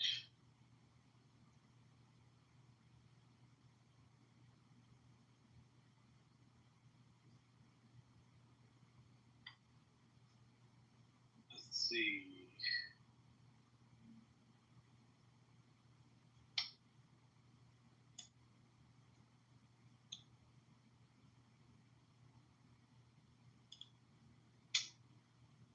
Anyways, what else is new, dear Josh? Not much. Been playing a lot of chess lately. Oh yeah. Yeah, at one point I was crazy about checkers. I used to checkers and I think a card game on the computer, and I would spend hours and hours, trying to find different strategies and techniques, and how to solve, how to beat the computer or computer beating me. How to, it's interesting. Checkers is checkers, and what's the other game? Roulette. Roulette was nice as well. I would play on it, and then I would try betting on the big amount. And I think there's a higher likely chance of winning money on roulette versus other games. Really? Roulette's pretty random. You know how that works, right? I mean, It's red. sure you know how. Yeah, Red red, and black, right? red, blue, even, odd. You can do the first 12, second 12, third 12. And then there's the green, the zeros. You could do that, or you could just do red and black. Double, double, double, double. Let's say if you lose the first hand, you double it. Second hand, you double the first bet or second bet, whatever. Then you just keep going up. And then when eventually it hits it, and I told this to somebody, and I think that somebody was in Canada. I think it took him some time. He was playing it on a computer over there. At casinos in Canada, they got these computer screens, and he was playing on a computer. It took him, I think, 4 hours or something. He came home 4 hours, 5 hours. He came home with $300-400. That was good. Well, I actually had a bad experience with that strategy. 2017, I was in Vegas. It was before it reverted. But it kept Vegas. It was like it's what? In Vegas, so do you know that these roulette machines, right? They have odds. They set up the odds on it, right? So the Canadian casino that this guy went to, it had better odds, and it was a busy night. So I think he went on Friday night or Saturday night or something. So in Vegas, so if you go to the strip, now this is what I found out from one of my customers when I had a store. he would go to casino every week, Vegas, or he would go to like Morongo, Pachanga. We have like Indian tribes here, right? They have casinos at the Indian reservation, and this is what I learned about from this guy.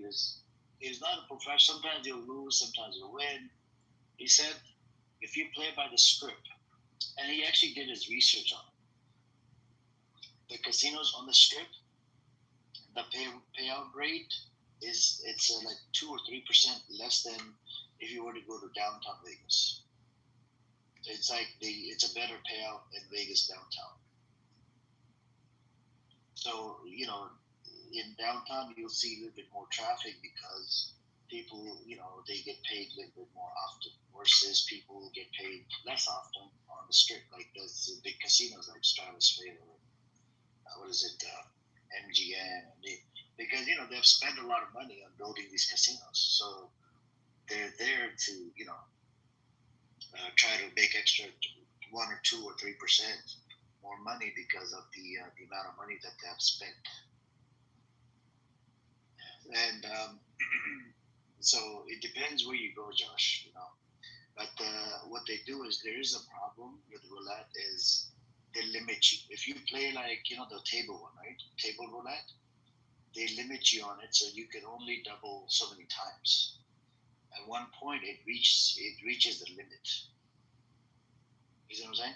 Yeah. Is that what happened to you? I didn't reach the limit. I lost my money before that happened, but I just kept betting black because the table already had like. How much money were you betting ahead? I don't know. I was like, I kept doubling it, so I started low, like $20 or something. But was it like a $5 a hand or $20 a hand? Or? On roulette, it was it had a minimum, maximum. I think it was $5 to $500. Okay. So you started with the $5. So the one that I'm talking about, the guy started from $1. Okay. Yeah. So but anyways, $1, $2, and then $4, and then $8. It already had like 5 reds in a row, so I went to the table. I was like, all right, I'm gonna bet black because black's gonna come up. If not this turn, the next turn.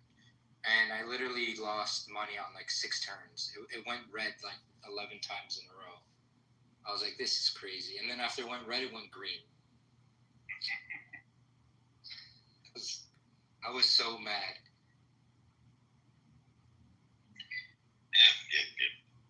I think the best strategy is to start really, really small. If it's $1, try $1. If it's $2, try $2. Don't try to put too much money, because then what ends up happening is you reach a limit, and these things, they have limits. Roulette, they know that these people that play, they have, they can double at one point. The machine doesn't have to pay, and it's just too much money to pay back. But the story you're talking about, the guy in Canada, he was playing on a machine, or? Yeah, no, I'm talking about Ocean. Somebody else. No, I know. I don't gamble, but I'm saying I told somebody, and I had a customer that told me some information as well. You see what I'm saying? And Josh, before he converted, he's telling his experience. It's okay. So yeah, the one in Canada, it was like he sent me pictures, like 6 or 8 machines. You know how there's like 6 or 8, and then it has a jackpot as well, right? The numbers keep going up, and it was a pretty good machine, I guess, And he spent about 4. He was there. He told me he was there by 12 at night or something, up till 4 or 5 in the morning. He came home with $300 or $400 profit. The strategy that I told him, I said, just keep on doubling. And the machine was good to him.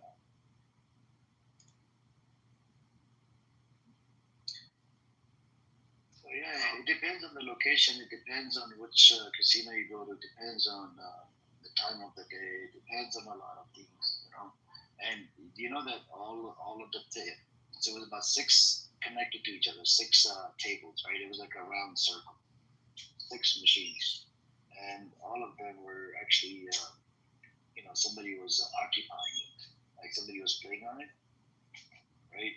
and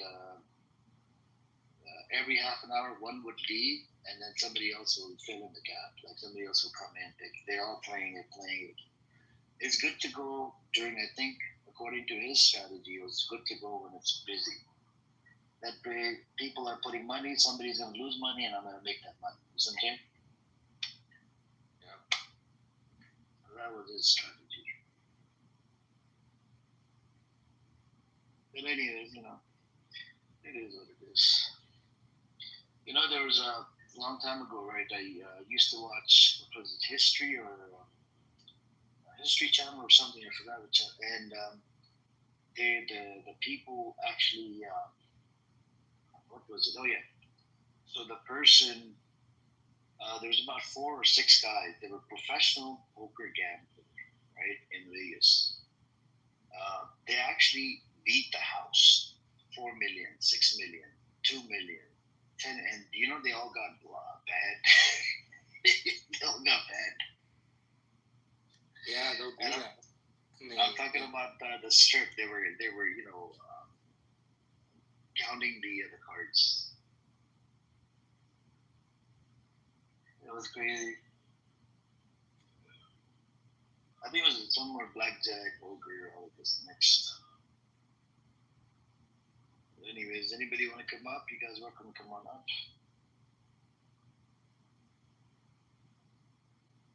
Ocean, you been to Vegas? I think she probably has. A lot of people go to Vegas, man. So I've been to Vegas quite a few times, but I go there for the, they have shows. So they got a water show. They got the nightlife it's pretty good. Just to check out. Every casino has like a different theme, right? You go in there, check it out, and then you leave. It's pretty interesting. And the amount of money that they have spent on all of these casinos. Josh, you're in Los Angeles, right? No, I'm in Ohio now. I moved here from Miami. Yeah, I'm East Coast. Okay. You've been to Vegas, right? Yeah, I used to be in a fantasy football league, and we'd meet in Vegas for the draft. Me and my high school friends. Okay. Would you say your state is like pro-family? Ohio. There's a big Muslim community, and Cincinnati, the SJU in Cincinnati, or SJP, not SJU, SJP in Cincinnati is pretty active. But I don't know, it's really just average white people for the most part. It's very rural, but I think it swings blue because of like Cleveland. And J.D. Vance was from Ohio. And our previous governor was this guy, Vivek Ramaswamy. I don't even know who the governor is now.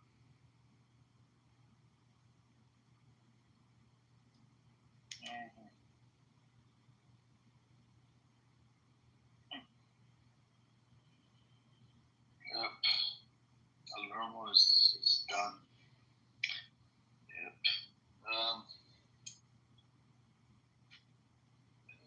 Hey, what's up, Layla? Assalamu alaikum. And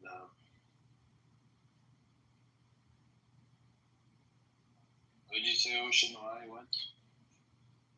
I don't know. What were you saying? Ocean? You're almost finished. What did you say? I don't think she knows that her mic is on. Oh my god, I didn't know I was unmuted. Oh my god, I've been unmuted. Yeah. We heard your secrets. We heard everything behind it. What have you been doing? She's in Vegas. At the same time.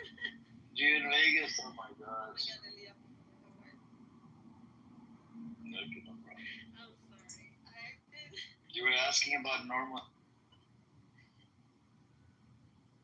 Yeah, I wanted to know why he's finished. I'm gonna go down.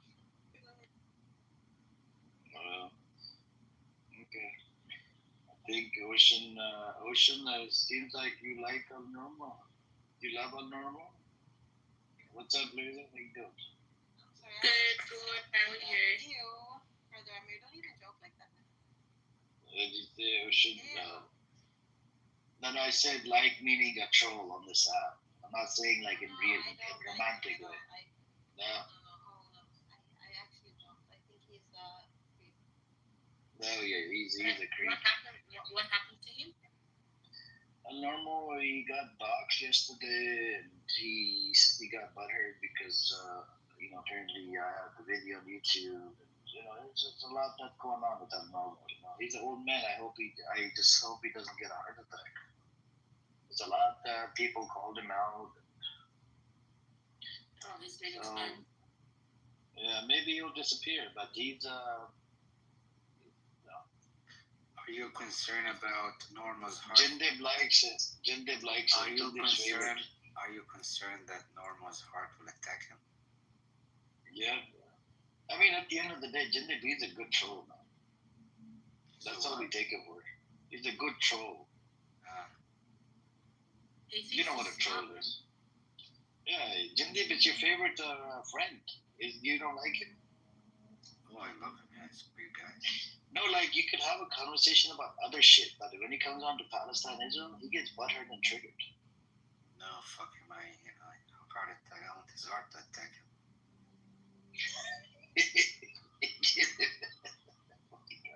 Amir, have you heard about the hate between Netanyahu and Australia? Yeah, well, what's going on? Tell us. So it came about Albanese recognizing Palestinian state. Francesca Albanese, right? Anthony Albanese. And after that, they revoked a visa of some Israeli. Ministers. Yeah, 3 or 4 of them. Yeah. So they revoked. He tried to come to Australia he does this thing where he preaches in schools, like kids and he had a speech in the UK.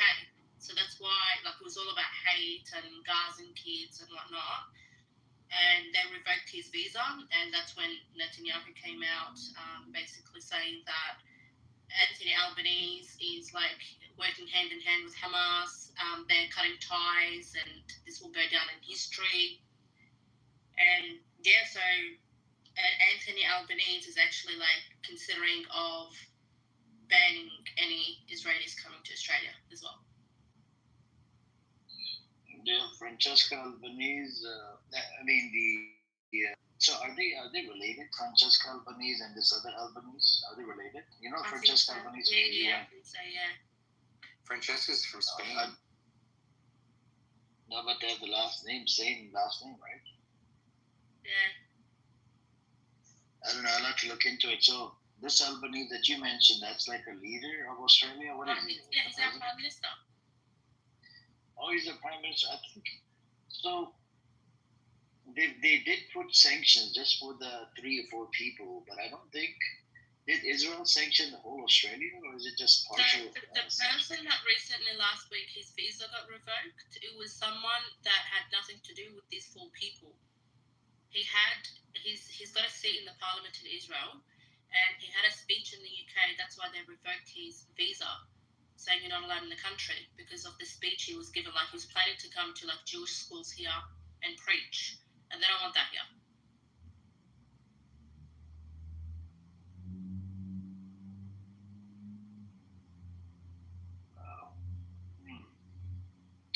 It's interesting. Yeah, I'll have to look into it more. I hope. Yeah. So. What's the deal? What's the deal if Anthony Albanese recognizes Palestinian state? You have France, the UK, Germany. They all said the same thing. I don't understand. So this is why he's trying to hurry up and take over the land. Mike Huckabee, that idiot from American side, he came out. He said European countries and all these other countries are recognizing Palestinian state. They're giving a pass to Israel to take over the land. His statement basically means you can't recognize a state and not get a reaction out of Israel. That's why they try to hurry up and passed a bill in the Knesset. It was a resolution. It's a non-binding resolution and relate to annexation of the West Bank. And they approved a bill or something to take over the whole Gaza. You see what I'm saying? And they're trying to get rid of whatever people they can. I think UAE, said they're going to take some people in, people that have been injured or whatever, right? US canceled about 3,000 visas for the amputee kids. And I think this whole thing with recognition, I was thinking about that. How is it going to benefit Palestinians on the ground? I think we need a country to step in physically, by force, and get rid of these Zionist fuckers, man. Otherwise, who's going to do that? I mean, they're surrounded by, I don't know. I'm just no one's going to do. U.S. is backing it. That's the only fucking reason. Otherwise, the GCC countries are shitty. They can't even fight, man. Egypt has diplomatic relations with Israel, and if Egypt wanted, they could take over Israel within probably hours or something, but they would not do that because, again, Israel is backed up by the U.S. This is the only fucking problem. Yeah, but with Egypt, so they're running deals. They're keeping their mouth shut because it only benefits them. What doesn't benefit them in Egypt is actually, like, if you ask the Egyptians, they're suffering as well. Like the poverty over there. Everyone's complaining. So what economy are they bringing into the country by having ties with Israel? They just signed a 300, what was it, 30 billion? Something to do with gas or oil, I can't remember.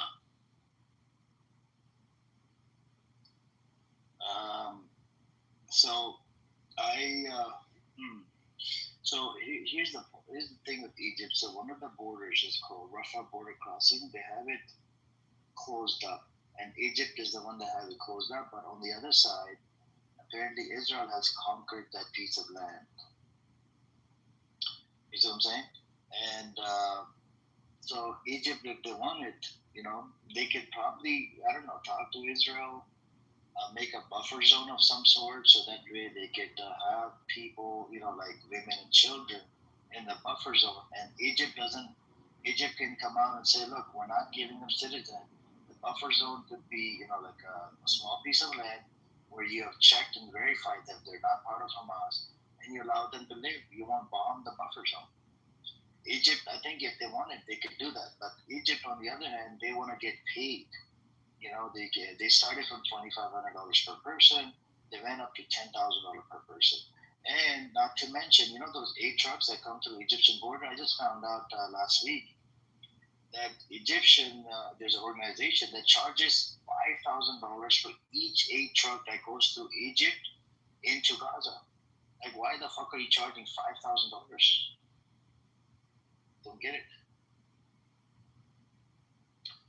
So this is very troublesome. The more and more we talk about, and this is and somebody was in here, Zionist, and he's like, you have 50 Muslim countries, we only have one nation, and then I had to debunk his theory because they're Muslim majority country. They're not Muslim countries. If they were Muslim countries, they would be abiding by Sharia law, but they're not, And this debunks your whole theory. They don't give you citizenship. I'm a Muslim. I lived in Saudi Arabia. My dad lived in Saudi for 40 years. My dad tried so hard, couldn't get a citizenship. Back then, you could not even buy a fucking house under your name. You needed a kafir, like somebody that has a Saudi citizen, like your boss or somebody. And same thing with the car. Back then, you couldn't buy a car under your name.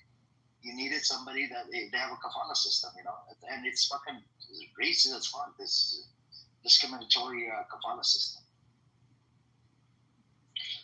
I mean, if there were countries, you wouldn't have to pay to go Hajj, which is an obligation. Yeah. If it was a Muslim country, so you know what they do, right? They lie. I'll give you an example. So I went for Umrah before COVID. On the passport, I had to submit the passport. I went in a group, right? There was a group of about 30 people or 25 people. I don't remember exactly. And we all gave passports. this travel agency charged me $185, $165 per passport, right? So it got stamped. It came back. On the stamp, it said free. I asked the guy, travel agent, he's a good friend, mine.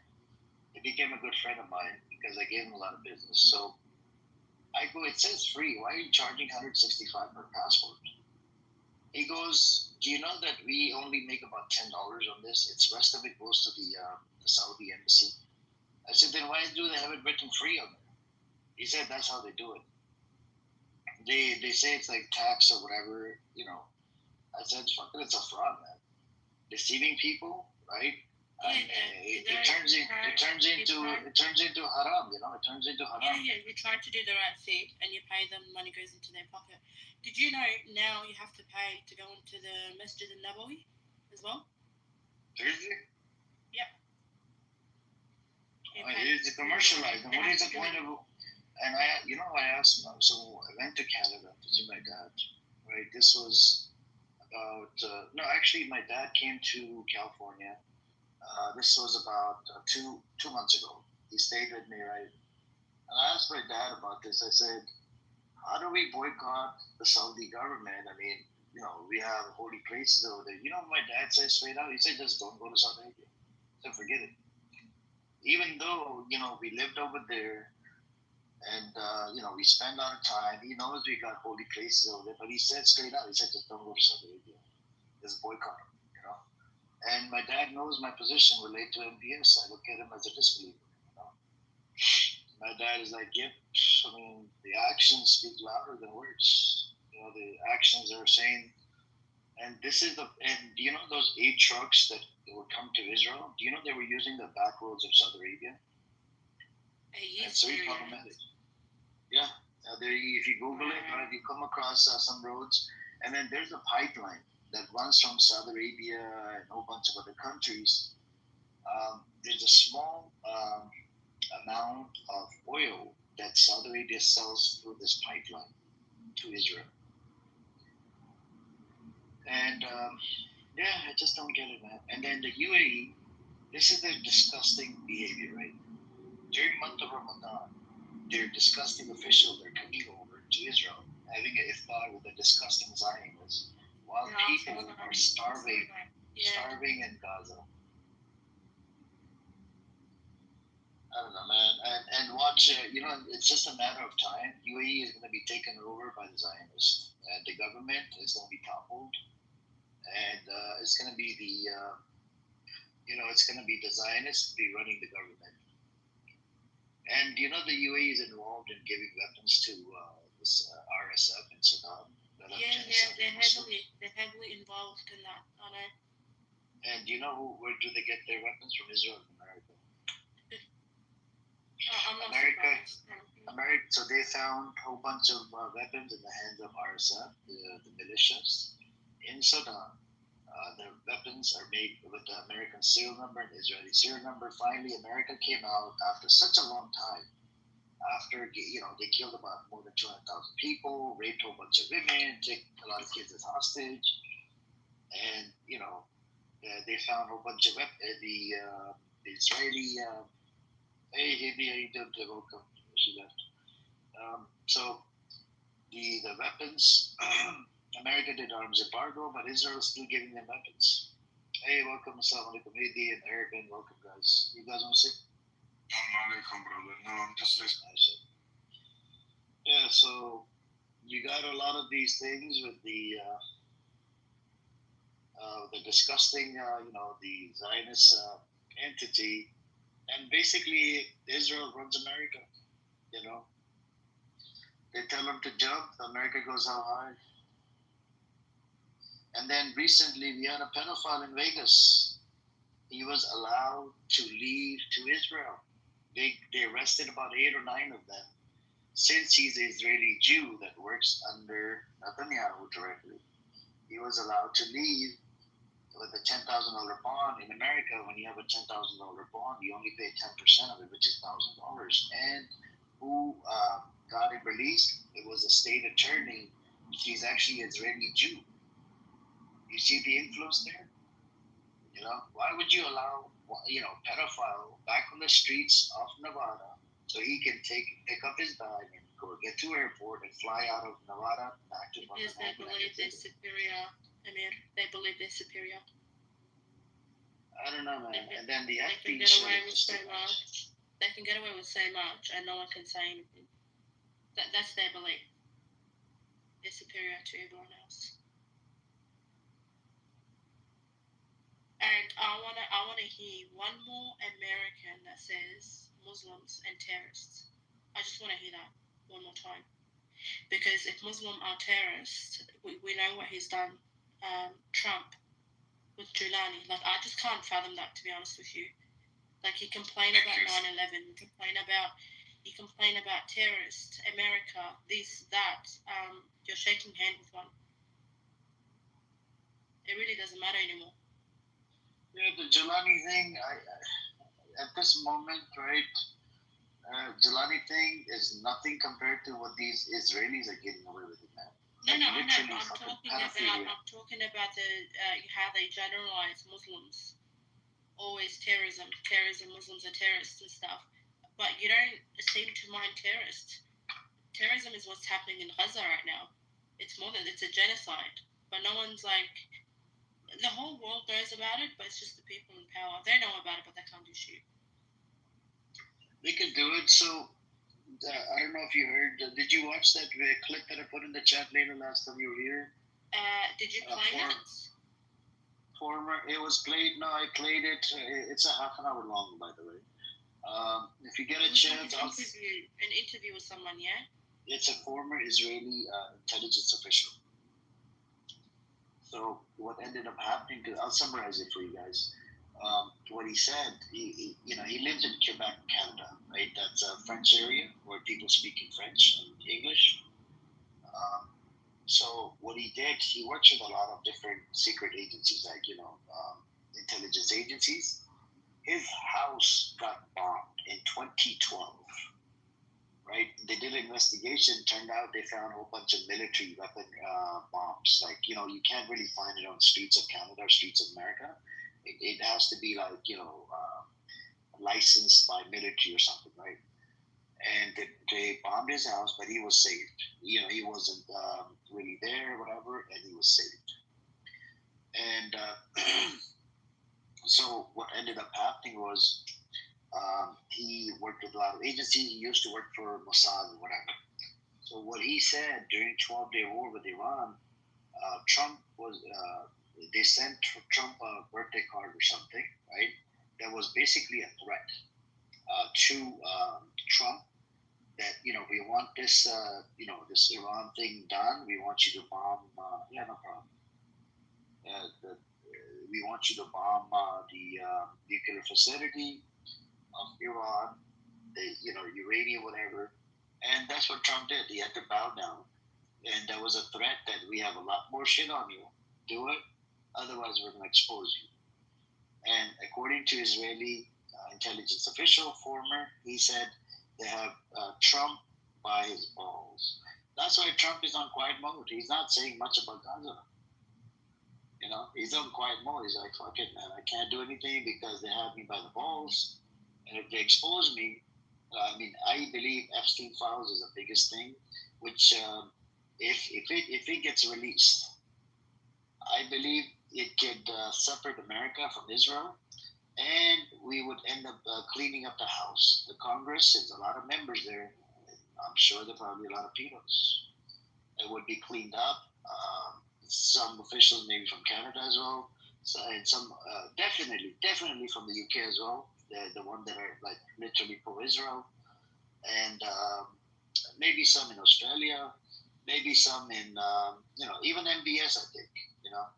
So there's a lot that would need to be cleaned up, and they would have to clean up the House, because there's going to be a big outrage, and MAGA supporters that support Donald Trump, they've become anti-Israel because the amount of shit he has done in support of Israel, like arresting people, and not to mention FEMA, the disaster thing in America.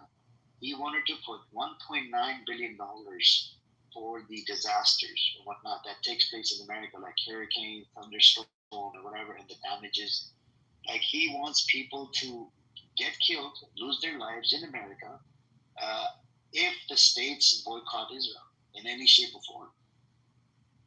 Like, make it make sense. Like, you're gonna, kill Americans to save this disgusting criminal Zionist entity, and then Mega gave them a whole bunch of pushback, whatever, and Mega literally became anti-Israel. And 2 hours later, he had to walk back and change his statement. Because you can't do too much for Israel because you have America. America's a big country. You need to worry about American problems here, American conflicts, conflict of interest. We can't be that much of a buddy-buddy with Israel. So that's where we're at right now. Anybody else want to come up? You guys welcome to come on up. Yeah, Ocean, you said a lot. You're off the microphone. We heard a lot of all types of things, secrets, top secrets. We heard you. They say I work for the IRGC. I think you work for the IRGC. We heard some secrets, top secrets. I will do it. If they contact me, if anyone in here knows. No, calm down. This, don't say these type of things. No, I swear, I never say anything I don't mean. Don't say that when there's two Anons in the room. Yeah, we have. Yeah, one of them is John Kitover. John Kitover, I think, I'll just say it nicely. May your God, or whoever you believe in, Hashem, Jesus Christ, whoever you believe in, curse you, curse your lineage, wherever you came from, even the hospital you were born at, curse everything about you. Curse your face, nose, mouth, may God curse you, amen, for recording people's conversation and streaming it on YouTube, and may God not let you win your campaign. I know you've been fucking begging for your campaign money, bitch, in a lot of rooms. Thanks to you, Pepe, and that, what's his name, that son of a gun, Roger Mayhem, they got into a fight because Pepe said you're questionable, you're a piece of shit, right? You are very questionable. You're begging for money, campaign money on this app. Yeah, may you never win any fucking elections or anything. You want to be a mayor so badly, you disgusting, filthy dog. You ain't gonna win shit.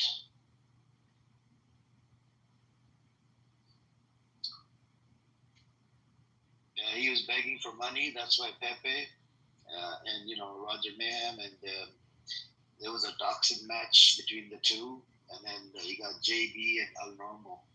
They got doxed as well. One is the Ketchakon. They call him. He was pimping out women from Healthy Debates. His name is JB. Other one is El Normo.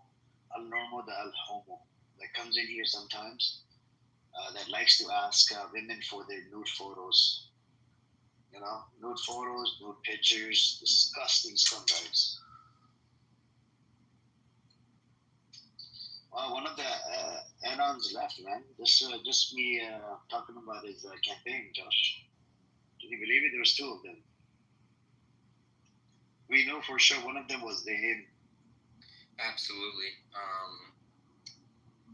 Maybe they were both him. Doesn't he have like 17 phones? I know, but he comes in with one account, ain't an account. Because I was sent to record and stream. But anyways, I could be wrong. Maybe both of his accounts are there. Yeah, I hope may, Hashem or whoever you believe in Jesus Christ, burn all your phones down, and and you don't have any money. May God never bless you with any money moving forward, that and you can't afford to buy any more phones. Yeah, and burn your Wi-Fi fucking internet as well, and the router. Burn it down. Or the internet company cancels on you. The ISP, internet service provider. Yeah, that's what it is. So Josh, when Ocean came off the phone, we heard a lot of deep dark secrets, right? Yeah. I think she said something like 500 on red. Yeah, I think so. That was a deep way. She was playing roulette. You play your gambling, Ocean? Oh my God. It's okay.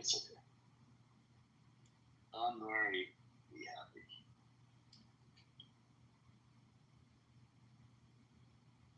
Anyways, anybody else want to come up? You guys welcome to come on up. Yep.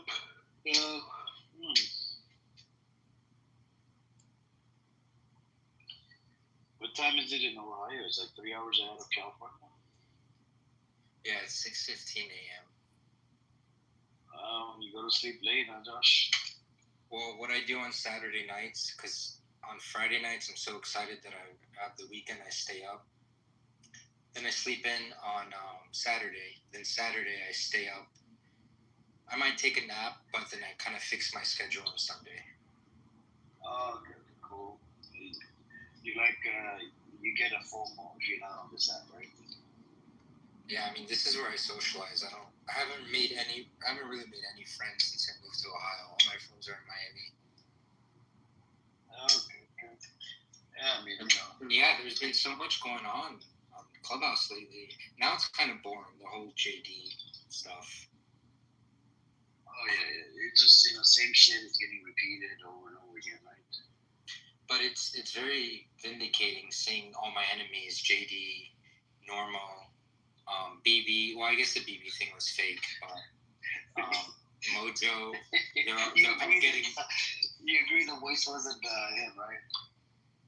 Not only the voice, but I don't even know if that was a transgender, because she was like, why would I want to have babies with you? And she said it so genuinely. I was like, wait, how is that a transgender if you're trying to have babies? Like they're going to adopt? Like it sounded kind of like him. I was going to say maybe it's AI, but the conversation's too genuine for it to be AI. Like I don't think anyone could have written that. I mean, I called out, because I listened to the clip, right? Somebody played it in here, and right away I'm like, it's not him, because in this space, BB came in here quite a few times, and I'm very good at the voice thing, right? And so I was able to recognize that's not him, man. That's like somebody else speaking. But you know how some people are, right? From the Pro Valley side, they will not take. They want to believe. They want to take advantage of the situation. You see what I'm saying? Taking advantage of the situation. That's it. And BB has a lot of enemies. But I like that guy with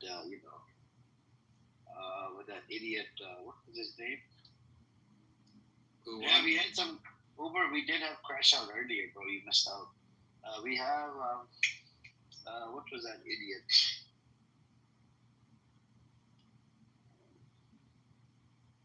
I don't remember, man. What I was gonna say. Yeah, we did have that idiot in here. Like today, Uber One, we had somebody from Kurdish. He was Kurd, and apparently he supports Israel. He claims to be Sunni-Muslim. I was like, what? And I was in a shock. He's like, they deserve a state. They were given a chance to accept. Like, all Zionist talking points. I'm like, you're a Zionist Catholic, man. And then he got pissed off. And he was like, you're a Catholic. I'm like, okay, you're a Catholic. Yeah, sure. Next time, man.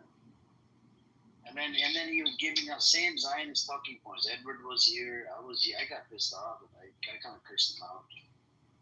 Because, how are you going to lie on the evidence? So you have plenty of evidence that shows otherwise.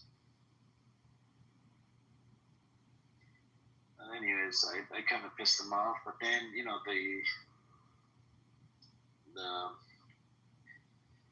the climate of the room kind of went down because I went on mute, and then other people kind of went back and forth with him, and it was just annoying.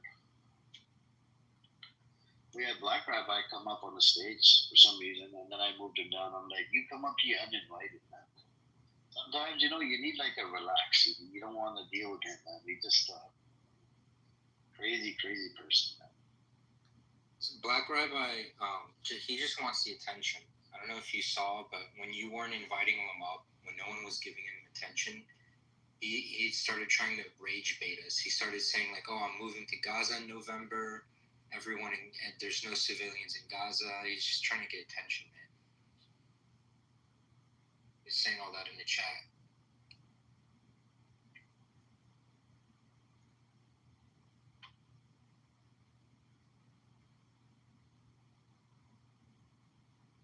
Yeah, that is true. I don't know what he gets out of it, though. It's just attention. That's it. He's not trying to win anything. He's not trying. He knows he's not going to convince anyone. He just loves. He's an attention whore.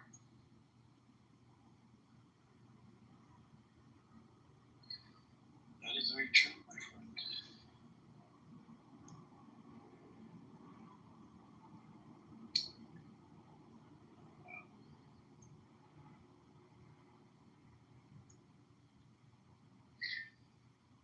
That's what it is.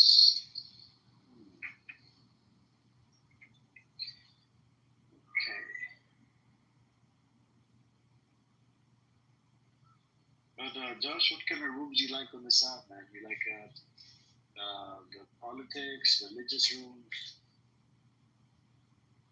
The religious rooms got too hectic for me. I feel like there's a lot of fitna in it. And it is. Yeah.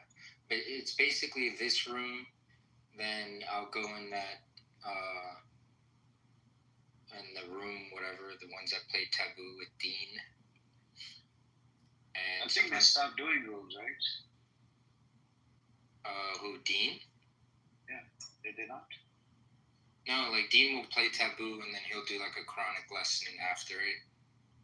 Okay, cool. I'll jump into like the unhealthy debate. Is it unhealthy debate or politically correct? I don't know. It really depends on. There's an unhealthy debate room now. Not the healthy debate. The healthy debate is too. I don't know. It's too like domestic for me. It's like I don't know. I'm more into like the geopolitical stuff. Right. It depends on the title, really. It's not any particular room.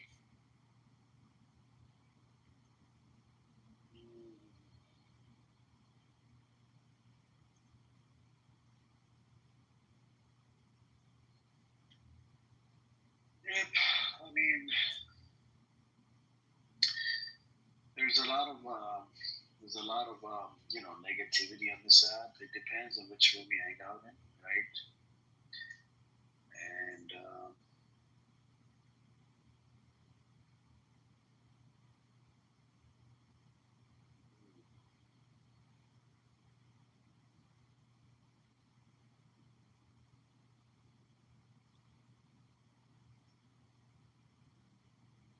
okay, that's the PayPal thing, right?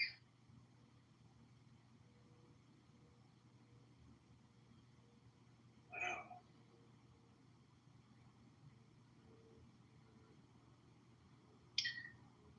Anyways, anybody else want to come on? You guys want to come on now? Just trying to see something here. Let's see. Assalamu alaikum. Walaikum salam. What's up, brother? How you doing? How are you doing? Alhamdulillah, same old shit every day, bro. What you been up to?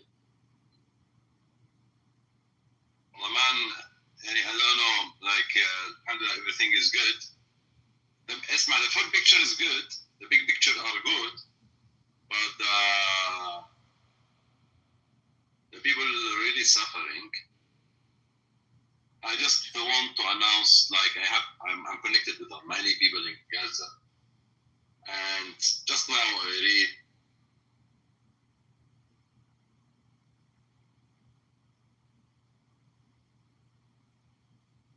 you read over?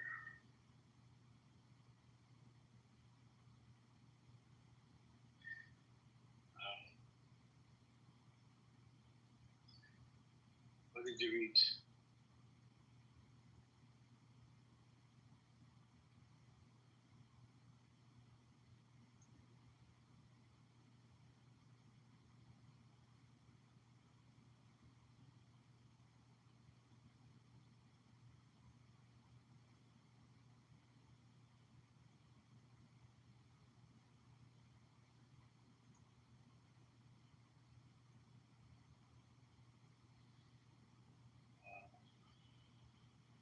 Yes, can you hear me now? Yeah, I can hear you. So what is the nice thing? Just like, because I know that this room always under full monitoring from this Mossad. So Mr. Mossad, just enjoy these words like nobody in Gaza will leave, and they decide to die there. Nobody will leave as much as you do, as much as you kill, as much as you stop food, stop air, stop Badano. Nobody gonna leave. And your maximum, I will give you 10%. 15% max. But there are 85 no way to leave that place. So this is the small news we give it to them because they definitely collecting a news, collecting information they need. And this is a information. It's not like expectation. So just keep it in your mind. And something else, we are very happy today that you destroy the name of Israel by their hands. They destroy all the organization that they made it from, I don't know, human rights, animal rights, I don't know, this shit, they made it. And they do all this aggressive action, all this aggressive killing, which not belong to any history in the life, to forgetting 7 October. But believe me, you will never delete that date. You cannot delete it at all. Even if you decide to jump from 6 to 8 October and you delete it even from the history, it will keep remembering across all the people. But the most nice thing that you destroy your image, you destroy all the morals that you are trying by the organization to build it up, and the people today are not believing all this shit and believing in one thing, that you are a killer of kids, killer of women, and this is the only result that you today collected. And if you know the history very well, you can understand who can own this world after a few years. If you talk about yourself 8 years ago, 9 years ago, that Hitler made 1, 2, 3, and today look for yourself where you are, so you can understand after 54, I don't know how many years, Gazan people where they will be. And I'm sure today for them, and we agree today for them, but definitely tomorrow for us. Definitely. This is no any, even I never look at it. Thank you because you return all Muslims to their Aqidah. Thank you because you make a lot of people now back to pray. They understand what's the meaning of limitation between the country. Well, the meaning of country itself. Believe me, nobody today believes in passport. Nobody believes in this limitation that you created. It's like Spico. Believe me, you make the full generation understand the case from A to Z, but with angry. You know, they are angry. So imagine those people what they will make. So this cannot be happened without this abnormal way of killing. And you help us a lot to just short your surviving time. If the plan, the most nice thing that you redeem all your plans. He redeemed it all. Like his plan was like for 40, 50 years, what he will do, he do it all now. So now, where do you go after? Nothing to do, nothing. But believe me, now is the turn of us, not the turn of you. So let's see, let's wait. Everyone now, he become more creative, how he will defend. Nobody can forget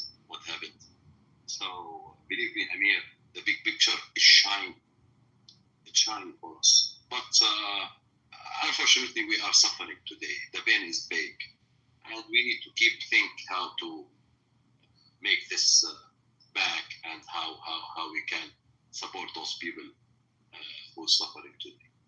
That's it, Kabir. Keep going, keep shining, guys. You are the best, and really you are today heroes by what you are trying to do, by continue fighting for those people. And don't forget, like a lot of people who will come here and try to just knowing you and trying to involve in you and trying to collect information from you. We definitely must understand we are facing a smart people also who can destroy a lot of pictures. So take a lot, give very low, and keep go, inshallah.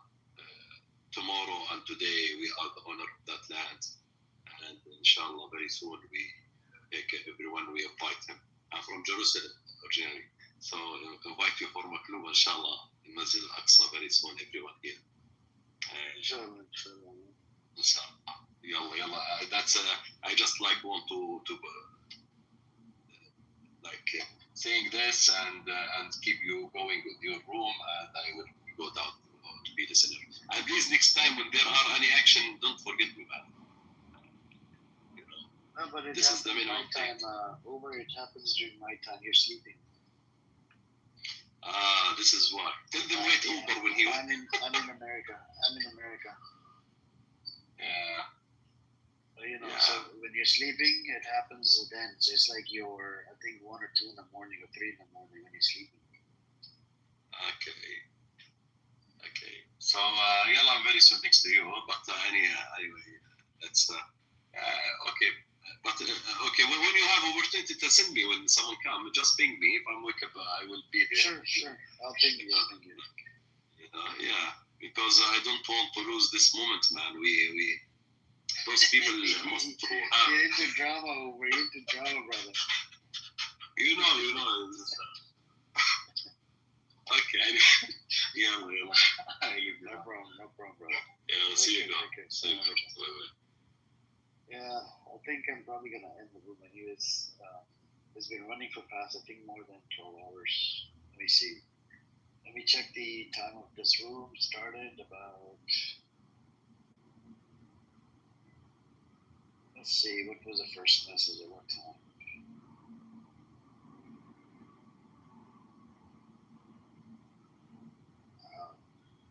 It's been running for 13 hours. It's interesting. Yeah, looks like I think I'm going to end the room anyways. Even I'm kind of tired. And I will be opening up a room later, inshallah. So I'll talk to you guys later. Take care, man. Thank you for coming. بیرون یاراش امروز معلوم میشن تو رای گیری امروز یاراش مشخص میشن که یارشه که یارش نیستش. اسکلت میذاری تو داشتی دیسلایک میدادی همین الان به مافیا من رو سینا داشت حرف میزد تا تارگتت کردم فهم.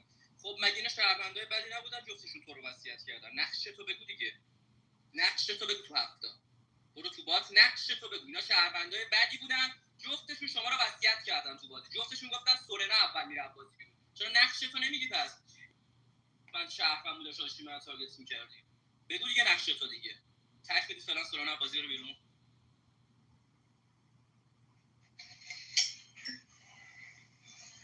به سورنا. آقا شما چرا نقشتو نمیگی امیر مالکی؟ مگه اینا امیر حسین نظری نرفت پایین گفت مالکی بره تو بازپرسی بکنید بیرون؟ مانی طاهری مگه نگفت تو بازی چین منی؟ پس من مافیا بودم تو دکی. چی شده؟ یه بار دیگه نشیدم. حتما مافیای همون. پس من تو هفته مافیا بودم، تو شهروند بودی، همجون با من، به منم گفته بودی حتما شهروند. امروز جای یارام باروی یارام رو تو بوده، همونو دیسلایک دادم سر مافیایی. مغز خر خوردم تو بازی مافیا بودم اینجوری کاورت کردم تو شهروندو. تو که شورولی امیر مالکی. شما نمیفهمید بازی مافیا رو متوجه نمیشید. شما با کرکتر بازی میکنید. فلانی رفت پایین گفت فلانی مافیاست. من تو دفاعیه بودم، 4 نفر رای دادن شهروندا رو کشتن. تو اینا کی مافیاست؟ تو اینا کدوم چین منه؟ تو این خار مادر امیر مالکی روزبه که با هم چینن، یه دونه تو بقیه‌تونه. آقای روزبه سه میگه سینا تو بازی مافیا سورنا دکتر ماش این بده. دکتر که واسه تو هفته برام واسه تمام میشه. دکتر تو سیده. تو خار مادر امیر مالکی که با هم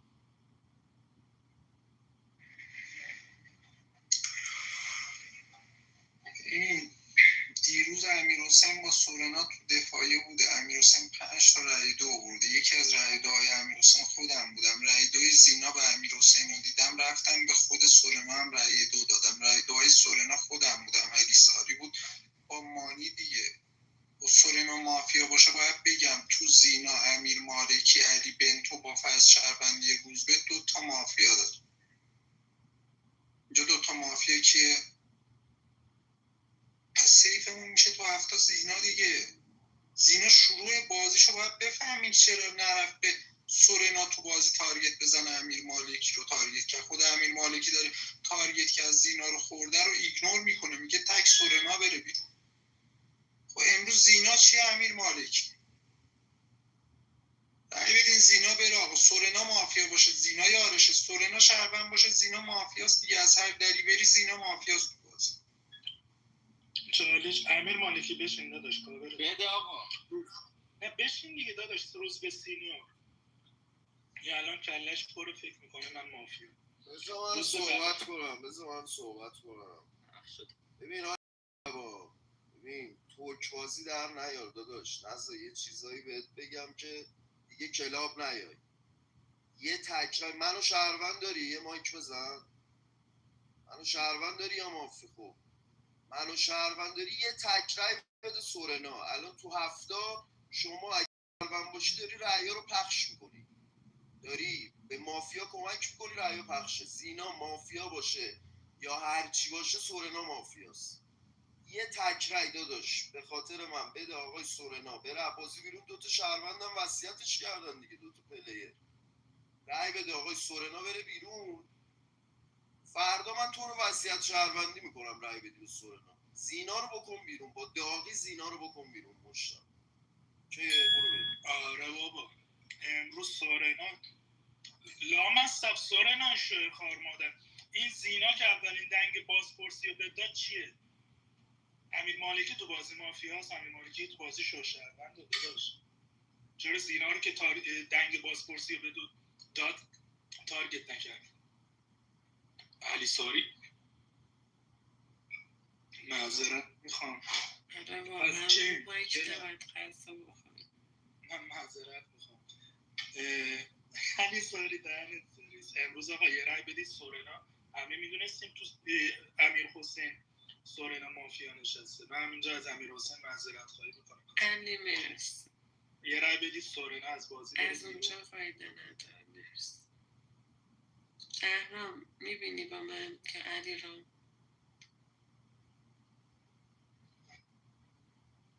خودت میبینی هدیه. من نتم میگم اوکی.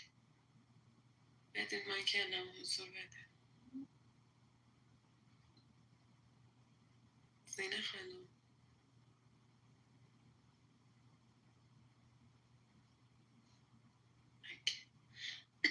3 دفاع 3 خروجه. رای تأخیری هم نمیشونه. رای برای زینا 1001 1002 بینگو. امیر مالکی 1001 1002 یه رای. علی ساری 1001 1002 بینگو. سورنا 1001 1002 دفاع. روزبه 1001 1002 مجتبی 1001 1002 علی 1001 1002 تارگت کاور میخواد. تارگت آقا مالکی تارگت هم نمیخوای؟ بره دیگه سورنا بس.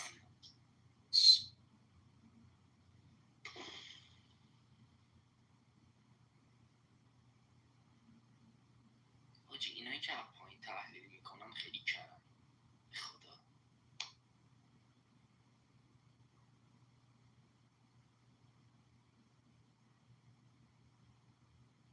سورنا دو ما رو بگیر. باش مایک حضور. 2 سورنا رو بدید. بفهم متعلق شمون نکرد. من با یکی تو تیم بودم که اصلا خوشم نمیومد ازش. شبتون اگه خوشت نمیومد بگو اسمشو ما. علی نه بچه کسی دادش پایین اینجا یه ذره شلوغه. کسی دادش پایین خودشه عادی.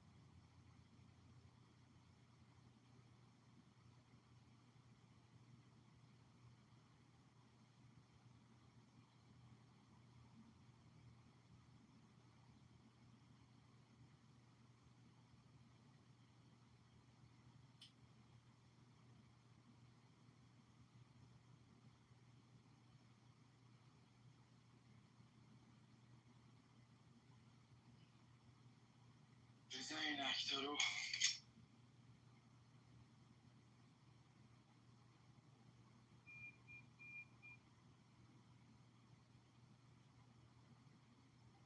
دسته میاد.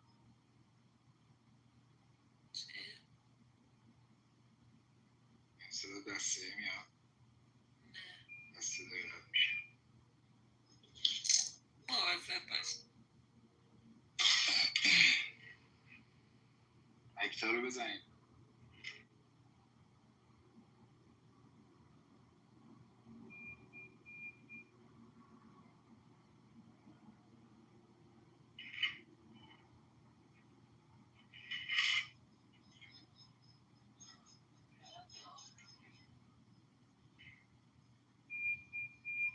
امین صفا نمیچرده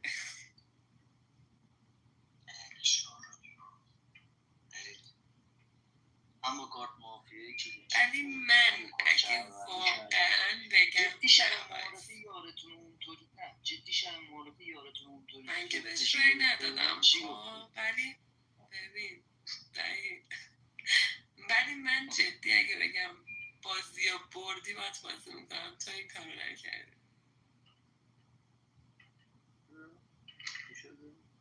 تو به من گفتی بازی رو بردی فردا هر کیو بگی میکنم بیرون وقتی من نیومدم تو دفاع اما فرداش این کار نکردی باز به من رای دادی. آخره بازی اصلا یادم نمیاد دیگه به خاطر اون انرژی نبود که میخوردی بابا 4 دقیقه داشتم عزیزم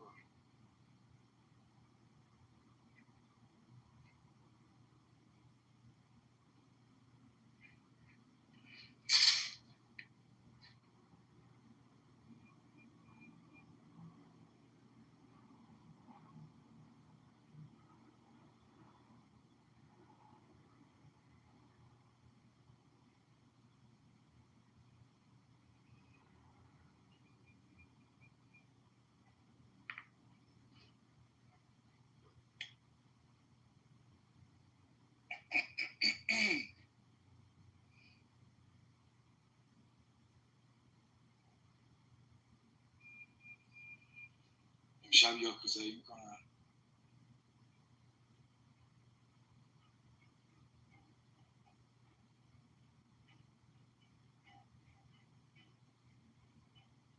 الان داره صداش میاد داره نزدیک میشه دیگه کاروان هست. نه یه رو مای خب تبا بازی هانتر داره چقدر تو خنگی بل کن لذت فاطمه بردم قیافه مانی رو من بیدی شهرمن اکتا رو بزنه سریع آبود من 1% هم من یا کدایی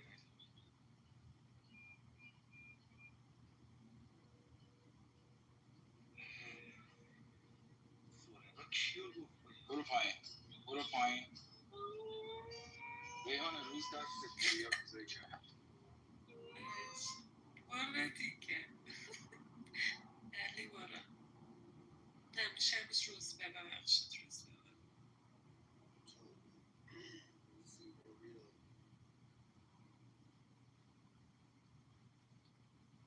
زینا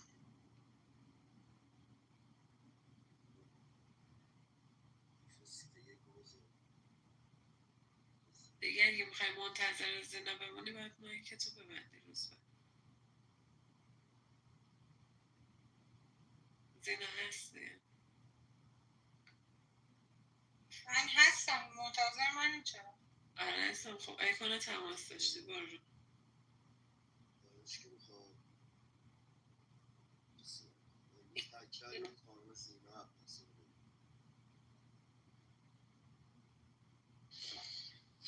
نرفتی تو تیمم روزبه؟ من نمیدونم بین زینا مشتباست دیگه. آخه مجتبی دیروز یه جورایی داشت استعلام مثبتی داشت رو زینا حرف می‌زد دیگه، انگار استعلام مثبتی شده بود تو بازی. وقتی استعلام مثبت اونو داشته باشه دنگو برخلاف زینا میده به مانی تو بازی دیگه. درست مجتبی کشت دیگه مانی رو دیگه. من نظرم مجتبی مهم‌تره تا زینا، نمیدونم بازم. خودم علی بنتو به نظرم شهروندی. تو رو دیگه الان شهروند ندارم بس. با یاکوزایی شده نمیدونم یا رفتی تو تیم.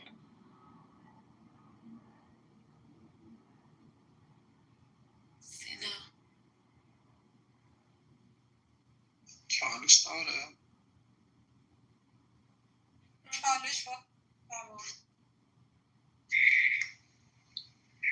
یعنی بنتو تو ذهنم بازپرسه یا کوزایی نشسته باشه تو خودت روز بهی که به نظرم خودتی یعنی مالکی باید الان که زینا رو تارگت نکردی، چون زینا وقتی رأی دنگش رو داد به سورنا باید میفهمیدی که خود سورنا هرچی هست زینا تو بازی مافیاست اومد به تو تارگت زد. یک دو سورنا تو دفاعیه بوده، زینا با مانی امیر حسین داشته بازی میکرده، از کجا فهمید باید رأی دوشو بکشه زیر امیر حسین که داشته تو سایدشون بازی میکرده؟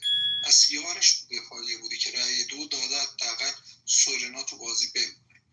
رأی بدین زینا بره. مجتبی نکس چالش رو میدم روز به بعد از من صحبت کنم. من تو بازی بازپرس نیستم، تو بازی بازپرس هستم و شهروند. امروز یه رای بدید زینا دیگه. دنگ اول بازپرسی رو داده بود به آیه روز به چیز سورنا، بعد میگفت امیر مالکی بره دیگه، تارگت نمیزد به سورنا. یه رای بدید. به نظرم اصلا یاکوزشون هم ننشست، چون من مجتبی رو شهروند ابیلیتی دار دارم. یه رای بدید زینا. تو نظر نمیخواد بدی، تو با من مایک تو باز کن، اصلا کسی نظر تو زیاد تو بازی نمیپرسه. تک میدید زینا میره. عمو جون این بچه گربه تو دکای شما موزه داره، ما به عنوان صبحونه میخوریمش سورنا رو. حالا یاکوزایی رو ولش کنه، امروز اورجینال رای بده زینا بره. ببینم کیاس چی داری بگی عمو. چالش نمیخواه مالک همون روز به تو دکای ما هم موضوع نداره، با کاورش میکنیم بالا برمیدیم بهش. ببین خب آخه زینا باشه که یاکوزایش نشسته دیگه، قبول داری روز به؟ یا فکر کنی مثلا با من یاکوزایی کرده؟ من که یاکوزایی نشدم. ببین آقا من اینجوری هم که مجتبی رو بکنم بیرون، چون مجتبی مافیا باشه با تو یاکوزایی شده، زینا مافیا باشه با تو یاکوزایی نشده دیگه، با مجتبی هم که یاکوزایی نشده. نمیدونم من اینجوری هم که تو 5 اول مجتبی رو بکنم بیرون. واسه حالا ببین بنتو اگه میگی زینا داشت، من نمیدونم، تو ندارم شهروند.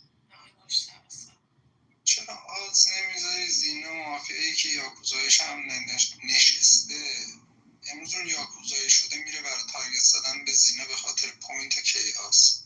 چرا این آدزو نمیذاری همین مالک خان خروج منی؟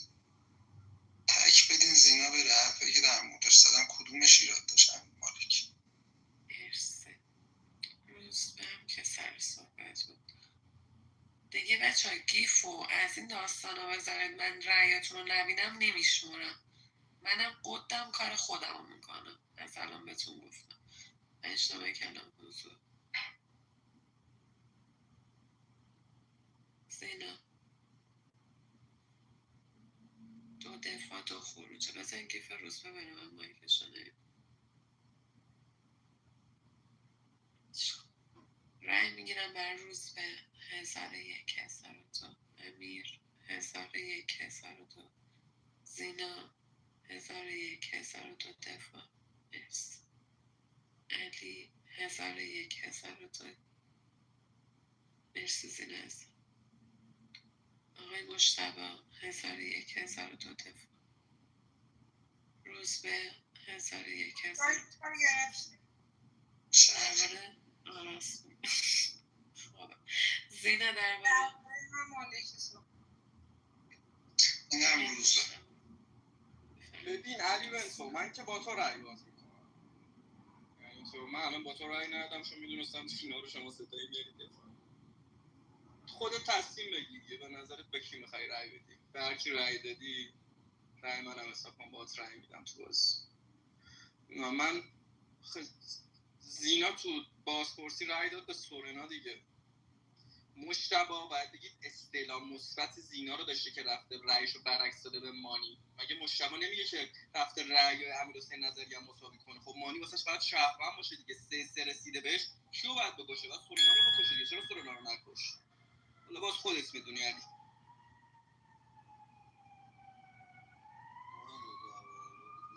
روز پیدا کردی دوستان علیه. نظری خونده شهروند رفته پایین.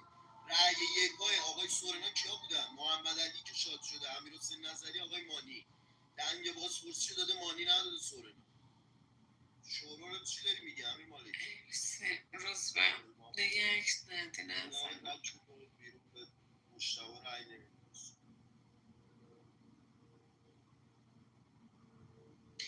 من اول بگم من چرا رأی دادم به امیرحسین؟ به خاطر که با سورنا اومد توی دفاعیه. ریحان به من زنگ زد، مثلا رأیگیری رو نبودم، زنگ زد به من، گفتم کیا تو رأی گیرن؟ گفت این دو نفر تقریبا هم به شهروندی همدیگه رسیدن. به خاطر همون رأی دادم به امیرحسین چون سورنا رو می‌خواستم رأی دو بدم. دنگ بازپرسی من دادم به سورنا. گفتم لوله نه یادت نیست؟ گفتم به سورنا رأی بدم. دنگ بازپرسی من دادم به سورنا مافیا. ببین امیر مالکی، من تا الان فکر می‌کردم بازپرس تویی، چون امیر حسین رو که رأی دادیم سورنا و مانی اومدن توی بازپرسی. مانی از ذکر رفت بیرون. بعدش تو وقتی سورنا داشت کاور میکرد تو گفتی سورنا از ذکر بره بیرون. روز یکم جدی از شهروندی تو اشتباه کردم، نباید رأی میدادم مثلا به امیر حسین. مجتبی از نظرم گادفادره. خودتون میدونید میخواین چیکار. مرسی. من کلام حضور نه مجتبی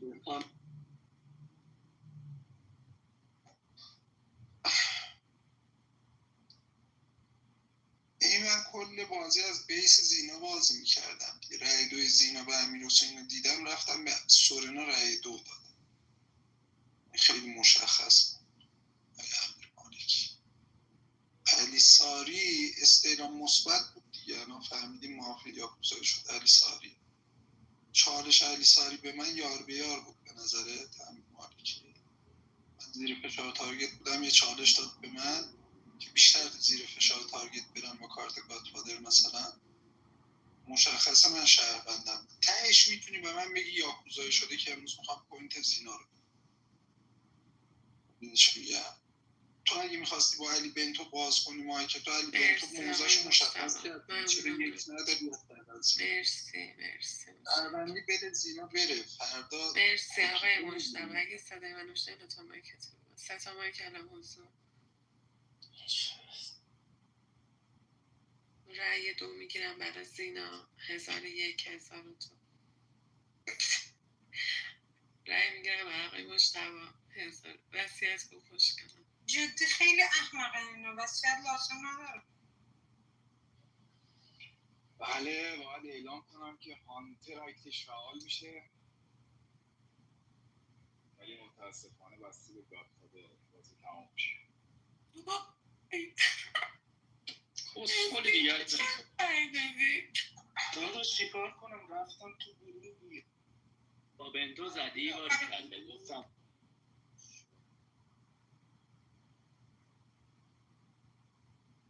روزبه امیر دارم بهت میگم روزبه دیگه مشتبه خیلی خودش رو بابا میگم رفتم تو گروه امیر دوست مالکی دارید دکو بخونم یا نه؟ دارم به روزبه میگم بده به مشتبه آقا بنتو روی روزبه کاراگاه بود. روزبه کاراگاه، مالکی بازپرس، هانتر که جای ولید اومد، سورنا شیاد ناتو، محمد علی شهروند ساده، امیر حسین دکتر بود کردیدش بیرون یک، مانی هم شهروند ساده بود بازپرسی کردیدش مانی بیرون. امیر حسین بالا نمیاد. آره دیگه همین بود دیگه.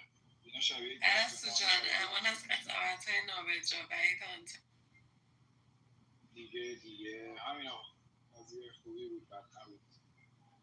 چه شیادی بهت زدم شوی خارمان.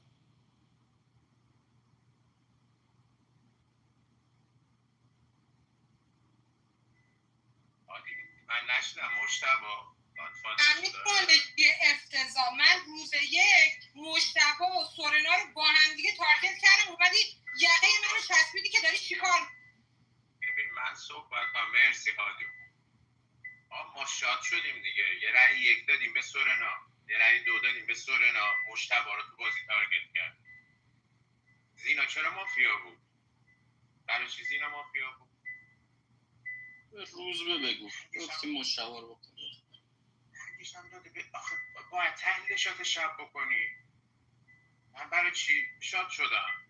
داشتم تبر می‌زدم شاد شدم. چرا به مانی دیگه دنگ دادی؟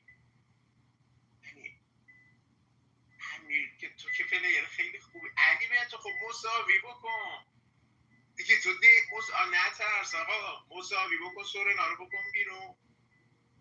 مساوی کن سورنا رو بکن بیرون. تو علی ساری که ببین علی ساری، امیر حسین نظری، مانی. In real talk. I'm here.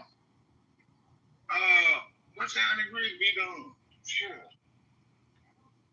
That's 7. It don't take that long to cook no damn grid. That's what time I'm gonna get up and start cooking. Get up. I'm making both of y'all get up. Want nobody else come up here, so y'all gotta get up. I need somebody to talk to, because I'm trying to go up and act a damn fool. I know it's fake. And they better not deny it. How far are you from the store? Probably about 10 minutes now. If your light hadn't called me, I'd have been there. I don't even want to go. Hey, Paul, get up. How much you want to go? Your ass going. I just left out the bathroom. I don't want to go. Man, get up, man. You lay back down here. Get up. I'm gonna go. I'm just a little late, but I'm gonna go. April, you might as well go on and call in. No, it's too late for me to call in. They gave me a fake armor, man. I said, dude, this bitch is flimsy too. And then they trying to mix it with the other shit. Man, I'm finna go on. Man, let these folks sit down on this long.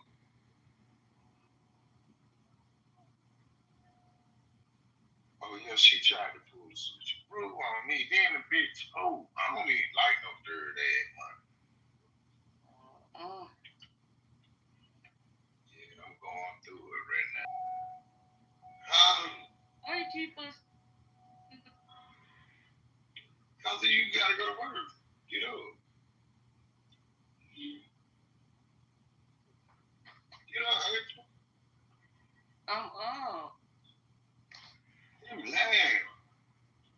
I'm mad because I'm so late. All I do is wash my face and get my hair. Hello, everybody.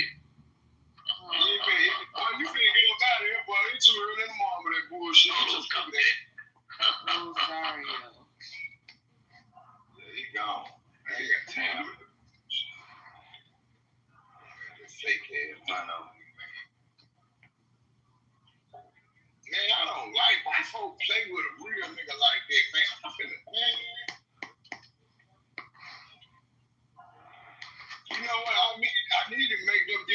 the 42 for my trouble. I'm still there. What if I got people I count my money and see I got some counterfeit. This shit don't even feel right. Oh yeah, she got me fucked up. My chicken on Amazon money, man. I don't know what this shit is. It don't even feel right. The cereal number ain't even on it. It's gonna go off. Everybody get up. Come up here, y'all.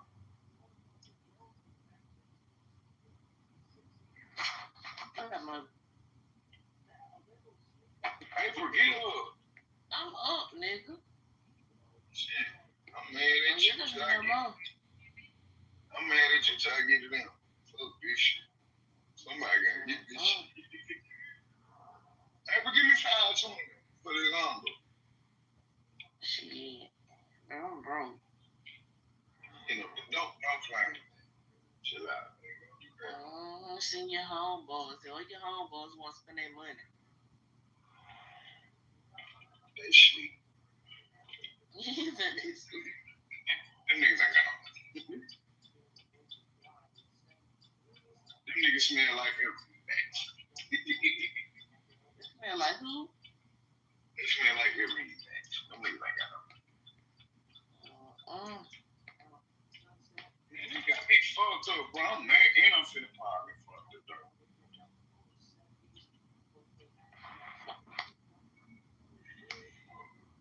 Let the Monica Jackson page up.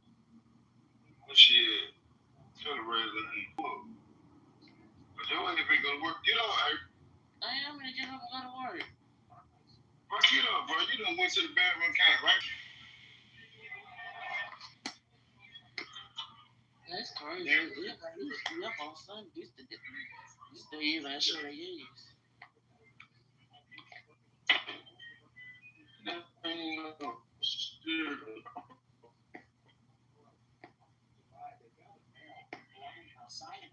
Trying to get me there. Oh, man. She did that up. I told you one time I ain't gonna be good. I'm slapping on the clothes. I told you what I want to do one time, then you gave it to me again. Then I go to the store, these folks done did me wrong. Give me 520. Let me see this one. Yeah, let me see it, bro. It shows. Yeah. It don't. It got the stripes in it, though. I mean, that bitch is not. Yeah, they tried to keep me here, right? I said, yeah, no,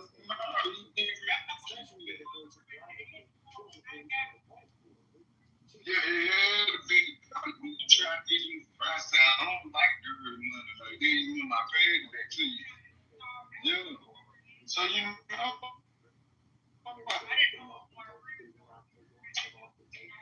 yeah, for them. Yeah, and then they tried to tangle me up, right? I made them call the folks and everything. Then I lost me that money. That shit made me want to gamble some more. I need to get my game money back.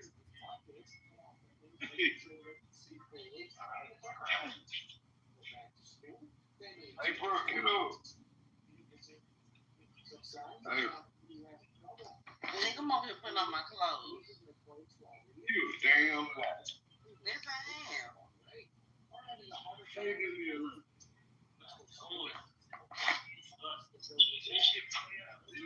Yeah, this ain't shit. You can feel the money. Feel it. Same tree. You see how thick that feels?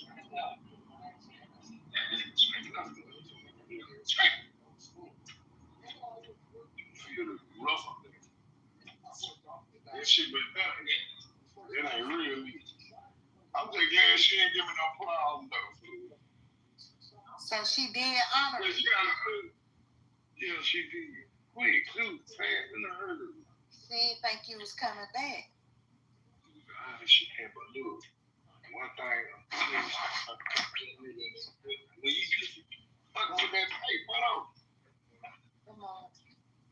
Man, I I went and count my pocket every night. At the end of the day, I count my pocket. Man, I grabbed that $100 bill. That bitch was filled. It ain't even had a towel in it. It ain't even had no cereal in my mouth.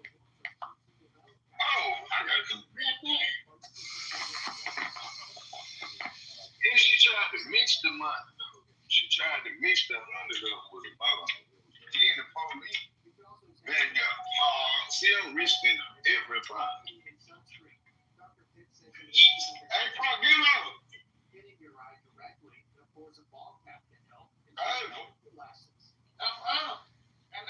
Turn my goddamn TV on, so she waking me up. Oh no, that hey. Oh, that big real talk. I just turned it down.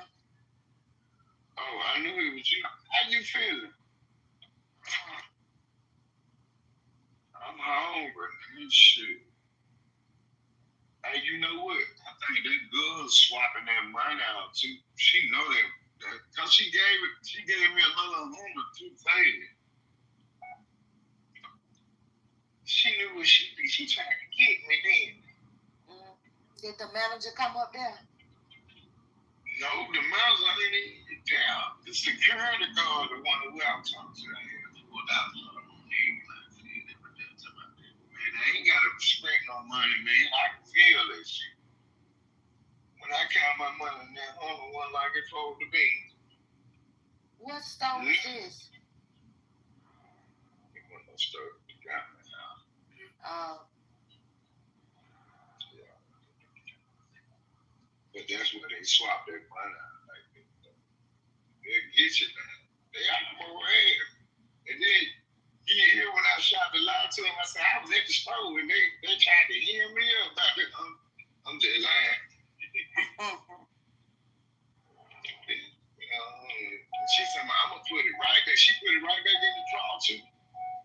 So she went trying to get somebody else. Yeah. Usually they're supposed to set that shit aside, though. Yeah, take it out and she know it's fake and then go put it back in the register. That's how I know she know it's fake. As soon as I put that bitch up in her face, she snapped that bitch out my hand and then gave me another $100. Real. But that's her second time trying to pay her that $100, that same $100 to me. The first time I was like, no, baby, I don't want this. This bitch dirty, like, they got a talent. So when I laid the gun out, I cash out the bitch. She mixed that $100 in with the other $100. I just grabbed the money, put it in my pocket, I leave. Put up in my driveway, I put my money, I count my money. Oh, no. For her shit. Hey, babe, get these. I don't want them. Look, they got my dad a lot of years ago on camera. Hey, Pop. What's up? Girl, you sad as hell. Get up. Nigga, I'm up. Nice about. I woke your ass up. Twin woke you up. I'm glad, too. Good. I'm finna eat me some cheese, grease, and whatever we eat. Some sausage.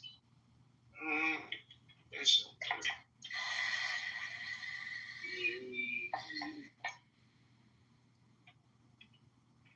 You just lying like hell. Get your ass up too.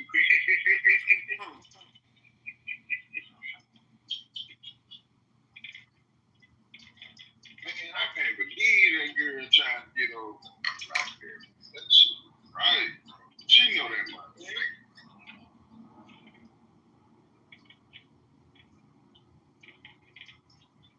That girl know that money was fake, but she gave it to the two-phase. She replaced the two-phase. Like yeah, she didn't think you was coming back. She thought she had got you. She thought I went to bed. It's a good thing you caught your money at the end of the night. You wouldn't have never known it. I swear to God, I had a much sleep and woke up this morning. Well, today, and been like, damn.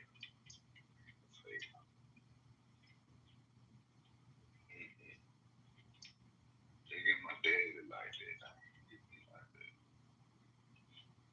Now I'm finna go back to my driveway and count again. Count up.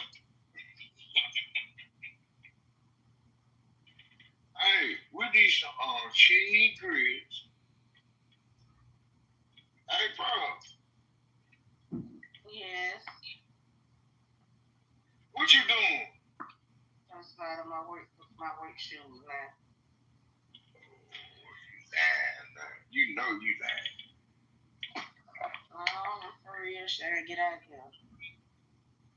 You supposed to be gone. You late, bro. I know I'm late. Most time I be at the house by 5:30. Damn, girl, it's finna be 6:30. I know.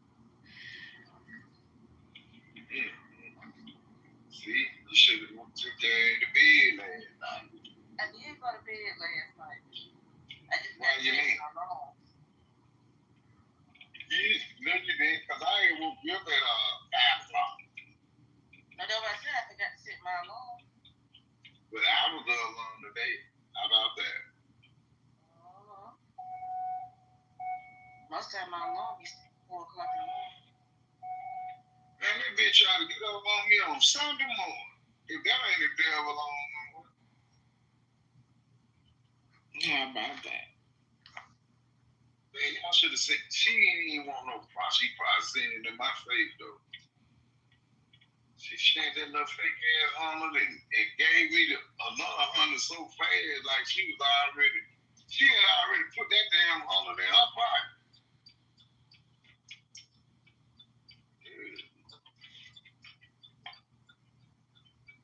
Twin, come home, baby. Who said go home? Because I need to see you today, baby. Oh, man, get what they just did to me. What they did? Man, they tried to slip me a fake Honda. I just heard you say that she gave you one day and tried to give you other one. Yeah, look, man, I pull up in the driveway, man. I'm counting money. I grabbed the Honda. I had to turn the light on. That bitch is serious, bro. First off, baby. And it's flimmed. Oh, let me go back down here. Go rip it down. I'm mad. I'm telling them, I'm like, I'm finna blow on there. Because I know when folks already give you the money, they don't be want to take it back. Mm-hmm. They don't take it back with no problem, though. But that's the second time. Yeah, that's the second time she tried to give me that same $100 bill, though. The first time she gave it to me, I said, baby, I don't even want this. I said, this money dirt. I don't like it. You're finna carry the black pen in that big counterfeit, the mark. Them hoes trying to slip money. She must be the lady that count the money to you. Yeah. Oh, she's stealing. She's definitely stealing. She tried to steal from me. She wasn't telling nobody. And then she put the money right back in the dollar like she gonna get somebody else. She gonna give them that. Because she got that upper 100 in her pocket. Yeah. But look, she gave me the under so fast though when I came back in there, you should see how I was holding the money. I hold that shit like, you ever see somebody blow their nose on some tissue and you grab it with the tip. And the tip, yeah. I gave it to her just like that. I said, look, baby. I said, this shit ain't real, Rick. She got it out my hand and gave me a load real fast. Like, she didn't even want to talk about it. She should have threw it in the garbage. She can't be. She thinking somebody else. Security guards. You need to call them and let them know. She put that bitch back in the cat.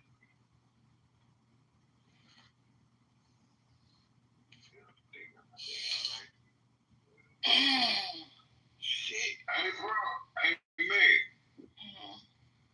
April don't want to take her ass to work. She woke up late. She supposed to got up at 5. April, you done got sorry as hell.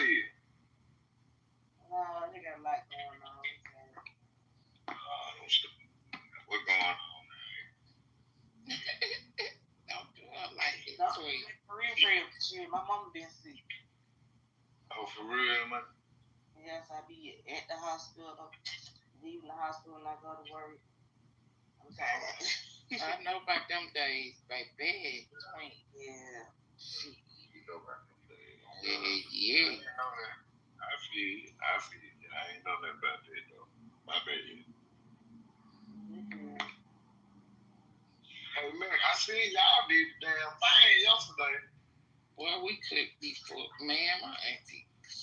Now, I see. man, you should have came. It was me and Chunk. Sean Conn. Hell yeah. Me and Chunk.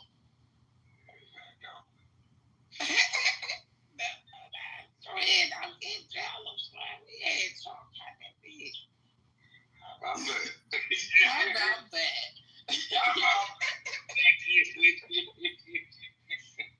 Yeah, she loved it. You know, because it was out there, you know, nature. Yeah. The way. Space. Yo, she said, I love this shit.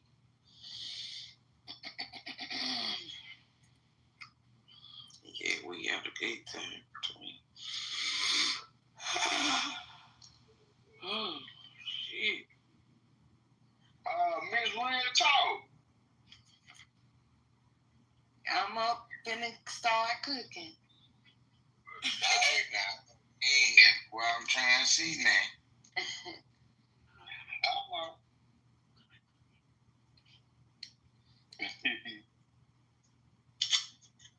Yeah, it started there. You gotta boil the water first now. Yeah, I gotta get the pan ready. The You got boiler. the pan.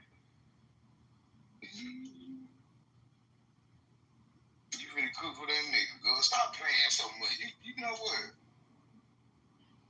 I'm finna go and block you now. Bree! I'm finna block you. Ain't that some high, Bree? Where Bree at? Down in the cook. Man, bring Bree up. Bree gon' bring Bree. I ain't got no bring Bree. You bring up. She in the cook down there. Bree, raise your hand, Bree, cause I don't wanna hear that shit tomorrow, bro. I'm gonna get it through, bro.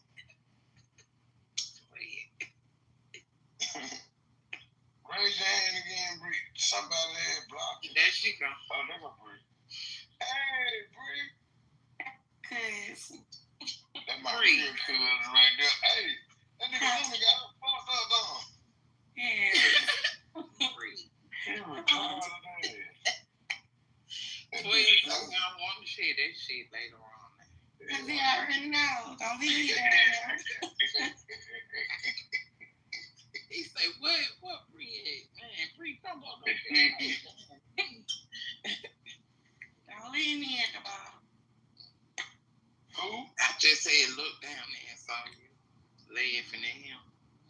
Oh, I thought she said Nene at the bottom. I said, don't leave me at the bottom. No, I didn't see you. I wasn't looking. Bree down there. Bree, you were down there in the clique.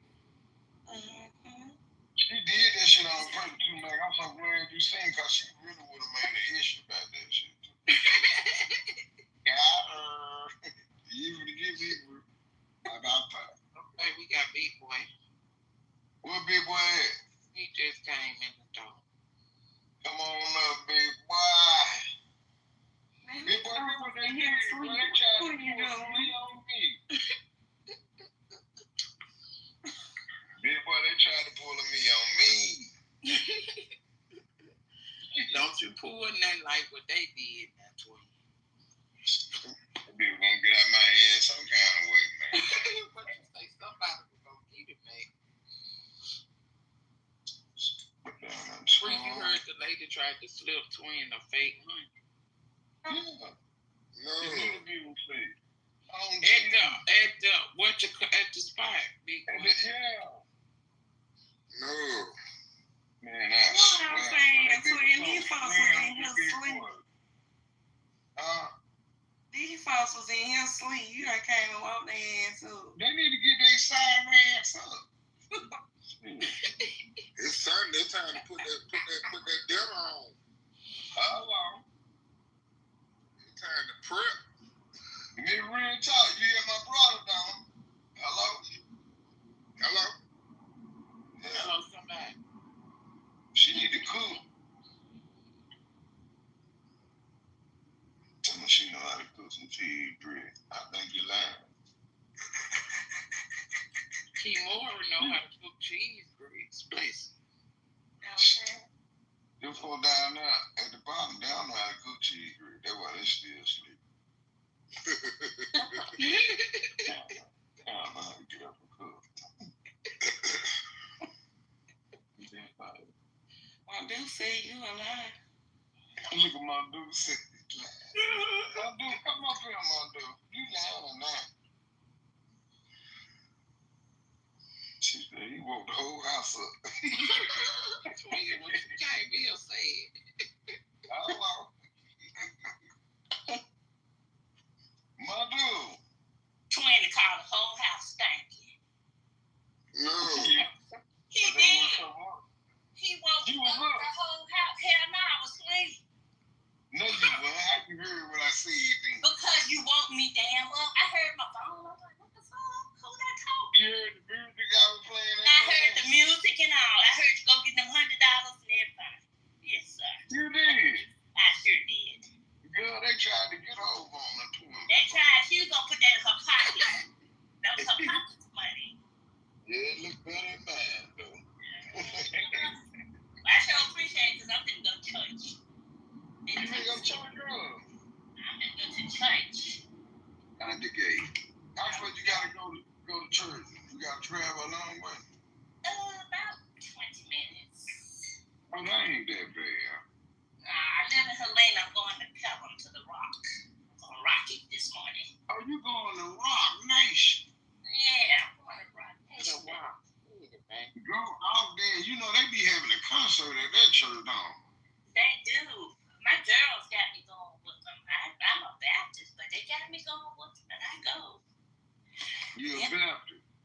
But you have fun at that church, don't I do. Ain't nothing wrong with that. Baptist, the old school. It's the old school. And I'm a Baptist. Well, I was raised off of Baptist.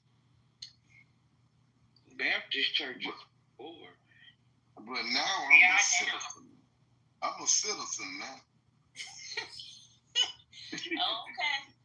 He a law-abiding. A law-abiding citizen.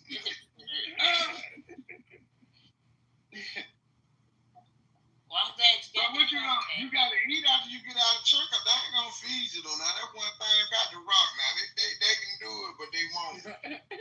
Well, I don't eat on Sundays. I don't eat nothing but dinner. I don't know why. You don't eat on Sundays. I eat dinner. Oh, what you eat for dinner today? I'll make some chicken, some lima beans, and some. I got some yams and some okra. And some cornbread. You know, you gotta have some cornbread. Oh. Yes. You did right after you said the lima bean. You should have said cornbread. Mm-hmm. Everybody gonna cook. My granddaughter, she don't eat. Oh, sorry, girl. I don't know what she growing off of. But oh well. She gonna grow into how old your grandbaby is? She'll be 15 this week. Oh, she ain't learned by now. She don't eat beans. She don't eat lima beans. She eat them because I make her eat them. You can't make that baby eat. Them lies. She gotta have some kind of nutrients in that body once a week. Gotta have them vegetables on. Gotta have that bit. She ain't gotta eat the whole lot, but I'm gonna make her eat the liver. She gonna be one of them. I used to hate going to my grandma's house. She used to make me eat them damn lima beans. Her is trying to stay skinny. That's what her is trying to do. I want her to stay skinny because her mama ain't no skinny. So yeah, stay skinny, boo. Man, that ain't always good though. It's not, but she don't want to be big.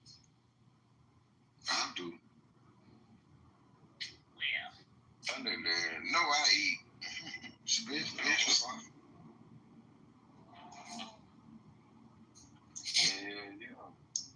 Let them see that shit.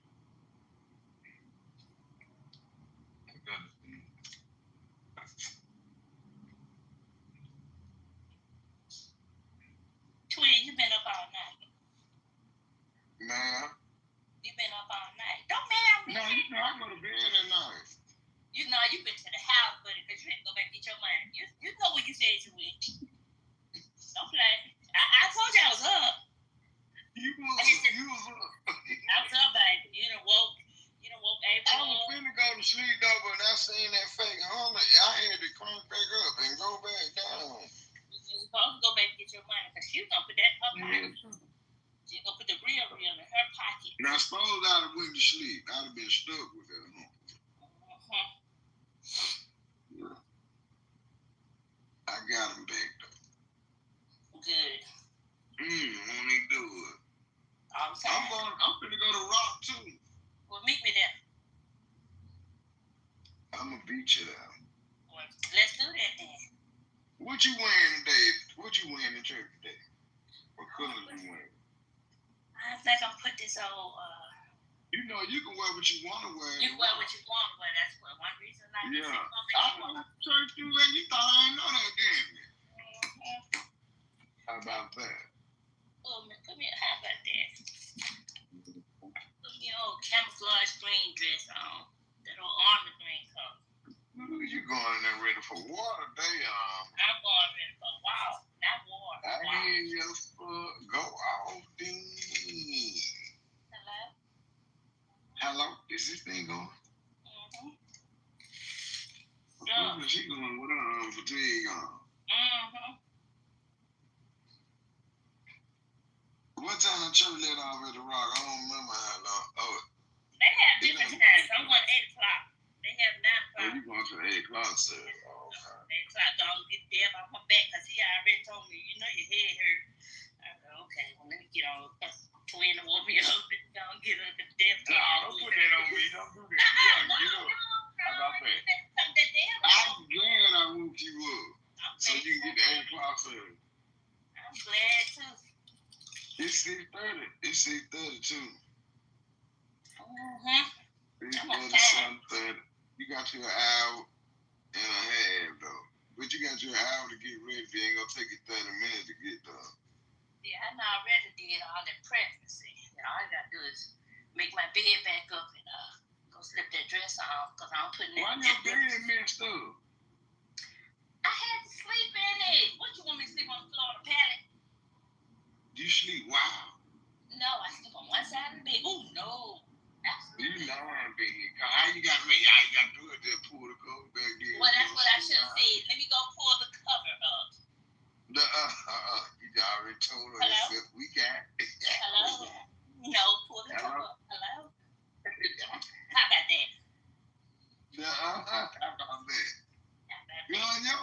You sleep too wild, bro. No, twin, not hell. I don't sleep wild. Yes, you do. You say, I gotta make my bed back up. How about I finish making the bed up, though? How about that? We seen Leroy walk out of there too by one side of that. You ain't seen no Leroy on this camera, baby. It was Randy one was on. His name Simon. It's probably Joe Blow. No, man. It's probably Joe Blow. Yeah, you need to go to church today. Yeah, how about that? Yeah, you need to go to church. Go to the Rock. I know I need to. I know. I'm finna come to the Rock too.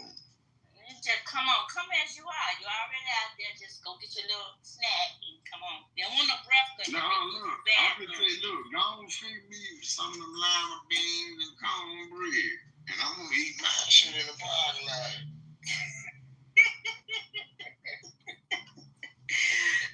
You know what's up when you eat the beans now. Yeah, lying. Better leave the beans home. Better be at home with the beans.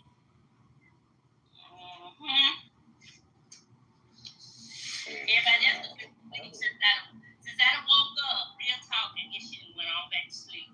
Come on with the press now. she showed real talk. She got quiet on you. Yeah, she lying. She was lying then. I'm not no grease anyway. She the one to sleep. Real talk. Yeah, she lied. I'm really still in that damn pants. They still in pants. Ain't gonna move. Them grits ain't gonna move. She had food. So I guess April went on to work, huh? Yeah, ping April back. Y'all know how to ping people back in. April had that laid back down. That's what she did. That's why she got off of there. She got tired of me calling her name and waking her up. So,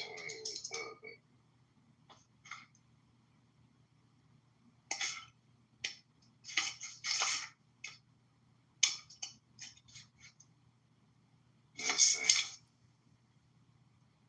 Child don't want to sleep like by the damn. Somebody said, leave his drunk ass alone. Let me see. Fuck dopes. I'm bringing that. I don't even know. I don't know them. What they know? Oh, that's a fake pay. Ain't got the two for it. Oh, I can tell when you're a little drunk now. You drunk. You ain't had enough. I heard no way I'm drunk. I heard those ways. A drunk nigga can't count no money and drive and go get the money back. That's all I know. Hey, Twin, you knew what the name? Yeah. I know you know L. I'm talking about John Wood. They got killed on that motorcycle in Kingston. Yeah, bro. I just had seen that nigga fixing on the damn car. Man, how you that weed ran into something, bro? They said somebody hit him. They kept going or something. They kept going, bro. Yeah, left his ass out there.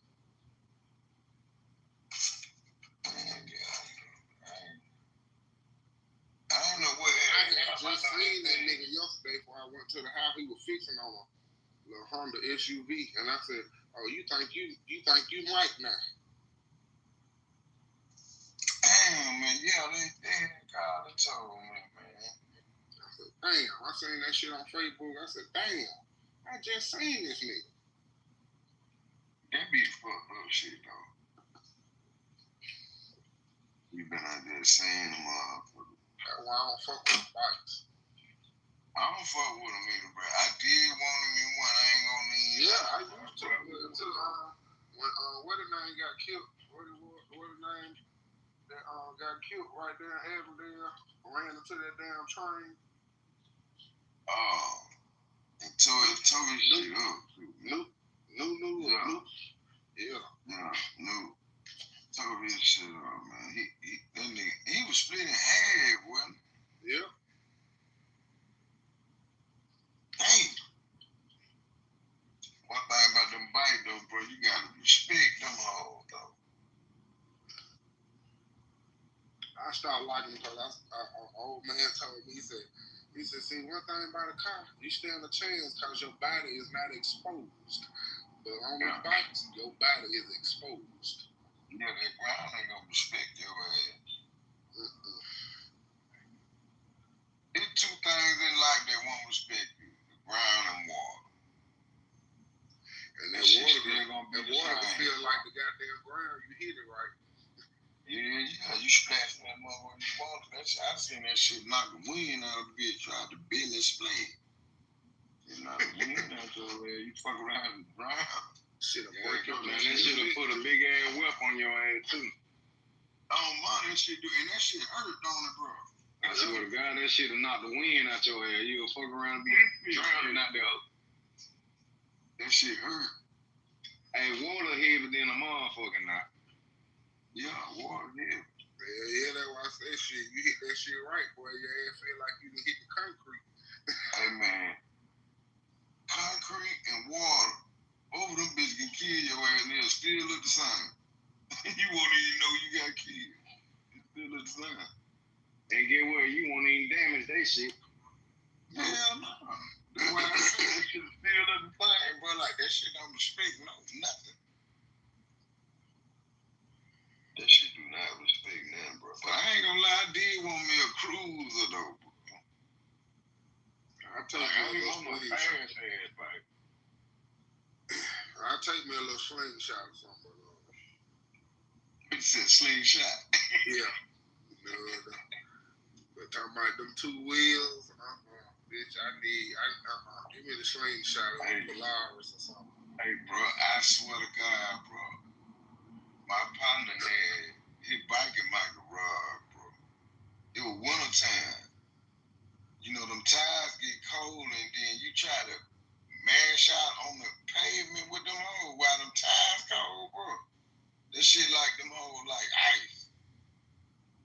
Man, that nigga pulled this fucking bike out the garage, bro. Nigga turned in front of the house, man. He tried to hit it, man. That motherfucking bike went straight up in the air. Man, nigga, all kind of screws in his foot and leg and everything. This the last one, the one that just paid. They keep telling you. Man, he hit it when he didn't hit it hard. He just hit the bitch like he pulling off. He came out the driveway, boom, get to the light, bust a right. When he bust that right, he tried to hit it. Well, he was trying to not hit it like to act a fool or nothing like that. When he hit that goddamn throttle, that bitch come right from up on him. They can have it. I'm good. Man, that nigga tore that motherfucker up. He tore himself up. And then had to go to the hospital and that. My brother saying this shit. But the nigga tell my brother not to tell me about the shit. Hey, you know, I'm gonna talk about your ass. Nigga trying to be the stunt man, even Knievel. Man, that goddamn bike ain't been in the garage for so long, bro. You finally come get the bitch. Man, you finna take the bitch out of town. But they won't come get it. He won't change the body on the bitch. He get his stupid ass on that bitch, man, and hit that goddamn bike. My brother said that damn bike went straight up in the air. Them hoes ain't that to play with. That's why them niggas be warming up their tires though, like they be burning out and just sitting still and burning out. We gotta warm the tires or that back tire. You gotta warm them or what? I'm trying to get me some cheese grits. That lady lying. I'm finna block her.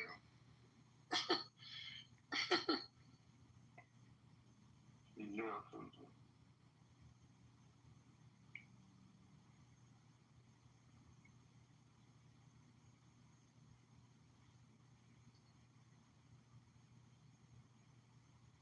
Look at her. Why ain't your happy ass up? What you doing up? You know you ain't cooking no breakfast. You woke everybody up. Ain't nothing wrong with that. Shit. Well, you should have woke everybody up to breakfast. It's a blessing to get up in the morning. You know how many folks that ain't make it up in the morning? Okay, where's the breakfast at? Well, we made the list. Get up. How about that? Yeah, we made the list. We got another day. Man, nigga ran goddamn and pulled the whole shit. Oh, this thing. When I came back, I just popped up in the room. It wasn't nobody but 3 people up there. Man, I thought this bill just started this morning. I looked to see, and I'm like, damn, I still got a green bean in this. Nah, he woke the whole house up. I'm talking about for real, he went to stop it through that bitch. Music and all. Hey, talking shit on the phone and everything. Man, they had slipped me a fake Hummer though. Go there. Who did? Man, at the gambling house, man. Well, I took my headband, ripped it down there. Hey, baby, get this. I lied and told her I didn't stop by the store. They tried to hear me. I'm just running the store to her ass, but she ain't give me no problem. Like, she knew the bill was fake. She snapped that bitch out of my hand and hurried up and gave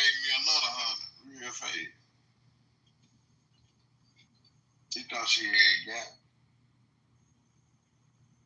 Nah, I didn't like it. Why would you say that? Oh, yeah, this is everything. No? No, this was yesterday. Man, what the fuck did you do that hot ass shit? Look, that nigga Pee-wee rubbed that bitch and said, oh, man, that's a goddamn smoky bear.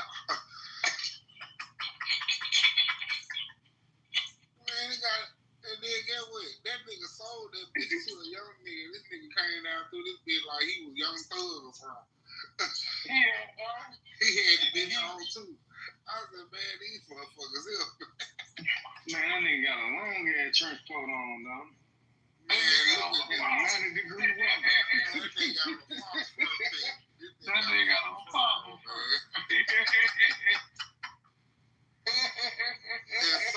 That nigga look like he got one of them jackets they open up with. I got everything for sale up in this shit. On everybody. He opened that whole up, got all kinds of shit. I swear to God, all selling colognes and all that shit. Little old by old. And that nigga name is Hustle Man too. That nigga buy everything. You can buy anything on that nigga. Oh, that boy selling everything. Everything must go. Man, that nigga has everything for sale. Everything. Be smart. Definitely. You know how to cook grits? Mm-hmm. You put milk in your grits? Sometimes. Sometimes, yeah. You don't know. You don't want no damn grits. No, you there. I'm talking about you don't Where know you me, been? you lying bastard. Where you How been? you feeling? I feel fine. I know that grit. Hey, man. Hey, good morning, everybody. She told you she said good morning. Good morning. I just went for church. I put my necktie on. Stop lying. Stop lying. On my mom. Like before the grits get done. They won't stick to the damn boiler at all. Man, they don't know how to eat, man. Well, you know something, boy. Yeah. Man, I'm a country nigga though too, for real. Well, my mama just like me. Well, twin, why you ain't in there cooking you some grits? You know I'm lazy as hell when it comes to shit like that. Yeah, but it's funny. I'm trying to like to sit down and wait till the shit get ready. I like to smell it. And like I'm doing, well, you know, the shit on its way. Shit. You would eat. Real. You know, I'll fuck with you when it comes to food. Hey, real. What? You cooking some grits and stuff this morning? I cook breakfast every morning. No, not Miss Hill. Yeah, why not? Oh, yeah. You don't eat, you gonna die. What she know that? I'm a dog her ass out, too. She need at home. She sleep like any. Don't tell her what. Oh, you know I'm gonna tell on you. You know that. Yeah. You know, Shanita, her cousin got killed the other day, so that was her cousin that got killed. Shanita be gone. Yeah. Oh, they should have him in Belfast. And Milford, yeah. You talking about where them folk got shot? It's that guy. Yeah, the guy shot her. She was pregnant. Right. Yeah. The nigga she was fucking with killed. I seen her pregnant. Yeah, she was pregnant. Mm-hmm. So the girl was Shanita's cousin? Her first cousin. Yeah. Damn. Her daddy's sister child. Nigga doing all this, man, this shit retarded. Man, these niggas, that ain't like that something new. These niggas been telling the dick, boy. Bro, look, like they still looking for that boy that went to that hospital and killed that lady, man. Yeah, shout. Yeah, he still there. He was like his husband or something. Man, I went there, bro. It ain't that deep. I don't give a fuck how good. Ain't no pussy that good for me to take your life over, baby. Right. I don't give a damn. I'm finna tell you something, bro. When you do some shit like that, bro, you killing yourself, bro. Before you kill somebody, kill your motherfucking self, man, and gone on. It'd be easier. I don't want, man, if a nigga do one of my cousins like that, bro, I'ma go kill his mama on God. Like you on the run like that and they can't find you. I'm gonna go kill your mama and your daddy or your uncle them. Man, I don't even want to be low down and go get your jury. But bro, you got to feel that shit, bro. Like, don't do my female like that. Hell no. I care about them girls in my family. Just like me. Ain't too many on for you to have them. Yeah, bro. These niggas out here getting female now to my right to putting power on these folks. And then get what, bro? That's the problem. It ain't too many niggas that depending on me. Yeah. Right, bro. Yeah. But and I'm gonna tell you something too, King. When a nigga do shit like that, they just like you saying, fuck me too. You see what I'm saying? Like, especially if I know you and you know me. It's just like saying, fuck me too, bro. You gonna do my cousin like that, bro? Take my phone from me and you know I love her before you knew her. Man, I'm finna get your ass back. I'm gonna get my lick back. It's a month. Yeah, some shit you gotta lay down back. And that type of shit out. No bullshit. You think you finna kill my cousin and be on the run, man? If I can't find you, I'm finna go to your folks' house. Yeah, she took that kind of Swear hard. to God, I'm going to your folks' house. She taking that kind of hard, you know, because they were all raised up together. Man, that lady was at work. When lady was at work? Shanita. Oh, Shanita probably. I just sent her an invite over here, but I'm saying the girl with the same age as Shanita. They around that same, yeah, they around the same age. Yeah. They around the same age. And he was the baby daddy. Yeah, he was the baby daddy she was pregnant with, yeah. I guess, I don't know. Let me say that. Let me clear that. I don't know. Yeah, it gotta be. What's some bitch ass niggas out there being now? These niggas don't even know how to change no brakes.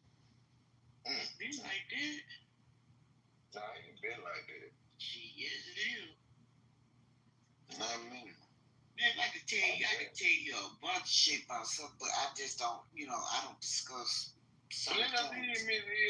Nah. But you know what though, twin? What up, bro? I be on YouTube, right? And I be seeing, that's why I say what I said earlier. I be seeing too many goddamn females getting killed by niggas, bro. Right. Like lately been a lot of females getting killed by dudes. Like it ain't no, I don't know if they ain't got no males in their family to protect them or what, or they just probably keeping them folks out they business. But I don't know, bro. It just been too many of them just been leaving here because of a nigga. Bro, I don't understand what a nigga get out of killing a female. I want you to see me when I leave your way. Well, 9 times out of 10, let me say this. 9 times out of 10, we don't want our family in it. Now, I had an incident that happened to me a few years ago, and I know I got some crazy ass boys. And every time my son see this dude, he shoot at him. You know what I'm saying? What you did? First of all, what the dude did? What the dude did? Yeah, what you did? Tell your son to do that. My sons do not play like that. Don't put your hands on them. I ain't gonna lie though. I'm the type like when I'm coming up though. Shit, every time my stepdad never put their hands on my mama though, but every time they raise their voice out, I'm slapping their head. Yeah. Like I don't even want you to get close to it. I swear to God on my children, bro. I ain't play that shit. Like you hollering at a motherfucker, screaming and hollering, you gonna get to the point you gonna get angry and wanna swing on my. So shit, I'ma smack your ass every time you can holler at my mama. You turn around, leave you too fast and all that shit. I'ma smack your ass back around. Yeah. Nah, I ain't play that shit. But shit, I'm protected like that over my sisters, my cousins. Shit, I ain't even never got to fight my sister. Most siblings got to fight. Most siblings get to fight and shit. I ain't never got to fight my sister. We got the argument though, but I ain't never got to fight with. Right. But let the motherfuckers think about it, they gonna put their hands on. I'm gonna overkill your ass. Especially. Don't blame me. Cause shit, I only got one sister. I got one sister and 3 brothers. So she the only girl. So that mama. My son said, "You is all I got." And I ain't finna let no. I finna answer the phone. He said, "Where you at?" I was like, I'm coming home. He was like, "Man, come on, cause I just shot at that nigga again." I'm like, "Shot at who?" And he told me. So I told him, I said, "Leave that damn man alone. Let the police handle this shit." You better let them get you. I'm gonna make your ass turn yourself in. Cause I'm gonna terrorize your ass. My son, he got locked up, but my son won't let this shit happen for nothing. Yeah, as he should. Shit, he doing what a son supposed to do. Shit, you supposed to let a nigga know, don't play with her. You feel me? Don't even think about it. Don't even goddamn have the thoughts of, what if I slap that bitch? You won't even have that thought, no. You feel me? Because I'm gonna let you have it every time I see your ass. Straight up, I'm gonna make it uncomfortable everywhere you be. Yeah, you get one mama. Them boys way overprotective of their mama, though. I don't give a fuck. I had some partners, a couple partners. Mama smoked the dope and everything, bro. Get what? Nigga love their mama, though. That mama. You supposed to love your mama regardless. Man, niggas don't play about their mama, man. And then look, but any female that fuck with a nigga that cuss their mama out of shit, you stupid if you choose. Cause you know they ain't gonna have no respect for your ass. Right, bro. Respect with a man start with his mama. You know what I'm saying? So shit, that's how you know if he gonna respect you. If he ain't respecting his mama, then you gonna catch him when he mad at you. An old lady told me that a long time ago. She told me, she said, "You judge a man by the way he treat his mama." Yeah, on God. That's fucked me all my life. That's how they go, bro. Respect carry you a long way, my nigga. You'll live forever. As long as you got respect. Shit. You gotta give that shit, though. Well, yeah, you gotta be the one that wanna give it to, though, to Steve. Yeah. And sit around and bitches disrespect people and then expect respect from a lot of people. You gonna get what you get shot out this bitch. Everybody got different ways of showing. I ain't gonna lie, that's why I'm so hard on the motherfucker though. Cause I come with open arms to anybody, bro. Like, I'm gonna give a nigga a shot out my back. I ain't one of them niggas like, I don't know that nigga, fuck that nigga. I don't do that, bro. I don't. Man. But my wife said I'm too nice. Bro, I'm gonna take this shit all the way right there, bro. Like, I don't give a fuck. I got a fucked up, my mama used to tell me that. She was like, boy, you got a fucked up ass mentality. But I'm good though, but the person that I go at like that, they got to be fucked up, bro. And they can fuck up 1 or 2 times though, but they keep on, man, I don't fuck with you, bro. That shit'll turn your heart black. On my mama, bro. And I know the shit, and ain't no way I can fix it. I know how I am, but I don't know how to fix that shit. If a motherfucker fucked up, bro, they just fucked up, bro. I don't like it. I don't like it. It ain't no turning back. It ain't no turning back, bro. But you gotta really do some shit, though. I ain't even talking about no shit off no words or no shit like that. I gotta see you do some low down shit. Fuck that person, fuck that person, bro. Hurt motherfucker. Bro. I ain't gonna lie, my wife said I'm too nice, goddamn. I be feeling sorry for people, goddamn. I see everything. But that's the thing right there, though, King. They take that nice nigga. They think that shit nice, and it ain't, bro. That shit, when you get mad, that shit different. Yeah, and I'm a Leo. I hold shit in. I hold some shit in, bring some mud out, and hold the rest of it in there. I'm a Capricorn. But once you cross that line, you gotta stay there, bro. But it gotta be on some shit, like, not verbally. That shit don't mean nothing to me. I don't care nothing about that. Like this shit on him, when I get to argue with motherfuckers on club, that shit don't mean nothing. That's just like when T TJ, that shit we fell out. We talking about he doing all that, bro. That shit didn't mean.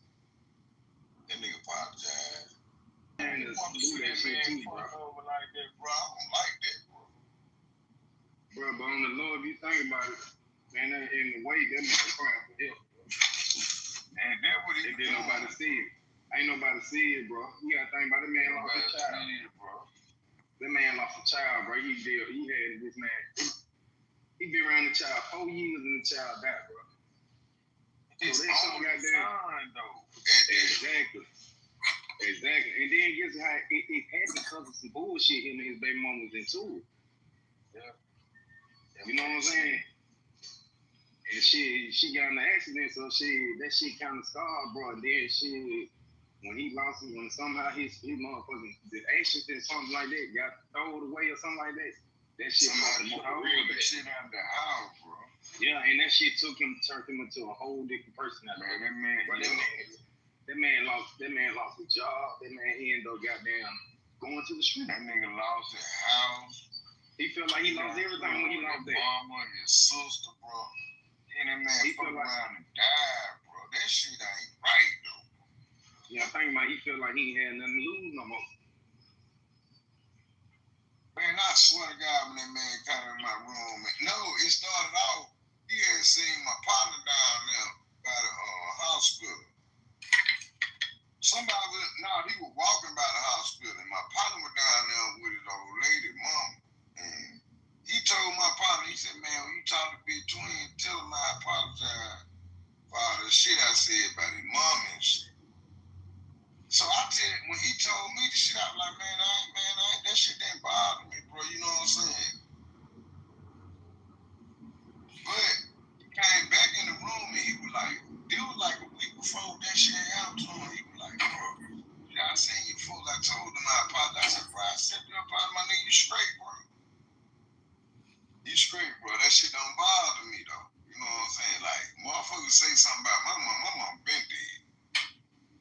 Long time ago. You know what I'm saying? That shit don't bother me, bro. But the shit that happened to that man, I swear to God, I don't wish that shit on nobody, man. That man went through it, bro. Damn, bro. That shit does sad. That man went through some shit, bro. And died, bro. And TJ wasn't no badass nigga, bro. He wasn't no fucked up bad person. I count them blessings like that right there, though. Blessings like that. I ain't been through no shit like that. I lost some family members, though, like grandma, granddad, mama, and dad, cousin. But not like where he went. You know. That shit, yeah, bro. I lost my mama, bro. Hey, King. Hey, and you see what you just said, bro? Oh, my mama, I feel you, bro.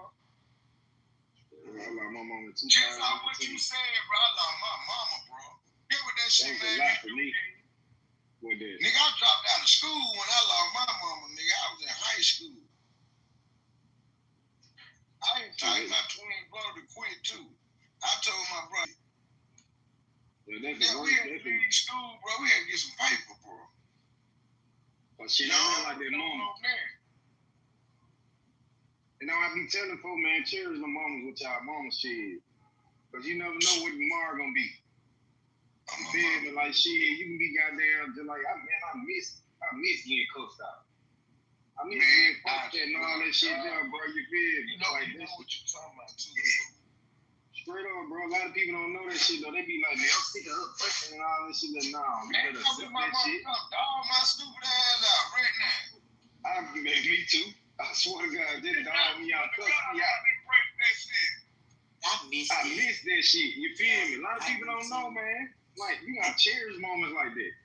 I lost my mama 2 years ago. Y'all got me crying, but I lost my mama 2 years ago, so. And so you know what? Like, you gotta cherish every bit of that shit, though. The cussing out. All that my shit. mama call me, man. I swear to God, my mama used to call me. She be like, you gonna stay out all night? When you get home, change your clothes, and cut my motherfucking grass, nigga. I need to come home and change my clothes and cut my mama motherfucking grass. And he already been out all night. You know what I'm saying? See, once you become a man, that belt don't mean that she can't whoop you no more. But she want her grass cut. I gotta cut that grass because I did stay out of the house all night. I stayed at my mama's house, but she wanted me at home. I used to have my mama grass so motherfucking pretty. Mama didn't play, man. I remember I got caught in the house with a female, right? Man, my mama was a gangster, though. Get what my mama said, kid. I used to park my car in the garage, right? And then I just snuck the gun. I thought I had snuck out the house. Twin bring Shanita up. Oh, Lord. I told y'all gonna get him. Shanita gotta go to work now. Bring Shanita up. I don't see her. She down now. Where she at? Oh, there she goes. She just raised her hand. Here she goes. Shanita. Get him, Shanita. I'm talking my background. Who you talking to in the background, Twin? My cousin. All this time he been talking to us, now he's talking in the background. Shanita, you sleep? I'm sitting outside. What you sitting outside for this early in the morning? Oh my Take God. some coffee. What you sitting outside this early for? I'm finna get ready to go put a UAV. I'm think she get like one of them old folks, ain't? Oh, yeah. Shanita, I'm sorry. They be drinking coffee and everything. Damn, Shanita, you be taking lash. I know, Shanita, right? stay strong, though. You heard? You feel like that, though. You feel like that. Well, life be life, though, dog. Yeah. Some folk be on there arguing with each other with that bullshit. Don't know that there's real shit going on outside this bitch. For real, it's like, be off. I'm beefing with a motherfucker, though. Well, they don't understand. I ain't beefing. You know what I'm beefing with? I'm beefing with these goddamn bills. Man, tell me about it. I be want to go shut they shit down. Man, the only way I beef with a nigga, man, is he helping me pay my bill. And then a nigga ain't gonna help you do a motherfucker thing. I'm not So fuck him. I ain't finna beef with damn nigga either. That shit ain't working, bro. You know what I don't like?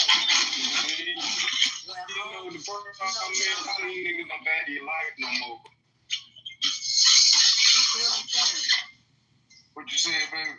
You know what I don't like, and you know me in real life off this L. They trying to beef with a bitch over their baby daddy when they know they baby daddy still fucking with the other hoe. Y'all don't beef with them niggas. Yeah. They'll run themselves crazy. That's how deep hey, you know what I say about that though, Shanita? Like your beef be with the person that you intimate with. It don't be with the person that don't.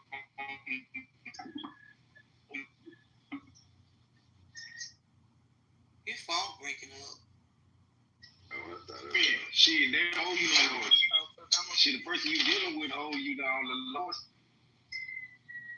I'm gonna tell you something about a nigga though, and I'm finna start. But hoes love trying to make subliminal posters and shit. Bitch, put a name on it. Like, say what you gotta say. Say that shit with your motherfucking chest, bro.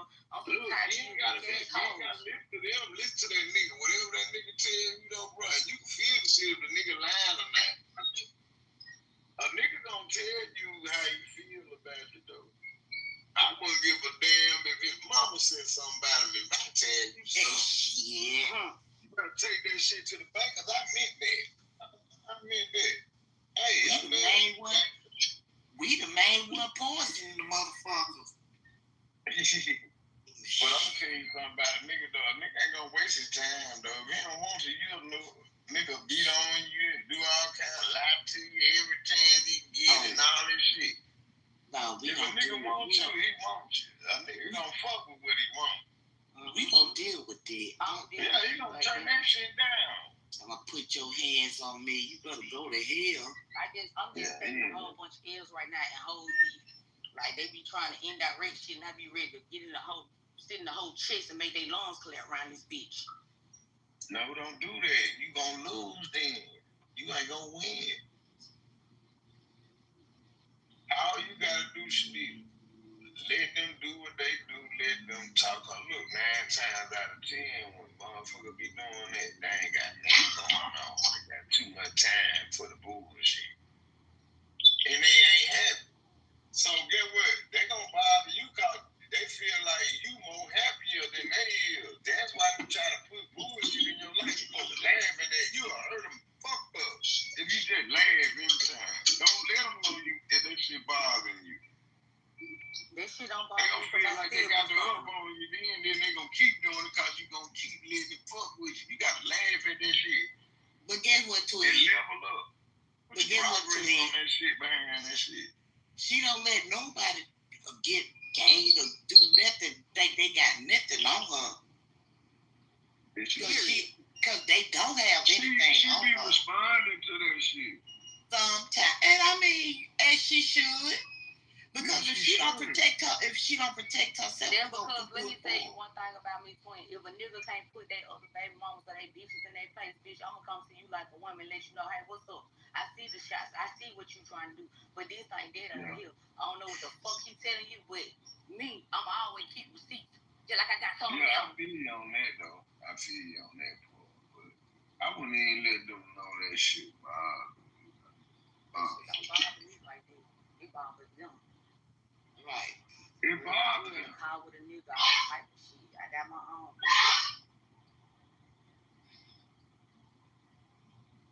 And I ain't gonna lie though. Some females like that toxic ass shit though. And then they be glad when he fuck around and be around or behind your back. See, that be fucked up for nigga. I ain't finna do it. Nigga be planting their own seed. You can plant a seed like that, man. They fuck around, take a picture of you while you sleep, while you trying to cheat with the bitch. At the same time, the bitch just doing that to get back at your real baby. I mean, go around that out. No, man, don't take no picture of me while I'm asleep, man. And tell my son he was over here that night. Oh, yeah, now they start problems in your house. Cause you good gonna say something. I'm so glad I done grown up though. Now when I was young, I just didn't give a fuck though. But now I put myself in other fuck. I take a picture, sleep, walking to the door, knocking on the door, all these bull, eating out the refrigerator, going to sleep in the car. I'm gonna take a picture, bitch. Motherfucker be lying too much. I don't do that no more. I do right. I might get married this year. Well, congratulations. I'm just lying. How about that? How about that? Hello. Well, I'm headed to the church house, King. Twin, I just want to let you know I'm out of here. Oh, you can go to the rock, man. Oh, he ain't going. He lying. I my necktie. If you don't need no necktie, like stop them lies. Thank you. Hey, Shanita. What's up, boo? Not the same. I got so much pressure built up, like. You need to stop, bro. No, baby, you better let that go. Pressure kill. I took so many L's, man. Still taking L's. Look, sun gonna shine though. It's a lot coming down too, though. Real. And stop that pressure. Yeah, it ain't the end though. It ain't the end.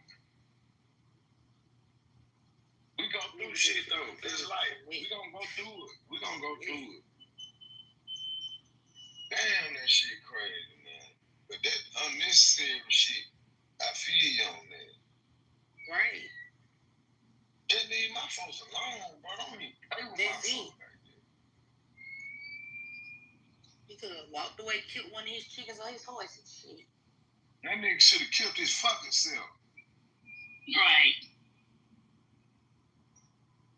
I feel you on that, bro. And that shit got me mad, bro. I ain't shit. Like, I'm good at putting myself in other folks' shoes, though. I feel you on that, though. That shit. You can't force nobody to want you, nigga. That's another thing. Especially a woman, bro. When a woman tired of your ass, man, you might as well just go on, bro. When y'all get tired of a nigga, man, y'all know when y'all be tired of a nigga, man. Everything he do piss y'all. Yeah, you stick on. He started to look different to y'all than you want. Man, you can't force nobody to want you. You can't force nobody to want you. I don't know who raising these motherfuckers, man, or how they been living, man.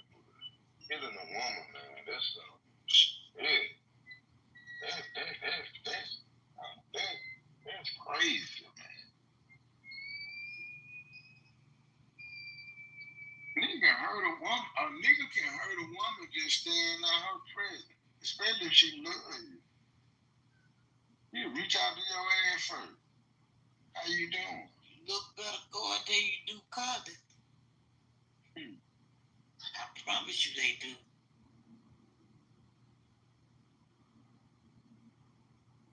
I don't know who raising these niggas like that. Piss poor excuse for some women. That's what. Man, I never in my life want my family on no shit like that. Take somebody else's life, a woman, they did. And then you ending your own shit. You know you finna go to jail, bro. That's why he said what I put on my Facebook page when he said he need to get the rest of his tattoo did. I said, you'll get did in prison. Bitch. You might not be got it. Yeah, no, you might not make it. Shit. I'm telling you, bro, niggas don't play by shit like that. I'm trying to tell you. In prison, though, them niggas still go by women that cheering off in prison. They still go by that shit. It's just the streets ain't going by that shit no more like they used to. Shit been changed, man. Motherfuckers ain't got respect for women like they used to back in the day. Bro, we supposed to protect the women, bro, and children. And old folks. And old people. This shit done changed, bro. It's... Bro, this shit is embarrassing, bro. This shit that's going on now, this shit is embarrassing. To the black man, bro. I'm talking about to the black man, though. This shit embarrassing. I feel like when they took shameless from the black community, bro, a lot of shit just been happening since then. Like, motherfuckers ain't ashamed to do shit no more. Yeah. They do the shit in the opening now. Bold, shooting in the bold as fuck, you feel me? That's why I asked them a long time ago. That's why I asked them a long time ago, do y'all think life would be better for the black community if they bring shameless back? I think so. Cause this shit done got worse, bro. Motherfuckers don't care. You know the shit they used to hide back then, motherfuckers in the opening with it now, bro. They don't care no more. But you know they bring the National Guard in Birmingham. You know that, right? That's called martial law. Right. Martial law. Trump already said for them to come here. It was on the news. That's why I be telling folks, it's time to get right, man. It's time to goddamn get, like, y'all know about doomsday prep. Y'all start watching this shit. Start doing that shit because there's a lot of shit that's gonna go on, man. Get you a lot of artillery, get you the ammunition, and study yourself because the shit that's gonna go on in the future, man. We gotta be prepared for this shit though, and then all this shit that we be doing now, this shit make it look like we gonna fall bit. Straight up. It look like we gonna fall bit because we ain't sticking together. Yeah, you right. Right. And what I'm saying about it, bro, every other... between this side problem. Yeah, bro, we got something. We can't even stick the fuck together. We got everything we need. And guess what? We the only race that can't stick together. We the only race that can't. Bro, we got everything now, bro. We don't even need no government. Them bitches live in Bro, one we don't house. need no government. One None of that house. shit. They live alone. They drink their Modelo's, they stab each other, they be back talking the next day. Hey, and guess what? Stay in one house together. Get what Shanae, I was telling them about this house on the north side that these Mexicans had got. That bill was a 3-bedroom on the hill, on Druid Hill, right by the ghetto. Man, when I tell y'all this house was a 3-bedroom house, when they first got that bitch, bro, when I tell y'all that bitch about 6 bedroom now. 6 bedroom and that bitch got a gate around. Oh God, bro, and they about 10 of them in that bitch.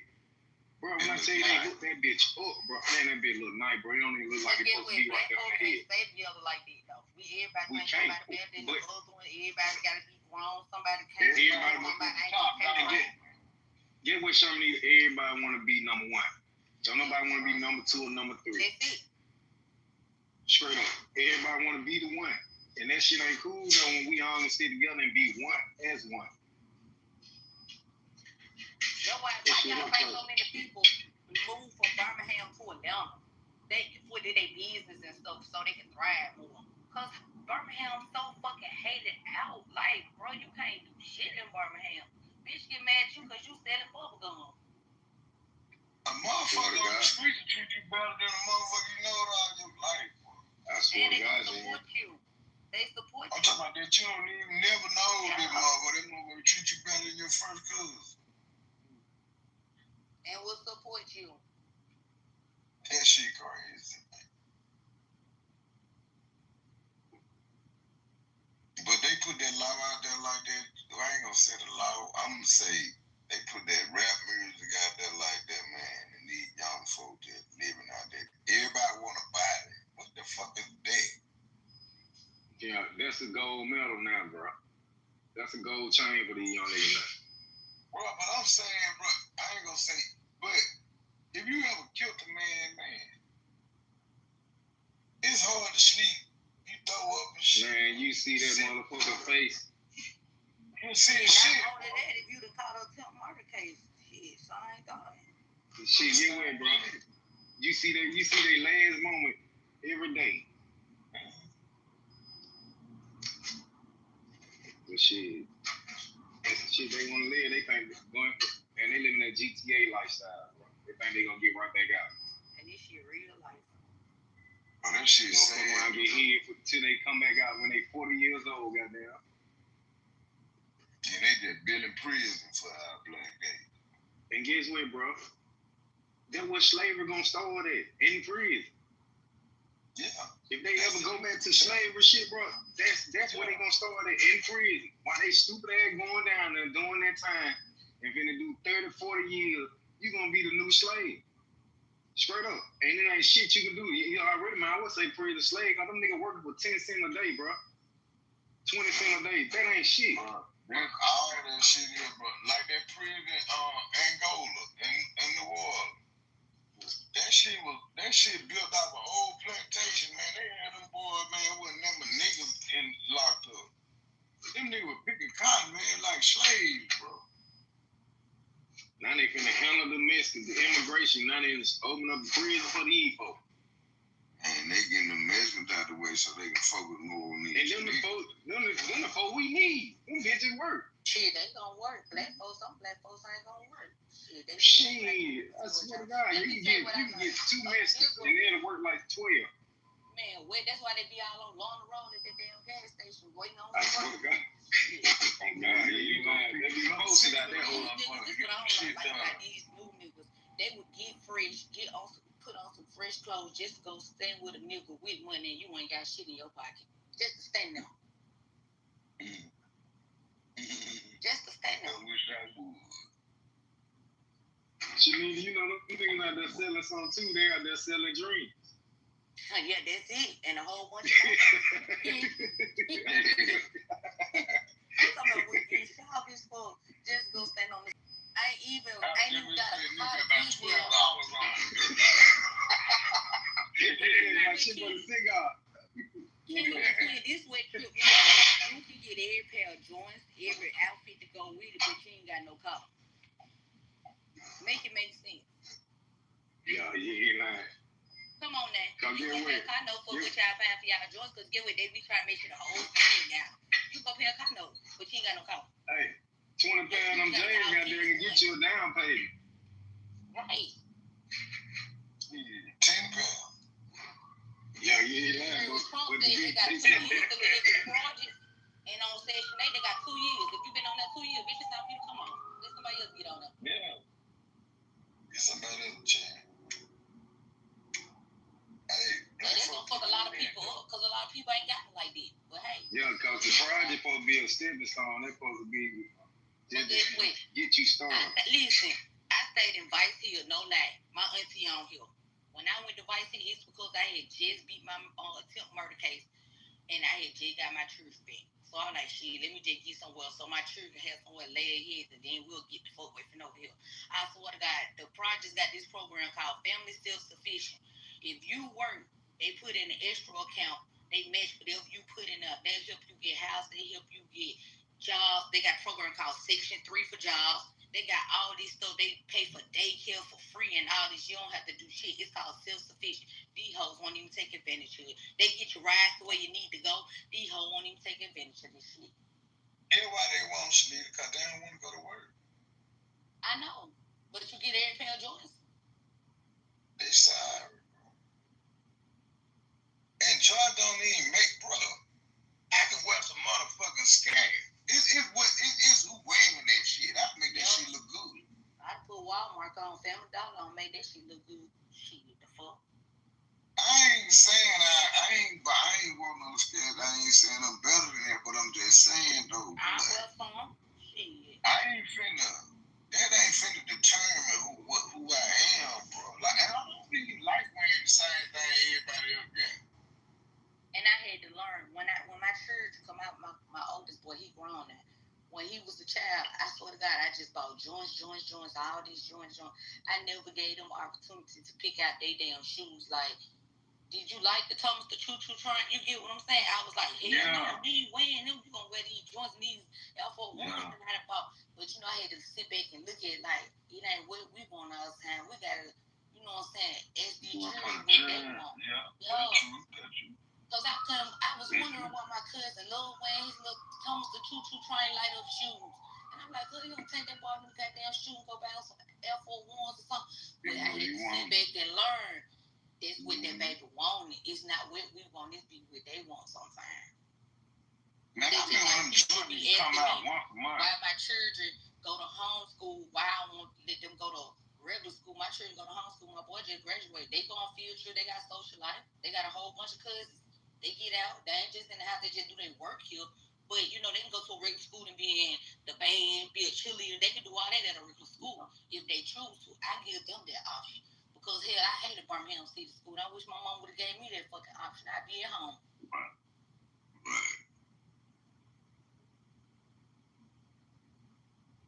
Sometimes you guys I probably would have went to Harvard, though, if I would have been there. But you know what, though? That nigga Jordan didn't even make his shit for us, though. Yeah, and we were the biggest supporter. You feel me? Just like Tommy Hill, just like Tommy. Yeah, he was investing in with their ass, though. With the money we spent on joints, he was buying, investing in the prison. Yep. And then think about Tommy Hill figure game, make his shit for us either. And we still with the biggest supporter of that shit. But you know what? Hold on, King, because I'm a Tommy girl. You know that hold up. Yeah, nah, I still like that. Hold on, he came back. I mean, I still like it too, though. Hold on, he came back. Every show and cleared that up now. Hold on, yeah, because he said Aaliyah was the first black model he had. He cleared that up. He didn't say he ain't making for niggas. He just, you know, the size and stuff. You know, he said he started making extra larges and stuff. Now, you know, he had to clear that up. Because, you know, I love Tommy. I'm already here. I be saying you turn me down. Man, you know I love me some Tommy. Tommy person, Tommy bad, Tommy girl, spray all. I'm with for it. So I told him, I said, hey, when I hit the Gucci store, I told him, sure, and I said, hey, I'm finna go to the designer store. They was like, well, Tommy Hilfiger. I was like, hell no. But they know your swag. some They cheese. love me some funny. You need some cheese, grits, and some toast, and some meat. So I'm so scared for my boy to get out in this world like that. The way it's going, shit. Yeah, this shit got way worse than what it was when we was. He grown now, so hey, I can't do nothing but pray. I used to be so overprotective, still is, but I get on his face. That boy came and told me one day, he said, Mom, he said, you can't be worried about me like that. He said, you done taught me how to survive out here, so it's up to me to do what I gotta do. And they just broke me down. I said, damn. You told the truth, though. Yeah. That's true. At the end of the day, though, you're a man, though, too. You gotta let a man be a man. But I can't tell him that. I told him he ain't grown till he's 21. Shit, that's what I told him. He didn't Google it. They told him he grown at 18. Yeah. Yes, man. 15, you're a man, though. A young man. Yeah, young man. I don't even play with my little cousin. All my teenage cousins, man, I don't sugarcoat shit. I go and tell them what it is. I really for them to learn that shit for me to learn from a motherfucker that don't give a fuck about it. But they'll tell you some shit, twist the shit up, and lead you the wrong way. Though I'm glad my children seen. In a way, I'm glad my children saw what I went through when I had caught my murder case, was on house arrest, and kept getting locked back up. I'm glad they kind of saw this so they won't go down the wrong path. You get what I'm saying? Because it's in their head like, hell no, I don't want to be sitting in the house, can't go on the damn front porch.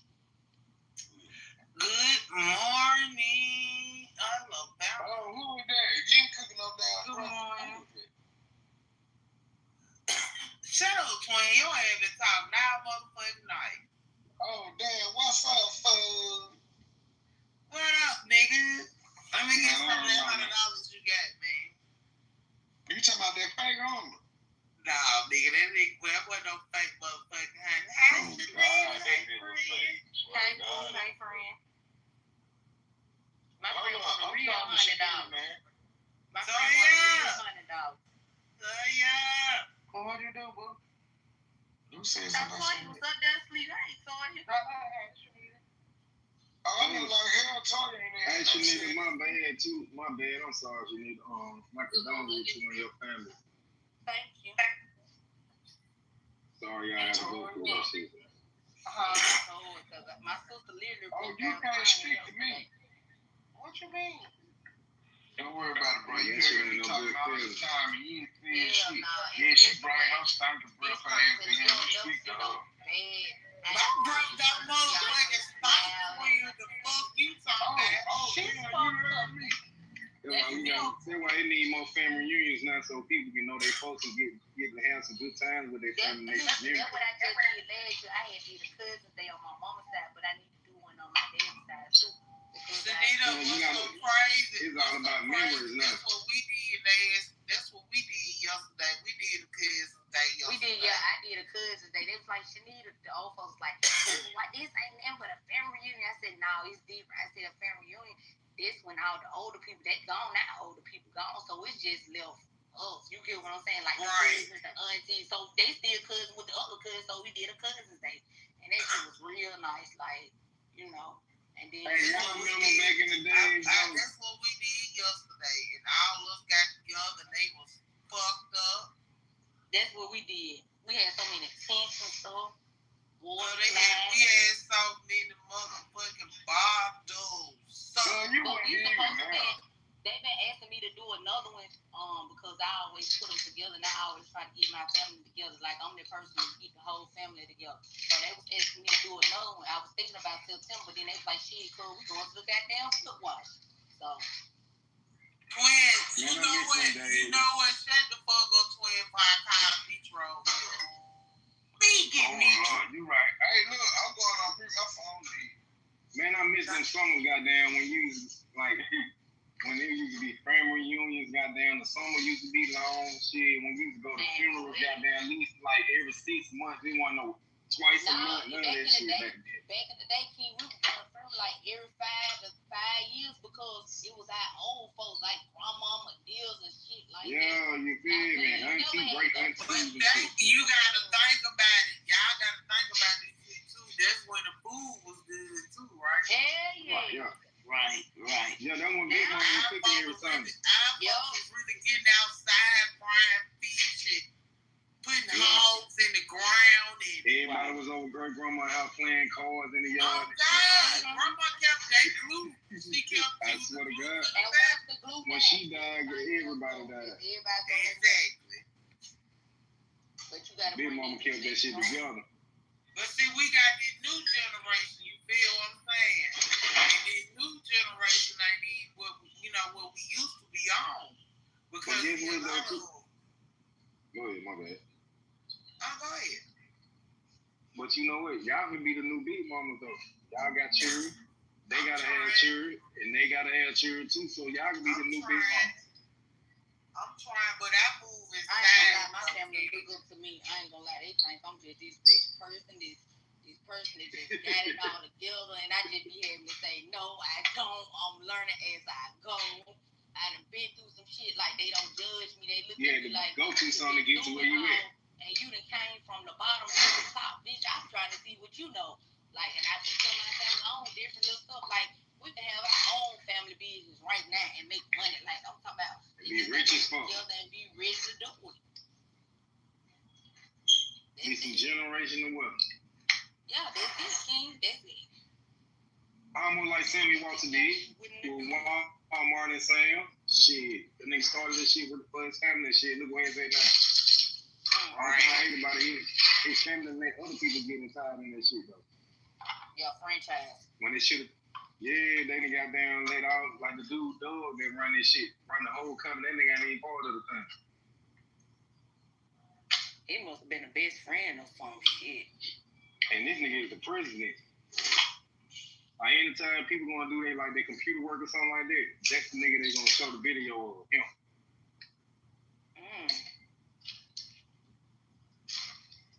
But shit, but Sammy Walker did some shit though. He made that shit a goddamn from a couple $100,000 company to a goddamn multi-billion-dollar company. And then y'all know Walmart sell way more shit online than they sell in the store.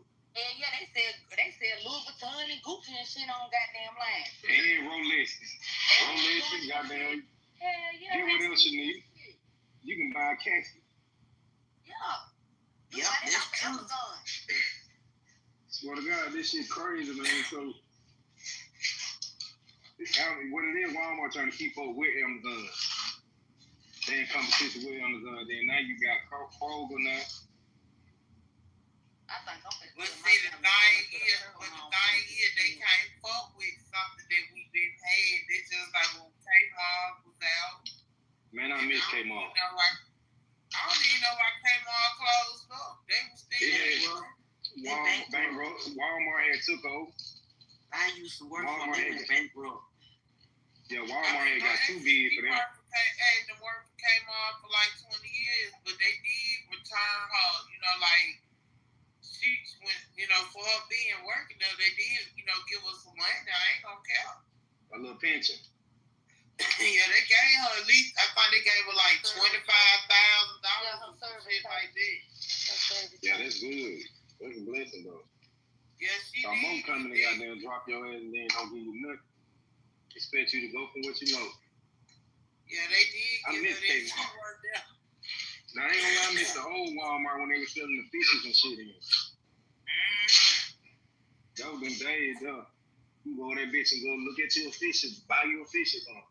Yeah, they had them 10-cent fish back in the day. Oh God! Again, you go in that bitch and play game and electronic.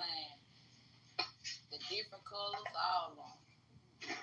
But think about it, this when they start coming up with all of the stores and shit, the pet stores and shit. Yeah, you ain't lying. And then they took all that shit. Like y'all fucked up the game. We used to go to Walmart and Kmart and look for this shit. Then I used to be over there trying to play the game and shit. You sure came out here. Right. Oh, God, that shit could be lit back then. This shit done changed a whole lot, though. It made the stuff fun, you know what I'm saying? It made it for where we want to go and not exile people like you forget Matter of fact, do y'all remember the day that we can go in the gas station, you can leave your windows down in the car? Yeah. You ain't gotta worry about fucking with your shit. Nobody fucking Leave the doors unlocked and everything. Now you gotta lock every fucking thing. Shit, you can go to the Shelby County and do that shit right now. Leave your doors unlocked, leave it running. Them folks out there in Shelby County, they don't do this type of shit. But in Jefferson County, shit, you better have a goddamn thing on your damn wheel to lock that bitch. That's how it is in here town too, though. You ain't gotta worry about that shit. You can leave. Now they want them in the homeless people. They want some money and everything. Man, you man, got, I'm gonna tell you how much they want now. funny though, you got homeless Mexicans out here. This was crazy. Yeah, man, y'all been on Arkadelphia lately? Yes. Man, y'all see how young them folks look out there, man? Yes. Man, these young black dudes out there, man, I swear to God, I ain't trying to be funny or nothing. I ain't talking about bro, though. Man, it's a dude out there be legit like Jilda, bro, with short dreads, though. I swear to God, standing right there on Arkadelphia, right there by the freeway, man. I'm like, man, these folks getting younger, bro. Like, what's the fucking problem? Man, I seen a dude out there. Is it illegal for you to stand out there with them signs and stuff? Yeah. Yeah, it costs a leasing. It's a charge. Yeah, they want. Oh, God. I was gonna go out there and stand with me and pay for my ticket. Shit. Damn, illegal. I was. That's why. But I was tell the truth on my side. They said tell the truth. What you need the money for? I'm gonna say help pay for my ticket. I was doing 90 in the 74 zone. I need help. You must just read my ticket. I just got the ticket. Shit, I was pushing it to Georgia. I was so mad. I was so mad. I was coming from New Orleans, got a ticket in Mississippi. King, I seen the nigga out there had on some fresh ass J's. When I say them all clean and fuck out there off the freeway, begging for When you find out these niggas trying to get their packs straight. Man, listen, they be having a little van on the side of Arkadelphia. I can't even explain it, like going towards the college. It be a little van that pick up. Yeah,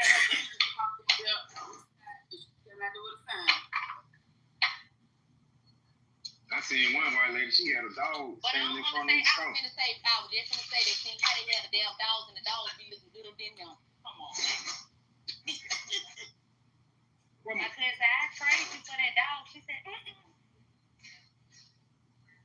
You trying to feed your damn son, and here you gonna feed you in? No. God forbid. Away, baby. Just a little van they all get in. You gotta pick, man, listen, if you ever pay attention, there's a little van that come pick them up. They be from Arkadelphia all the way to going towards East on 20th Street. It's a van that pick them up and drop them off. They stay right down 20th Street.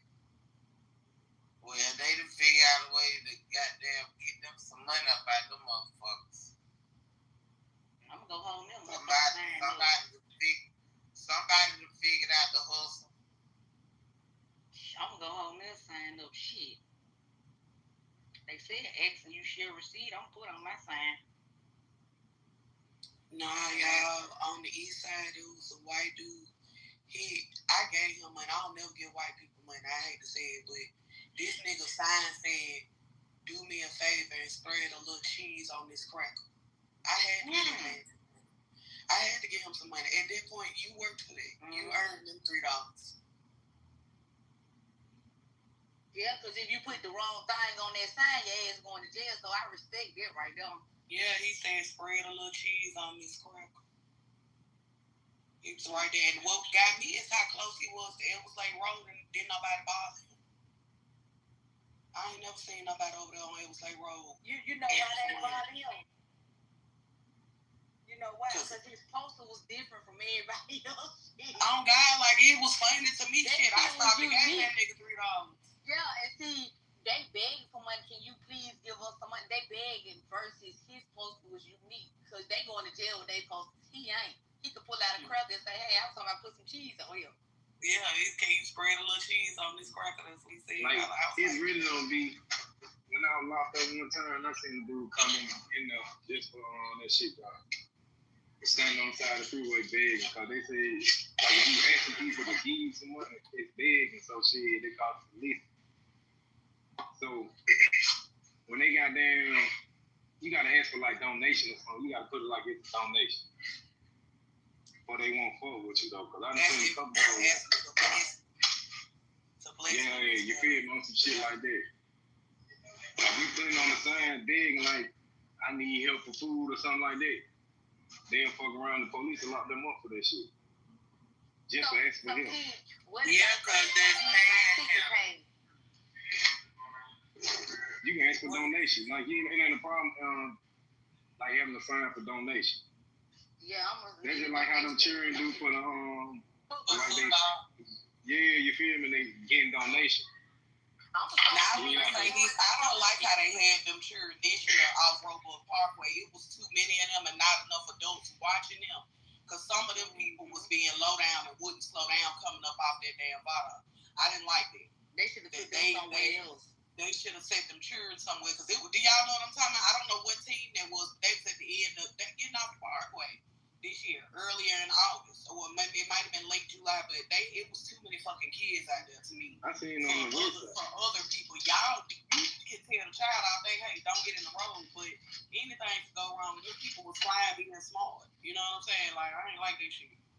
Yeah. That's a low down shit. I feel like all them charities. Yeah, I understand that is the point. You want them to see this money is for these kids. You get what I'm saying? But that was, I didn't like it. I didn't like them charities. But they could have went to a safer location, or they could have went to a grocery store, a shopping center, anything, and sit in the car. I know them bums that sit out there all the time. They sit on the main. Yeah, when they seen all the motherfucking charities standing out there, they stupid. Oh, and Shanita, when you was talking about them being in that van, girl, when I used to work for JBS, they used to get together in groups in the homes where they could move around on their own. They would get together in groups and walk off and leave. Like the Avondale house, that Sonico. We used to stay getting calls from the Sonico. Huh? I used to work at JBS. So you know that where the Avondale house is by the park. And then they got some Avondale from that Avondale house and go sit down there at the park, or they'll have some sitting at the park, and then they'll have one go to the gas station and sit outside. Because you know they ran up from over there at that Chevron where Biggest Deli is. So they couldn't go cross street, so they'll sit over at the Sunco. Go make money all goddamn day. That's all they do. And smoke cigarettes. And they smoke them bitches down to the filter to where their fingertips is yellow. But I didn't smoke cigarettes all goddamn day. They used to get in so much trouble.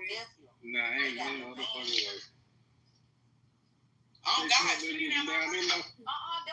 they do. That's why I said they got. And they smoke like how we roll cigars. The cigars we roll in, they don't smoke them because they ain't got enough. You know, JBS got shit all over. They got places in Hoover. They got places all over. Apartments and stuff and houses. Yeah, it's I believe they got one in West End, though. Blount County and Shelby County. That's what the JBS stands. St. Clair. Don't they got one in West End? They got they have houses everywhere. They got them in Hoover. See, I never worked in like the floor where like you work in the house and stuff. I never worked. I always work in the office for it. Yeah, see, I was a home coordinator. I was in the houses. See, I worked at Denwood doing it. What's up? You done with breakfast? What you need? I was just trying to see. Not mind my business. That's all. I need to go in there and ask them, can they donate me some money? To my JBS? Them folks be holding up a sign on asking for a donation. I need to print out me some yellow paper or pink paper like the church supposed to be doing. Good, my little brother, he's so funny. When they asked for $1, my brother said, damn, nigga, I'm finna ask you. Slow down, man. That's a good one. That's me all day. He'll say, damn, nigga, I'm finna ask you. I'm a little soft. Sometimes you gotta goddamn pull the card out and be like, man, I just used the card.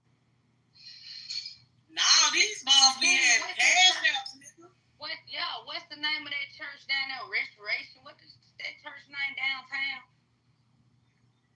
talking about that they be going to the eat out. They get their The food from. That's the name of the thing. I know. Okay. That's right there, restoration. They had them folks on colorful t-shirts and different color papers on money. They send them out there to go work. And they had them little white buckets. Yep, they be having them buckets. Show damn do. And they them little white buckets. And they be trying to give you that little. I got so many of them little pieces of paper. Oh, them the ones that be down there on Bankhead Highway. Yeah, them the ones that be giving you the piece of paper. They don't even just be off the freeway. They be all in the like on the parkway where the CVS and shit. Yeah. They be right there at the lights. Sometimes they have them women out there too. That's what they have on Lakeshore. Be a lot of them out there. Lakeshore probably where they make most of their money. Different color shirts because I used to live right off of Lakeshore. And baby, every time I used to keep that little piece of paper in my car, and I said, I already donated. Every time.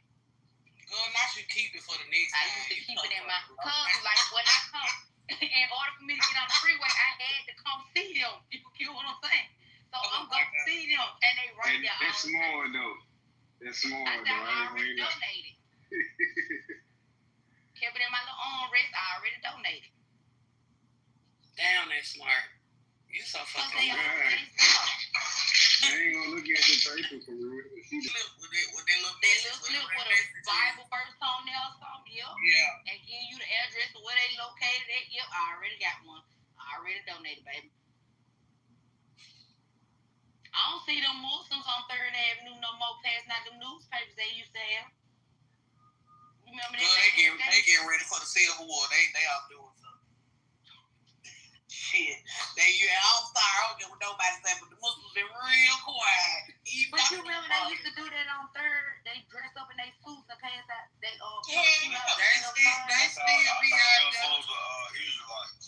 they still be out there. They still be out there. The Muslims, you talking about the Israelites on 3rd, be having on them purple shirts. Yeah. No, I'm talking about the Muslims that dress up in the suits and they be like, Assalamu alaikum, brother. Yeah, I got you. Yeah, I've seen them in Norwood before. You're right. Yeah. Now, I've seen the ones in the purple shirts. They be out there deep on, like a Saturday down there on they be out there loud as hell. Yeah. They be so fucking loud. They have a microphone. Yeah, they be having megaphones. I just don't understand why give more than one person a megaphone. Like, you ain't none of y'all gonna need no damn megaphone. They want the word to get out. What? Like, I don't understand. Well, I don't know. I guess I ain't never understood that everybody different religions, so I don't know. I gotta look into it. Then this whole talk about that shit last night, about growing up in the church and stuff. Actually, the only thing I know, everybody represent. They talking about the same thing, but they different meanings to everybody. Yeah. Okay. You feel me? Like, but when it boils down, everybody talking about one person. But I just be knowing when niggas go to prison, they come out, they be having them little bows on their head like Muslims. Yeah, they want to be Muslim. You gotta think about what it is in prison, though, Muslim is the strongest gang in prison right now. You should read a book called From Babylon to Timbuktu. It's the story of like Muhammad and like how it all started. You should read that book. That gave me a lot of insight on just in general how everything is so close to each other than what you think. Well, it's almost like how you have it's like a multiverse. Like how you have multiverses. It's like multiverses. To be real, Shanita, you know all this shit. All this go to show about Masonic. If you read anything about Masonic and Eastern Star, it'll tell you about Muslims. And see, it goes so deep. Is the what the sisters of what that shit with the G in there, that shit my dad in. He's a Mason. Mason, that's it. Yeah, that's it. Yeah, that's what she's saying. The Masonic, the Masonic stuff and all of that will actually take you down that road. Yeah, it will tell you all that. I don't want to go too far down the road. I might want to. You already, if your dad's a Mason, if your dad's a Mason, you gotta go down that road. Masonic, masonry will take you to places you would never think you would go. They say them motherfucking dangerous. Yeah, them in the east, but you gotta think about they still Eastern Star. Yeah, the Eastern Star, my auntie one and my uncle Mason. My cousin tried to get me to do the Eastern Star. I said, I was gonna join it though, but when they wanted to holler about riding that goat and all that shit down, I'm like, oh, what you mean? And they wouldn't never tell me what they mean by the riding the goat. So I never got into it. Okay. Cause the man gave me the application and everything. You know, you gotta really sign the application like a real job. With that shit, they gotta do a background check and everything on you. And you gotta ride that bull, and you gotta feed the goats some chicken. Yeah. That shit real. You gotta do all that. Cause once you sign up, it's over with your shit. Them be some hungry ass goats. I swear to God. Great asses. Very by me. But I guess you know goats don't get paid. But one thing I can say about them though, you can't even point out one motherfucking Mason in prison right now or Eastern Star. Them motherfuckers don't go to prison. They don't go to jail. That's a lot of police officers. And then get what? You could beat the horn a certain type of way when the police pull you over there, get back in their shit and pull the fuck off. On God. I swear to God, they got so much power. He got them things on his car, them Mason's symbol. Yeah, when people have, but guess what though? Get what though? Don't let a motherfucker buy one with that shit on there. They're gonna have to take that shit off because they will get questioned about that shit. Some people take that shit serious. That shit like Crips and Bloods in LA. You fuck around and say the wrong thing, they got them to kill you. Who is them folks with them little red? That song with the little red and yellow. They be like number 22 songs. Yeah, I guess that's what they do. I have no idea. That's something I've never looked at. It be like a lot of older men though. Yeah, they had them little caps on with the yellow tassel. Parade. Yeah, with the yellow tassel hanging on. You ain't talking about? Oh yeah, I know what you talking about with the look. With the white on? Yeah, what they do? Is they like religious or something? Yeah, they is. I'm gonna have to look that shit up though. But they some type of religion. I don't know why they looked it up, but I thought they was like, cause they be older.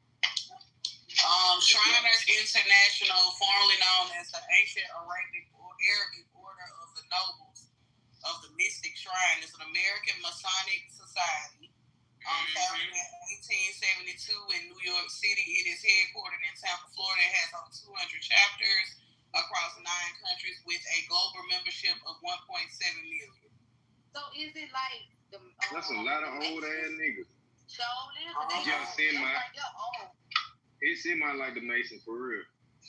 It says that they are known for their social activities and most significantly, for their commitment to Shriners children, a network of hospitals providing specialized pediatric medical care for children in need, regardless of the family's ability to pay. That's right. They be behind the Make-A-Wish Foundation. Yeah, that's why I said they be in the parades and stuff.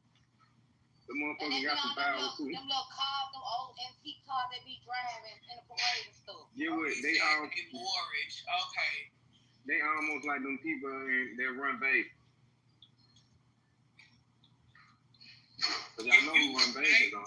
If you and Mason and Eastern Star, they should teach you a lot. My cousin in it. I was scared. That shit deep though. Yeah. If you ever get in it, it's deep as hell. Masonry is deep as hell.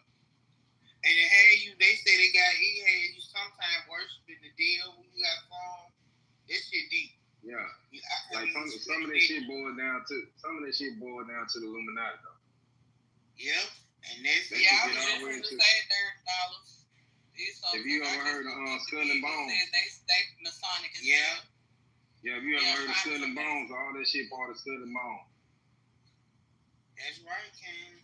I just don't want to talk about it because you ain't supposed to talk about it, but yeah, I did. Too much. You right though, T, because how y'all just said about the Skull and Bones, the Jolly Rogers, that some of them were pirates too.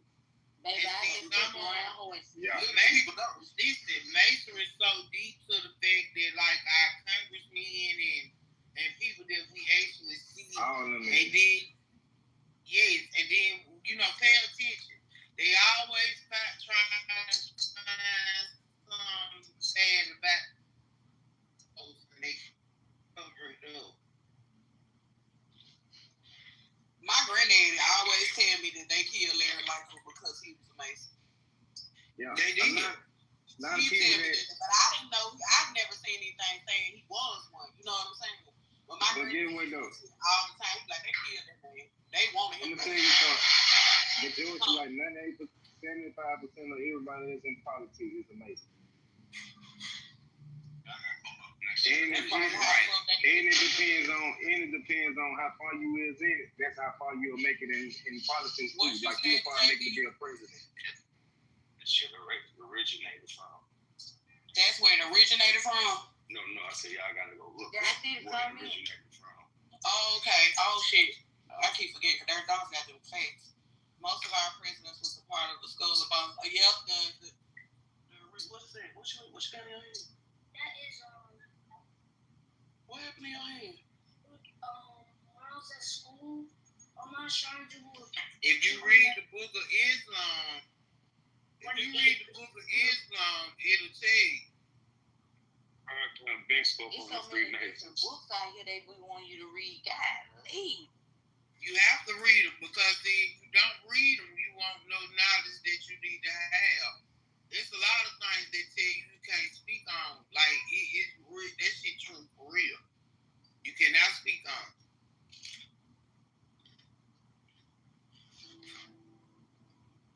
That's why I'm packing my stuff. I do a lot.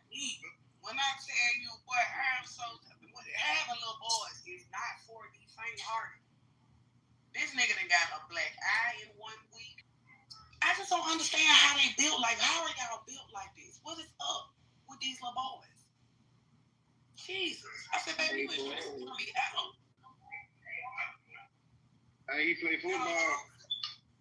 No, not yet. We just got him cleared. He just got cleared from his asthma to play this year. But he don't want to play football. He want to box. Oh, that's good. I'm glad I use a box. Yeah, I know. I'm scared. I'm very afraid. Ain't nothing to be scared of. That shit. Ain't nothing to be scared of. I promise it ain't.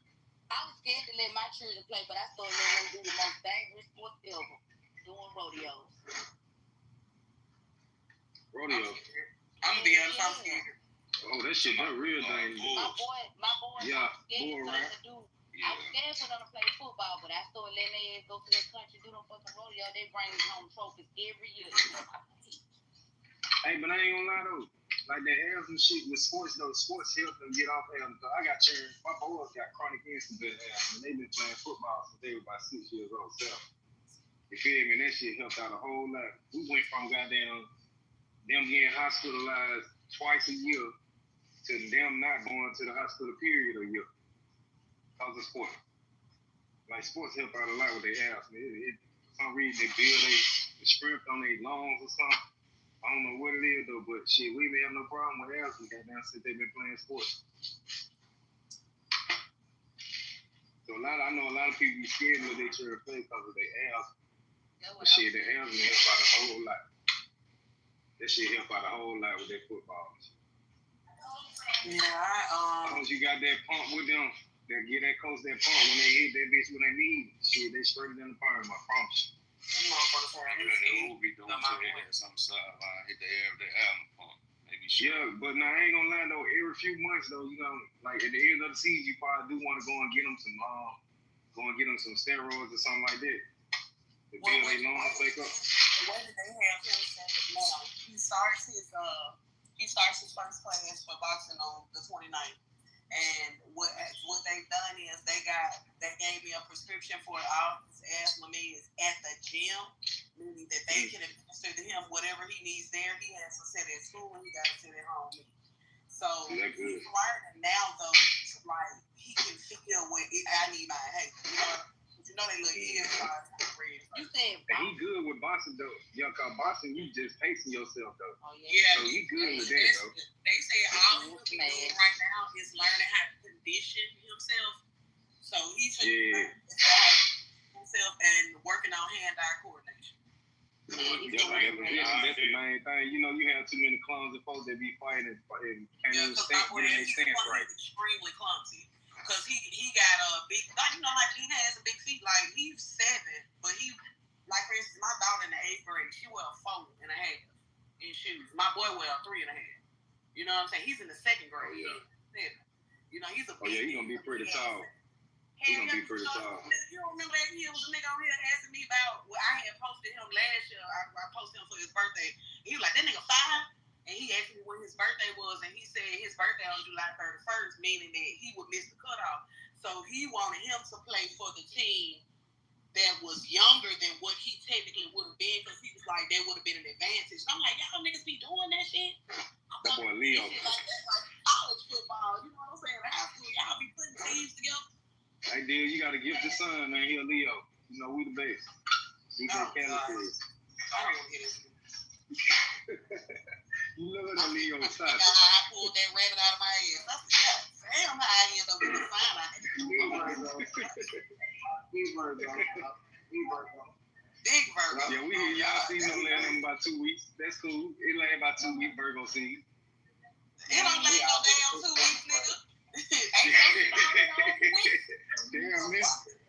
You know, Leo needs to be the longest. No, you know, our shit land longer than y'all, man. That's y'all cocky ass problem. Don't do that, man. Come on, man. You got to Leo at home with you. What you said, JB? He might train for boxing Irondale. I don't believe it's Irondale. I think it's Vestavia. Okay. Yeah, my boy. That's a good one over there, too, with Vestavia. Yeah, I think it's Vestavia, because I've never been to the gym. Only his dad has gone. I've never been up there physically. But he took him just to let him see, kind of, and that nigga had a ball. Like, when he came back, he was telling me all the different stuff he wanted to do. I got to listen because he can hear me. I ordered his Everlast clip with his body bag thing that he punched and all of that. I ordered all that stuff. So all of that will be here probably this weekend. But, you got the little hand shit too, though? Yeah, I got the whole set. It was $498. I got the whole set. It has this bar that... How much? It's like this thing. It has like a round bottom, and it has this big soft middle part that you can punch that stands up straight. He has something that's supposed to hang. He has 2 sets of gloves. He has some type of gloves that goes inside of the regular glove. Some type of tape, a mouth guard. But they told me that mouth guard ain't gonna fit because he got a child's mouth. So I'm gonna have to go get him a mouth guard. He come with some like little helmet thing. Hey, I ain't gonna lie, he gonna love boxing though. Boxing fun. Boxing funner than a motherfucker. I took my son out that shit, bro. I used to love that shit. Why? Well, he was the youngest kid in boxing, and that shit was going to his head. He had got in trouble twice. So I took him out. So he thought he was going to whoop everybody ass? Well, it ain't that he walked out he whooped somebody ass. He was just on go, bro. And that ain't my son. You know what? So basically, he got a little cocky base. Yeah, he did, bro. He was on 5 at the time. You feel me? He got a little too cocky. On God, I swear to God. But why you think I'm nervous about my boy? My boy Leo. But you know, he was too young to be training at the time. I'm blaming that shit on Leo. He will fight anybody. Don't blame that shit on Leo, please, though. And let's not forget when you put them gloves on back in T-shop days, you still out there getting it to fit in with niggas. I swear to God, I will. It's so crazy now, we old as fuck, for real. I ain't gonna lie. They fucked me up, though, because they fucked around and recorded me practicing boxing. That nigga canceled the fight. I was like, man, Lord have mercy. Yes, when you was I'm talking about, man, that nigga canceled the fight the night of. Nigga, I promise you, I still can have a flashback of that video, nigga, with the white beat on and chains and shit. I swear to God. I used to love that boxing shit, man. That's my thing. Gloves on them niggas. That shit was funny. I swear to God, nigga.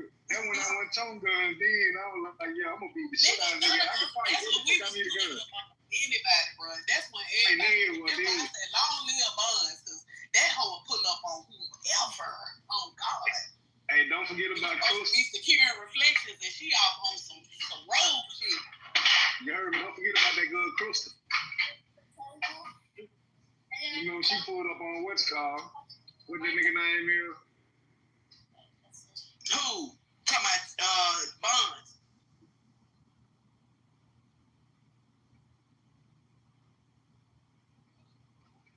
No, Crystal. You remember Crystal, the study they got the plane with, what the nigga name is? Oh, yeah, Crystal started down with Derek Cox. Yeah, oh God, that was so crazy. That was the only time that he actually really truly kind of made contact with anybody. All that bullshit that went on. But my favorite memory was Jason sitting at that goddamn Chevron in that trunk for about 2 hours looking for that nigga. That shit was hilarious. We had some days, bro. Nigga Punch all and shit. You been talking to Punch on? I Punch on doing. Yeah. You know, Punch got that. Wow. Hey. That nigga got a house. Then you know we had a lot of people that passed away before we got it. Like we had that nigga Kenny Houston. Oh yeah. Regis. Excuse me. Hey man, what's wrong with Kyla, man? Hey, man. If I can show you my inbox of the shit she be asking me, bro. Man, you ought to see my inbox. Nigga, she got for me. What up, sir? Why is that up this early in the morning? What the hell you in the bathroom talking to us for? I'm still drunk.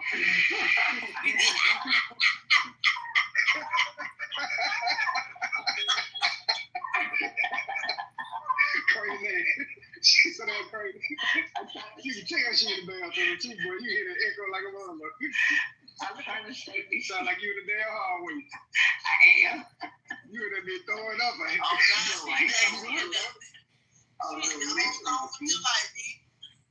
Hey, did sound like she leaked over in the toilet.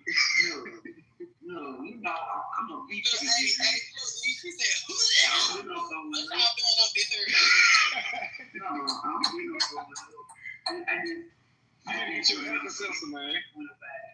I ain't seen.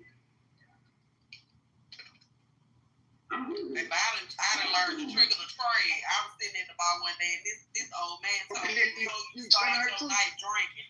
He told me to take this extra migraine. Before I started real heavy, he said, "Come on, baby."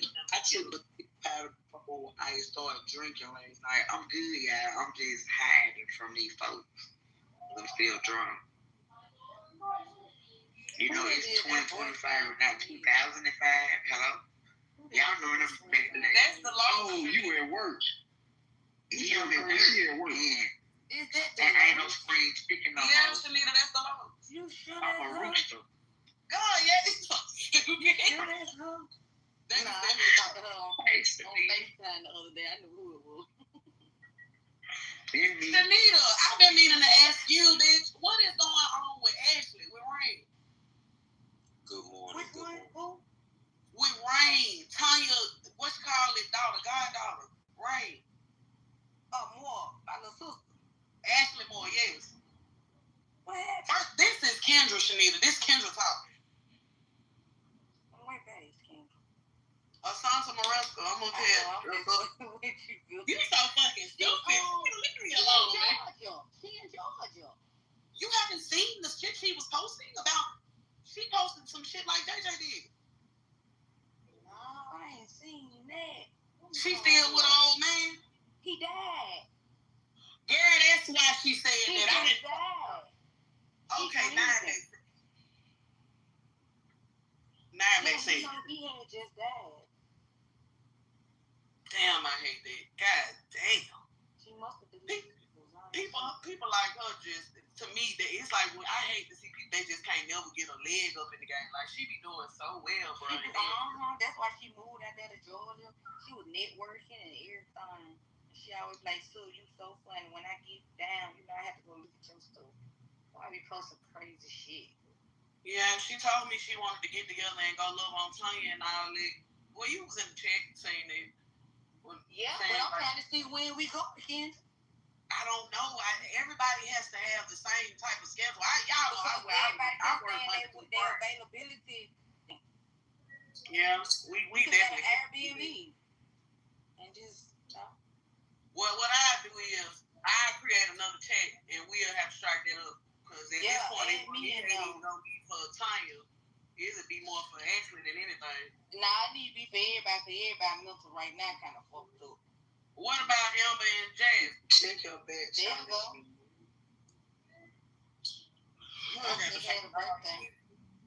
Yeah, I know. She was so pretty on her stuff. Oh, Amber. Oh, God. That's to know her as kids and to grow up and see her now is just... That's how you know glow up and just change. Grown woman shit is real. I be so proud every time I see her. We need to go. Kansas, so we all can go. I'm doing it now.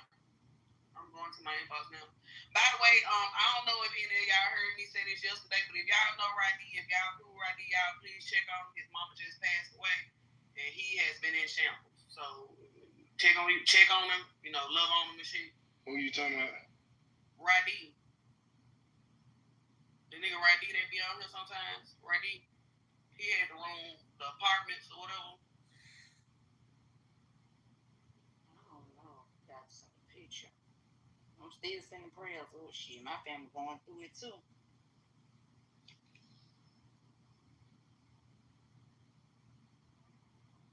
Now, Shanita, I ain't friends with him, but I think on her new page.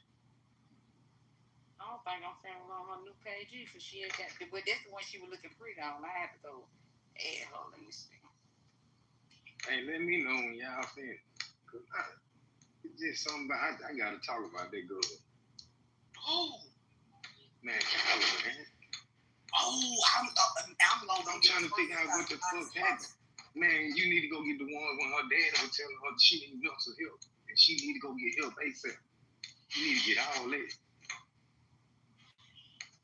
Cause this girl here is really flipped out, man. I don't know what the fuck, how you go from doing good in life, making good money to you just all of a sudden just fell off. I mean, you just talking out your head type shit.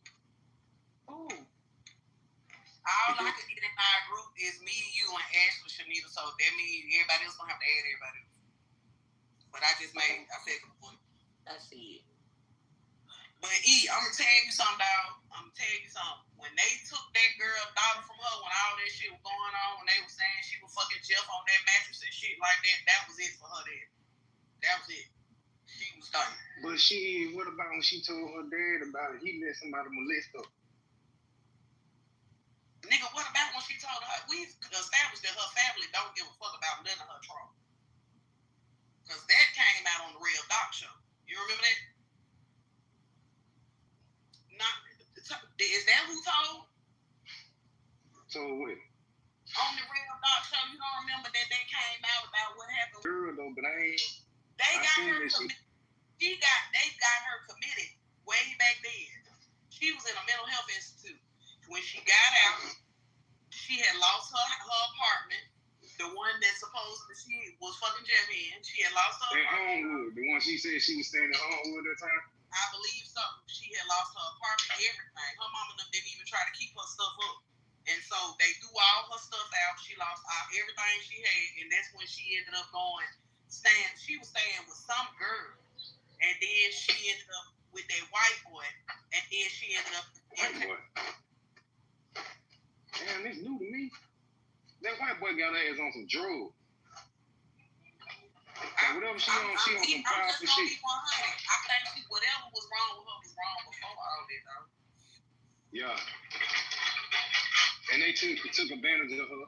She was too gullible, goddamn. Cause she had Jeff, and then think about it, Ralph Wilson too. She had just goddamn did that crazy shit on Facebook by him. Nigga, she be tagging everybody. Nigga, she even tagged Buck Wild from 95.7 in one of her posts. Man, look, she had wrote a post about she was mad at her mama because she was trying to get her little girl to ask her mama, let's go to Cracker Barrel to eat. She ain't got no money, she broke. So how you gonna ask your mama? Can you take your daughter to Cracker Barrel, but you ain't got the money though, and you want your mama to pay for it? Yeah, she just want to see her baby. Man, that girl crying out for help, man. She be going live. She was on there crying, saying she don't think her daughter even know who she is no more and shit like that. She don't. Shit, look how she ain't. She ain't who she used to be, goddamn, 10 years ago. Man, that girl had a stable mind then, bro. She was working at AT&T. Now she trying to expose AT&T now. Got off her meds. I think something's always wrong, and I think she just got off her meds. I think she on drugs. You know, I think she on drugs. You know your mind go when they take your children too now. That's all I'm saying. I've been there. Guess what though? I think that cause I think she been on that shit. She been on drugs. Because honestly, fuck, you was 100% straight, goddamn, when you were hanging around us, and all of a sudden you just flipped the fuck out of a few years. Man, you don't have to watch that show, Soft White Underbelly. You know, some people flip out like that when their children get took and stuff. They go through shit. Nah, what he's saying, she had her children at that time, though. Before they took that little girl, they took the little girl because she was acting like that. Yes, that's what I'm saying. That's why they took her little girl, because she was acting like that. That's why I said, you know, she was smoking weed and she was smoking with every fucking body, so somebody could have laced her. Kyla would stay pulling up on somebody, but we stand up against smoking. Man, that girl used to have herself up. I'm talking about how it stayed in. You know what I'm saying? Like, now it's just like her teeth be buttery than a motherfucker.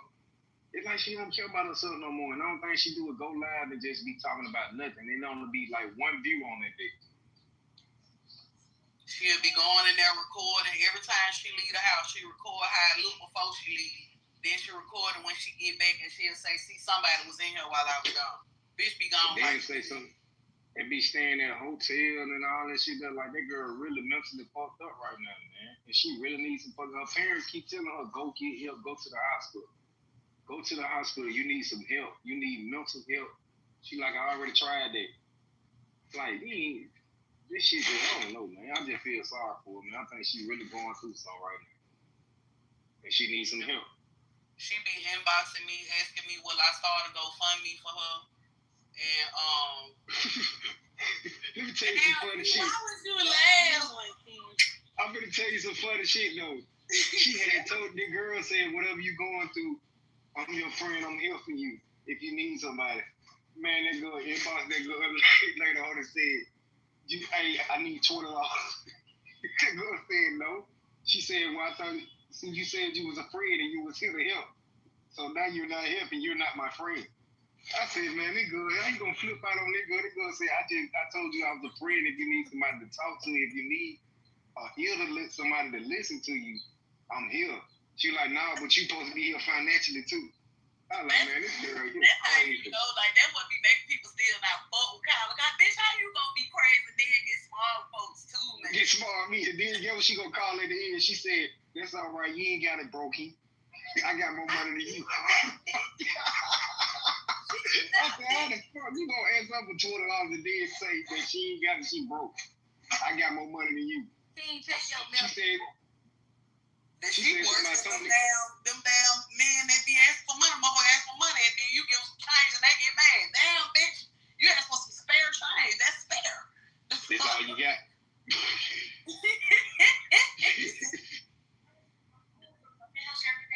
I just feel sorry for her, man. She needs some help bad. Don't go in there and hurt your damn self no more. Don't. I know you a big boy and stuff like that, but stop doing that shit. Okay? All right. I love you. Get out. You trying to butter me up. You know I'm mad about this goddamn hand.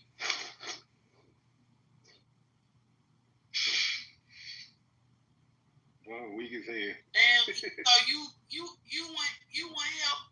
You want help out? Damn. For real, Ray? Damn, Ray, I'm talking to your ass like you. Well, Ray, you know what we talking about then. At one point, Kyla was very normal. Normal as fuck, man. First of all, I'm weak because I remember me and her was friends when they took her baby. Her mama took her baby because I think her mama a pharmacist, right? Yep. she Yeah. did that. Yep, she is. And me and her worked at Wells Fargo together. And I remember when her mama took her baby or whatever, she was like, she won't get her back, she won't get her back. So I'm like, okay, what's going on? But let me tell you something. I knew that bitch was crazy. When I found out I was pregnant with my second baby, I had a gender reveal, and she came in with an old ass man. Some man, she told my shit big. She was like, yeah, and my man, he fine, and he got green eyes and all that shit. I'm like, okay, she walked up that old ass man. I was like, what the fuck? He missing teeth. Every damn time. And my cousin, let me say this. She stayed at home with me and her were cool, like real cool. I remember she got beat up when she somebody beat her ass. Oh God, I remember who that was she got to fight with. That time. She had a goddamn boot cowboy boots on. She had on a dress, cowboy boots, no drawers. I don't know who she was. I don't remember.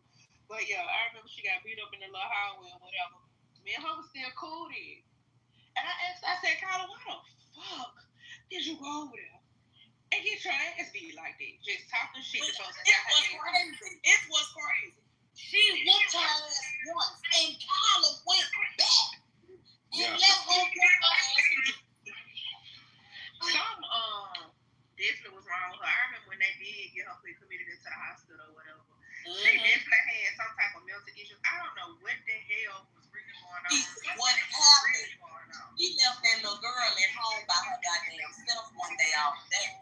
And when she got there, her mama came and got that little girl out the house. So she tried to make it seem like she dropped her baby off for her mama to watch them. No, the neighbor told that little girl had been in that apartment all day by herself. Yeah.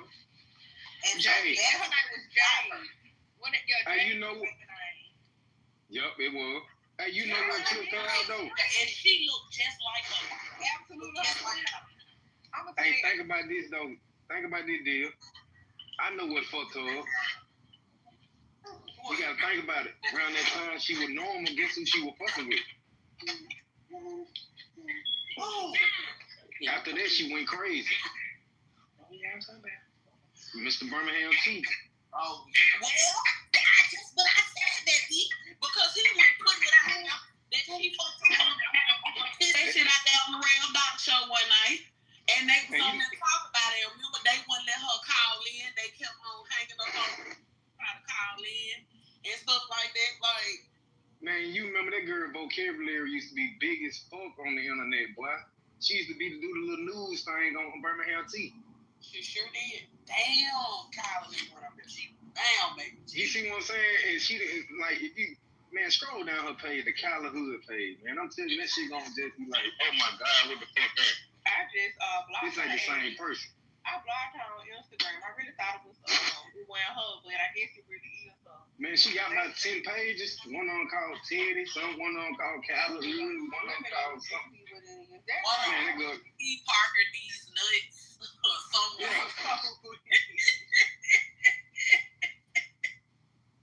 You're ignorant.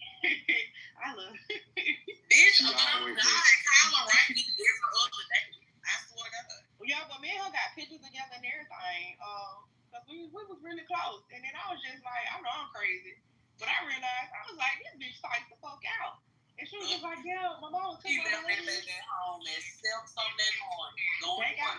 She said they got money, and that's why they took the baby. And I was asking, like, what happened? Why did they take Jay? You know? People do say that Kyla's like a trust fund baby. I can believe it because her mama got money. Then her mama rude. Let me tell you something. That made her mama is rude. Yeah, her mama don't stay in Hoover. Yeah. She was her mama rude. I remember meeting her mama, and she was rude too. When she was mean to tell the Kyla, I wouldn't say she was mean to tell me. She was okay to me, but she was mean to tell to her. Like, she just talked to her like she was shit. I was like, damn.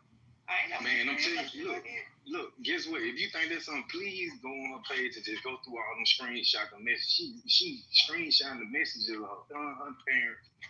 And I'm looking at that shit now. Her sister got at the hospital. Man, her sister, her daddy dog her out like, man, you need some mental help bad. And I think she do friends. She look crazy.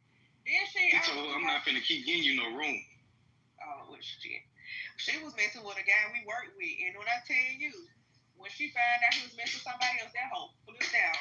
I I just was like, oh shit, here we go. She was like, Shit, I mean- with 2 guys that we all work with. I'm talking about, and just went crazy. Shit, now she's saying that some dude stole her identity and stole her bank account and all that stuff there. She can't get to her money. I think it's little people in her head probably doing it. I don't really feel. I don't know. Yeah, it's a lot on her. It's a lot on her, though. She's a great thing, though. That's one thing. You know her mama done put her diagnosis out there. When they made that big ass post after the baby was gone and she was committed, her sister made a post on Facebook telling everybody what was going on and that she was schizophrenic. Oh, I can see it. You know what I'm saying? And then the level of schizophrenia she was at was beyond anybody having a conversation with her. So they had to have her committed. Now, what I will say is it can be very traumatic to get your housework go straight into the mental hospital because they was waiting on her ass literally at the door in her house. Hey, she And I told think her if I'm dad. not, because she didn't have her daughter for months before they got her committed. Get what? She told her dad that she was like, her dad said, you need to go to the hospital and get mental help.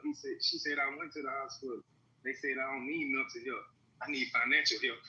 I said, my Lord. It's good. It's crazy. It always come back to money on God. That's what makes it so she gotta be on something. Because everything trickles back down to money. Then she do like the Huntsville. Then she was saying about her. Then she go like the Huntsville or something like that. She was saying with something.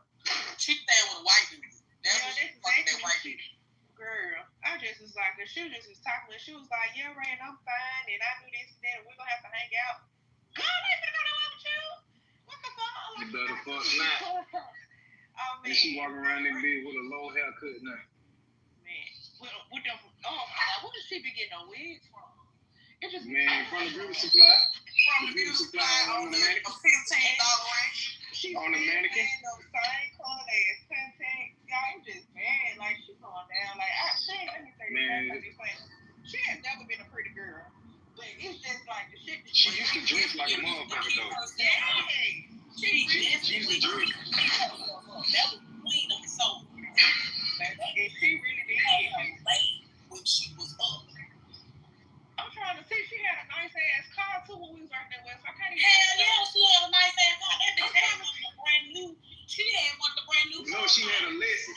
She had a Lexus. She had a white Lexus. And she had one of the brand new Pathfinders when they came out. Nissan Pathfinder. Yeah, she had a white Lexus. And she got, she got that mark on her forehead, that dent in her forehead when she got in the car wreck. That's when she wrecked that Nissan Pathfinder. But they said she was wrong when she wrecked it. Well, that probably would help fuck her up too. I'm so weak. She had that accident. Not the little girl wasn't in the car, but she still had her little girl when she wrecked that truck. Because she got that little outfit. Okay, but Kim, you know every goddamn about this shit's crazy. Bitch, we used to be in the Birmingham studio. I swear to God. Like you see how man Deal talking right now. It was me, Deal, Callagher. It was we used to call it Honey Buns in the group. Y'all call it Cloud. See, Cloud, all of us used to be in the same group together. Like we was going against everybody else, like Tootie and them. Like we was in tour with Tootie and Jesse and them. You feel what I'm saying? So that shit, we would call goddamn. I give the call. I don't give a fuck. They group was called Heads names or something. Yeah, T-Lady was in the group with us. That's why we was some of the best roasters in the group. Like, man, we'll chop your head off. We'll take your head off and put your head on a whole nother body. We call the chopping pigs. We talk pigs and shit side by side. Well, we'll chop your ass over the quick. LA, KYLA, and Hood. From where I screenshot. Let me put it on my PTR so y'all see. I know that. Just so you check it out the hospital and shit. Man, she always getting out of the hospital. She need to go through them photos. Know what I was looking at? Them screenshots, them messages. Man, you seen how her dad and her mama talking to her? Cause she need help for real. I ain't surprised. And she in denial though. Because she threatened to hurt the girl too. She told them when that first happened. You remember she told them she was gonna drown that little girl. And so now it's like every stuff you can't act, bro. Like your mama. Hey, so let me ask you a question. Did her little girl made operation? Supposedly. Cause she said something about her dad and them let that shit happen to her. I know the baby dad. I thought, well, let me say this. From what Tyler said, her baby dad is an old man. Yeah, that's so what he she told me. one of the daddy friends. She didn't always fuck with an older man though. Let's just make that clear. She's always. I ain't never heard of her fucking with nobody her age. No, ma'am. But she I'm just trying to figure out how the fuck she ended up with Mr. Birmingham T. But she did tell me that her baby daddy was old and that he sexually assaulted her. Is what she told me. I knew it. That's what she told me all the years ago. And then when she told her folks they still made her have a damn baby, they wouldn't let her have no abortion. Her daddy, cause that's why she said something about her dad is the reason why that shit happened. Yeah. So it had to been one of his friends. I hate to tell you, but nobody want to look at no baby every day. Then somebody done raped them and got them pregnant, even though I get it.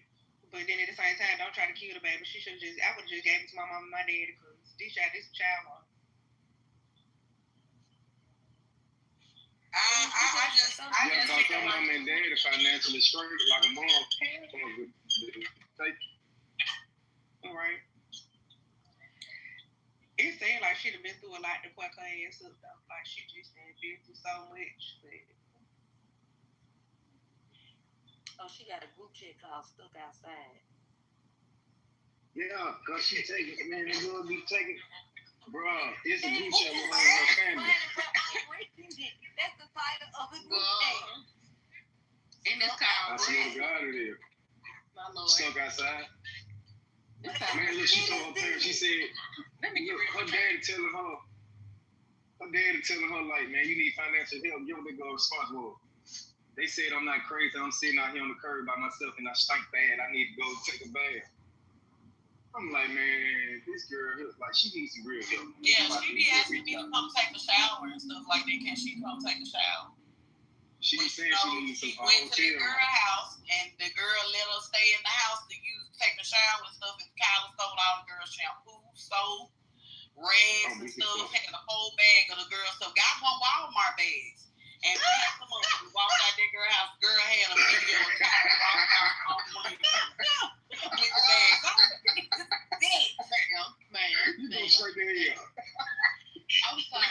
When you go to hell, man. You laugh. I'm sorry. I couldn't help but to laugh because that's some crazy when you see her walking off that ring camera, because the girl kept saying, I ain't gonna do you like this because I noticed something wrong with you. But she posted her walking off him. Y'all know how to let her walk when he walked over there standing in the doorway. Baby, that's like curly red with his on. And he walked off that girl front porch, which she had a little cinch book bag that had like Alabama State Trooper or some shit on there. And she had 2 Walmart bags full of stuff. You could see the girl inside the bag. She just took the girl home. I'm not even for the on this Sunday. Do y'all see this screenshot with her and this dude talking? He said, what you need from me? She said, can you order me a hotel room? This on Facebook. Did she put it?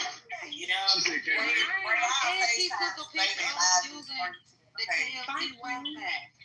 I ain't on Facebook no more. I deleted my Facebook page. That's why I'm mad. Cause I can't. Man, you doing here. Most of her shit on TLC she was at. And Hoover, I believe she's somewhere in Hoover right now, though. Now, she took a picture using TLC Wi-Fi. You familiar with Hoover because that's when she asked the dude, can he get her Uber? That nigga said, you don't drive. Damn, boy. Man, it ain't funny, but I'm reading these screenshots. But yes, the fuck it is funny. That shit is funny, though. If you look at it, though, that shit had you used to I know it's funny to be based off of reading. And girl, she crazy. She going in on this man. Yeah, she definitely. She dogging her dad out. You see how she avoiding what he said and just trying to say something else. Yeah, because he's saying you ain't the victim all the time. This man talking about her mental health, she talking about money. I know they took her damn credit card. That bitch had a whole panic attack when she like, I was like, damn. It's just a credit card since you got a job. She had a whole little Shit, you understand. Man, for the past 4 months, the girl been going on about the nigga stole her identity, said he got her money and everything, and she can't get into it. And credit cards and stuff. She ain't got no damn money, though. So how everybody sold everything? See, I know she said she rich. Somebody paid her in town to stay up, but she started a fire and they put her out. Are you serious? Yeah. Oh God. Was she cooking? It was something. It wasn't smoking. I know that they said it from the stove. She was cooking something. I think she went to sleep. Oh yeah, she did. And you know it's a bed in there. The bitch took the bed off the rail in the front room on the floor. Well, she gets some money every month because look at her cash out statement that she posts on them. It say July loan, $200 withdrawal, $200 from the bank, $5,000 she asked somebody, but she counted. No, guess what? You know where they come from? Her blackmailing folks. She blackmailing folks to get that money. She said that anybody she done had dealings with in the past, if they don't help her out, she gonna expose them. I bet she is. About the past. Oh, Kendra, when we get off, I'm gonna have to tell you something too, because yeah, I bet she fucking is blackmailing. That goes crap. Yeah, she wild. I remember when me and Bonds was talking about that shit a couple of weeks ago. I asked her what she was bring her. He said that motherfucker that all kind of crazy. She crazy. I wonder why they can't get PO of her and get her like quick in the hospital, like literally where she is. They need you. I'm gonna tell you that y'all never look at her post her face talking to him. She got one of the best doctors, one of the best mental health doctors in the fucking thing. Dr. Grayson. And I know because he was my psychologist. But that man, when he Dude, you crazy? You gotta let him sit over there and it's gonna make me upset. The fuck? Why is he Dude, you crazy? Huh? You crazy? Nigga, my reality is different from yours. I never be crazy. My reality is just different. You know what I'm saying? Everybody said we should all be some crazy motherfuckers. Like I said, he's one of the best goddamn doctors. He's one of the best doctors in the state. And she said this man told her, you are not crazy. You are spoiled. She said it. I can believe that. She said it. I really can. And that man ain't gonna let you. He told me, you're supposed to. He said, I believe that shit. You hold a job of being a strong black woman in this country right now. And you want to blame the things you do on your mental health? How's it lying about shit? Don't be playing crazy. Oh, if you know what you're doing, do what you do. You know what I'm saying? Like, who? What's up? You know what she break in? That couldn't have been that trunk because she said the girl. Now this just happened this month. Oh God damn! Yeah, damn, I ain't know about that. On August 7th, I'm looking at it. Oh my God! This is a whole life story. This a motor vehicle accident care instructions overview. And now she's gonna be mad at her parents now because she gonna want them to buy her another car. 7/2025 at 6:12 p.m. That's probably why she been going so hard these last couple of weeks. She ain't no damn car. Oh, we say she got back pain. They gave some muscle relaxant. That's a lot. I'm gonna be honest with you. If they see her there often, they probably get her at number some Tylenol.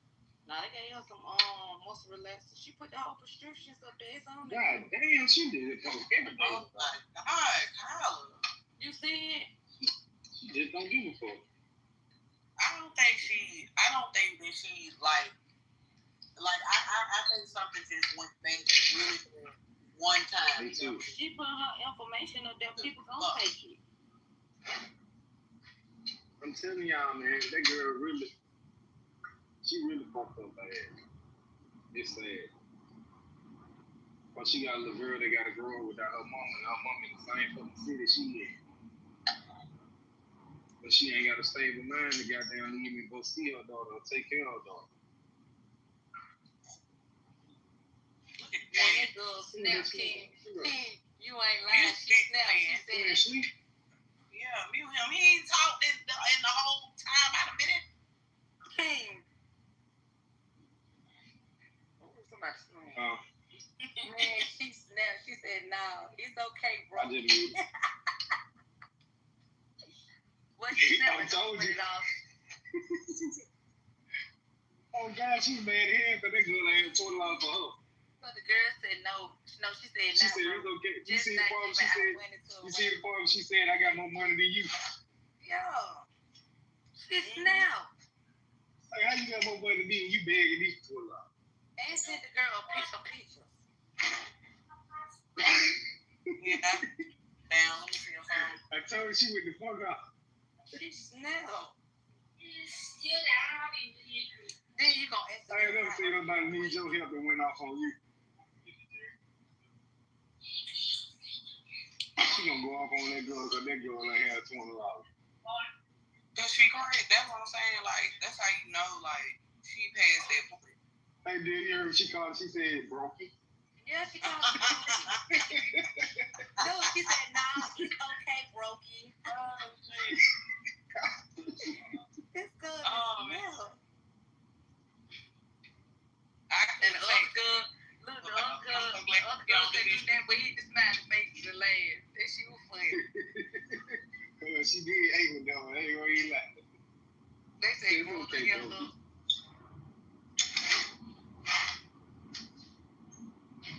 I pray to God they He go said, look, cause since the girl don't want to give her $20, she gonna tell the girl you sound selfish as fuck.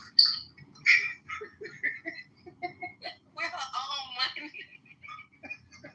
What the girl is snapped on here? Where she snapped? I told you. She said, I'm going through identity them. I gotta get more money than my parents. Jesus. They go in competition with a family now. So she knows. Oh, so She said somebody on one arm that my parents got more money. Baby, Hey, look, you seen when she said she didn't ever get a chance to get the kid, and they probably been giving it to her in doses. Cause like she telling y'all, they say she's a what the fuck? I'm sorry, I'm looking at the comments, but yeah, said that she a trust fund baby. So she probably just got some, you know what I'm saying? She probably got some money. yeah, she just waiting on them assholes. Yeah, she's fucked up for real. I mean, hey, but get what though? I believe they gonna end up taking that shit out her name and putting it in her daughter's name. Watch. I'll tell you what. man, they go snapped on that thing. She probably got a broken. With her own money. She gonna get her $20. Sound like you selfish, like with your own money. Damn. I don't know you. It's like a random person. And it's the fact that she posted as if she's in the right. Like she posted like this is like what? Like she just got done wrong or something. Bitch, you doing it wrong. Like they coming at her. That's how you know Shanita went down the whole rabbit hole. Hey. I'm sitting up here looking at you.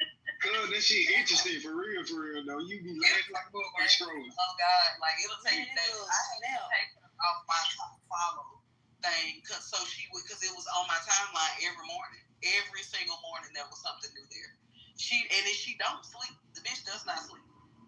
And if she does, it's probably maybe a good hour and 30 minutes. But you know what? I know her from somewhere. Shanita, what the fuck you mean? That's Kyla. You done been around too. That's Kyla Hood. She got friends with Jessica. She got, Jessica Williams that be with Mike Tate. Yeah, but why she look so different now? That's because she's on drugs. What you mean? I almost didn't recognize. Look at her story. Her haircut low. Of course. I knew I'd been riding this girl. All this time, you didn't know who the fuck we was talking? No, because I wasn't even looking at her pictures. I was just reading the messages with her, the Stuck Outside clip, baby. Oh, God, Stuck Outside clip is incredibly crazy.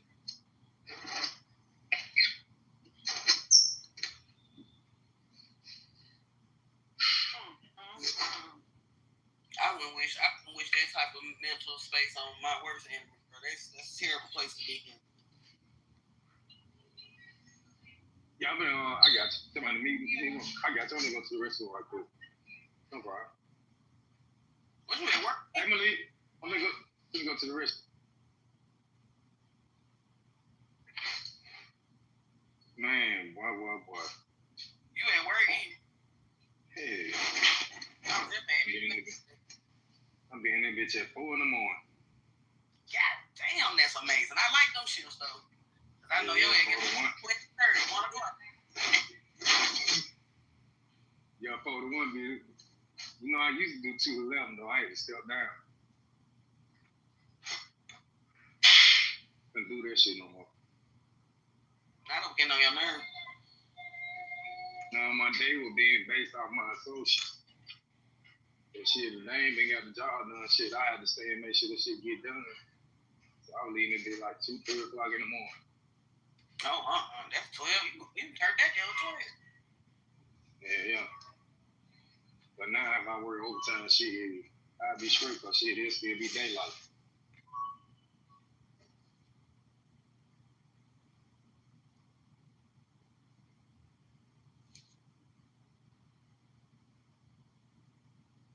She need to get the fuck out that girl page. Man, you know I'm on there struggling like hell. Hey, what them girls said? I'm talking about she in there. Well, who? She snap. She snap. Brokey. I don't want to take the drug. I just need to know which drug it is. Like, which one is it? They try to give me something. I'm gonna pull her picture and say, don't give me what y'all gave her. Ooh, E. Now, E, God don't like ugly. Kyle ain't never did you nothing. She ain't never did you nothing. Don't do her. And poor baby, she just gone. It's this video. Huh? I was looking at this video they made with JJ. Which one? Somebody wanted she stood up. Yeah, when she walking out the wheelchair. I like that.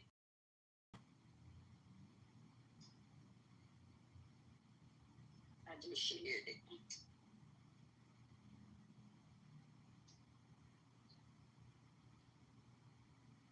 Yeah, I seen that one. I seen that one. I think it's from Icon Reels or something like that. Like Reels, some shit like that. Because they did one for the little boy and the mama that got killed. They was in the car with that dude, and they killed the girl and the little boy. And the mama just been talking about this shit now somewhere, but they shot the girl and the little boy. But they wasn't. They at first they were like they want the target. At this point now you don't know. It's still everything's still up with it. But the mama had released the medical report, the coroner's report from the damage done to the child and the mama. Ooh, that shit was so hard to read. Jesus. She said, but she want people to know what they did to her babies. Oh yeah, I read it. You know what I'm talking about? Yeah. The medical report, man. Yeah, I read the I read that shit. And then I didn't even realize I was reading the son's report, and he had more shit than the mama. Yeah. Did that to that motherfucking baby, man. That's crazy.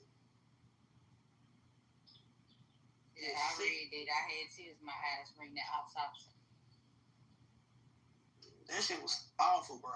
Like, cause this happened last year, but she put that shit out just not too long ago. The girl mom. Yeah, a few months ago. This summer. Ooh, that shit was so sad.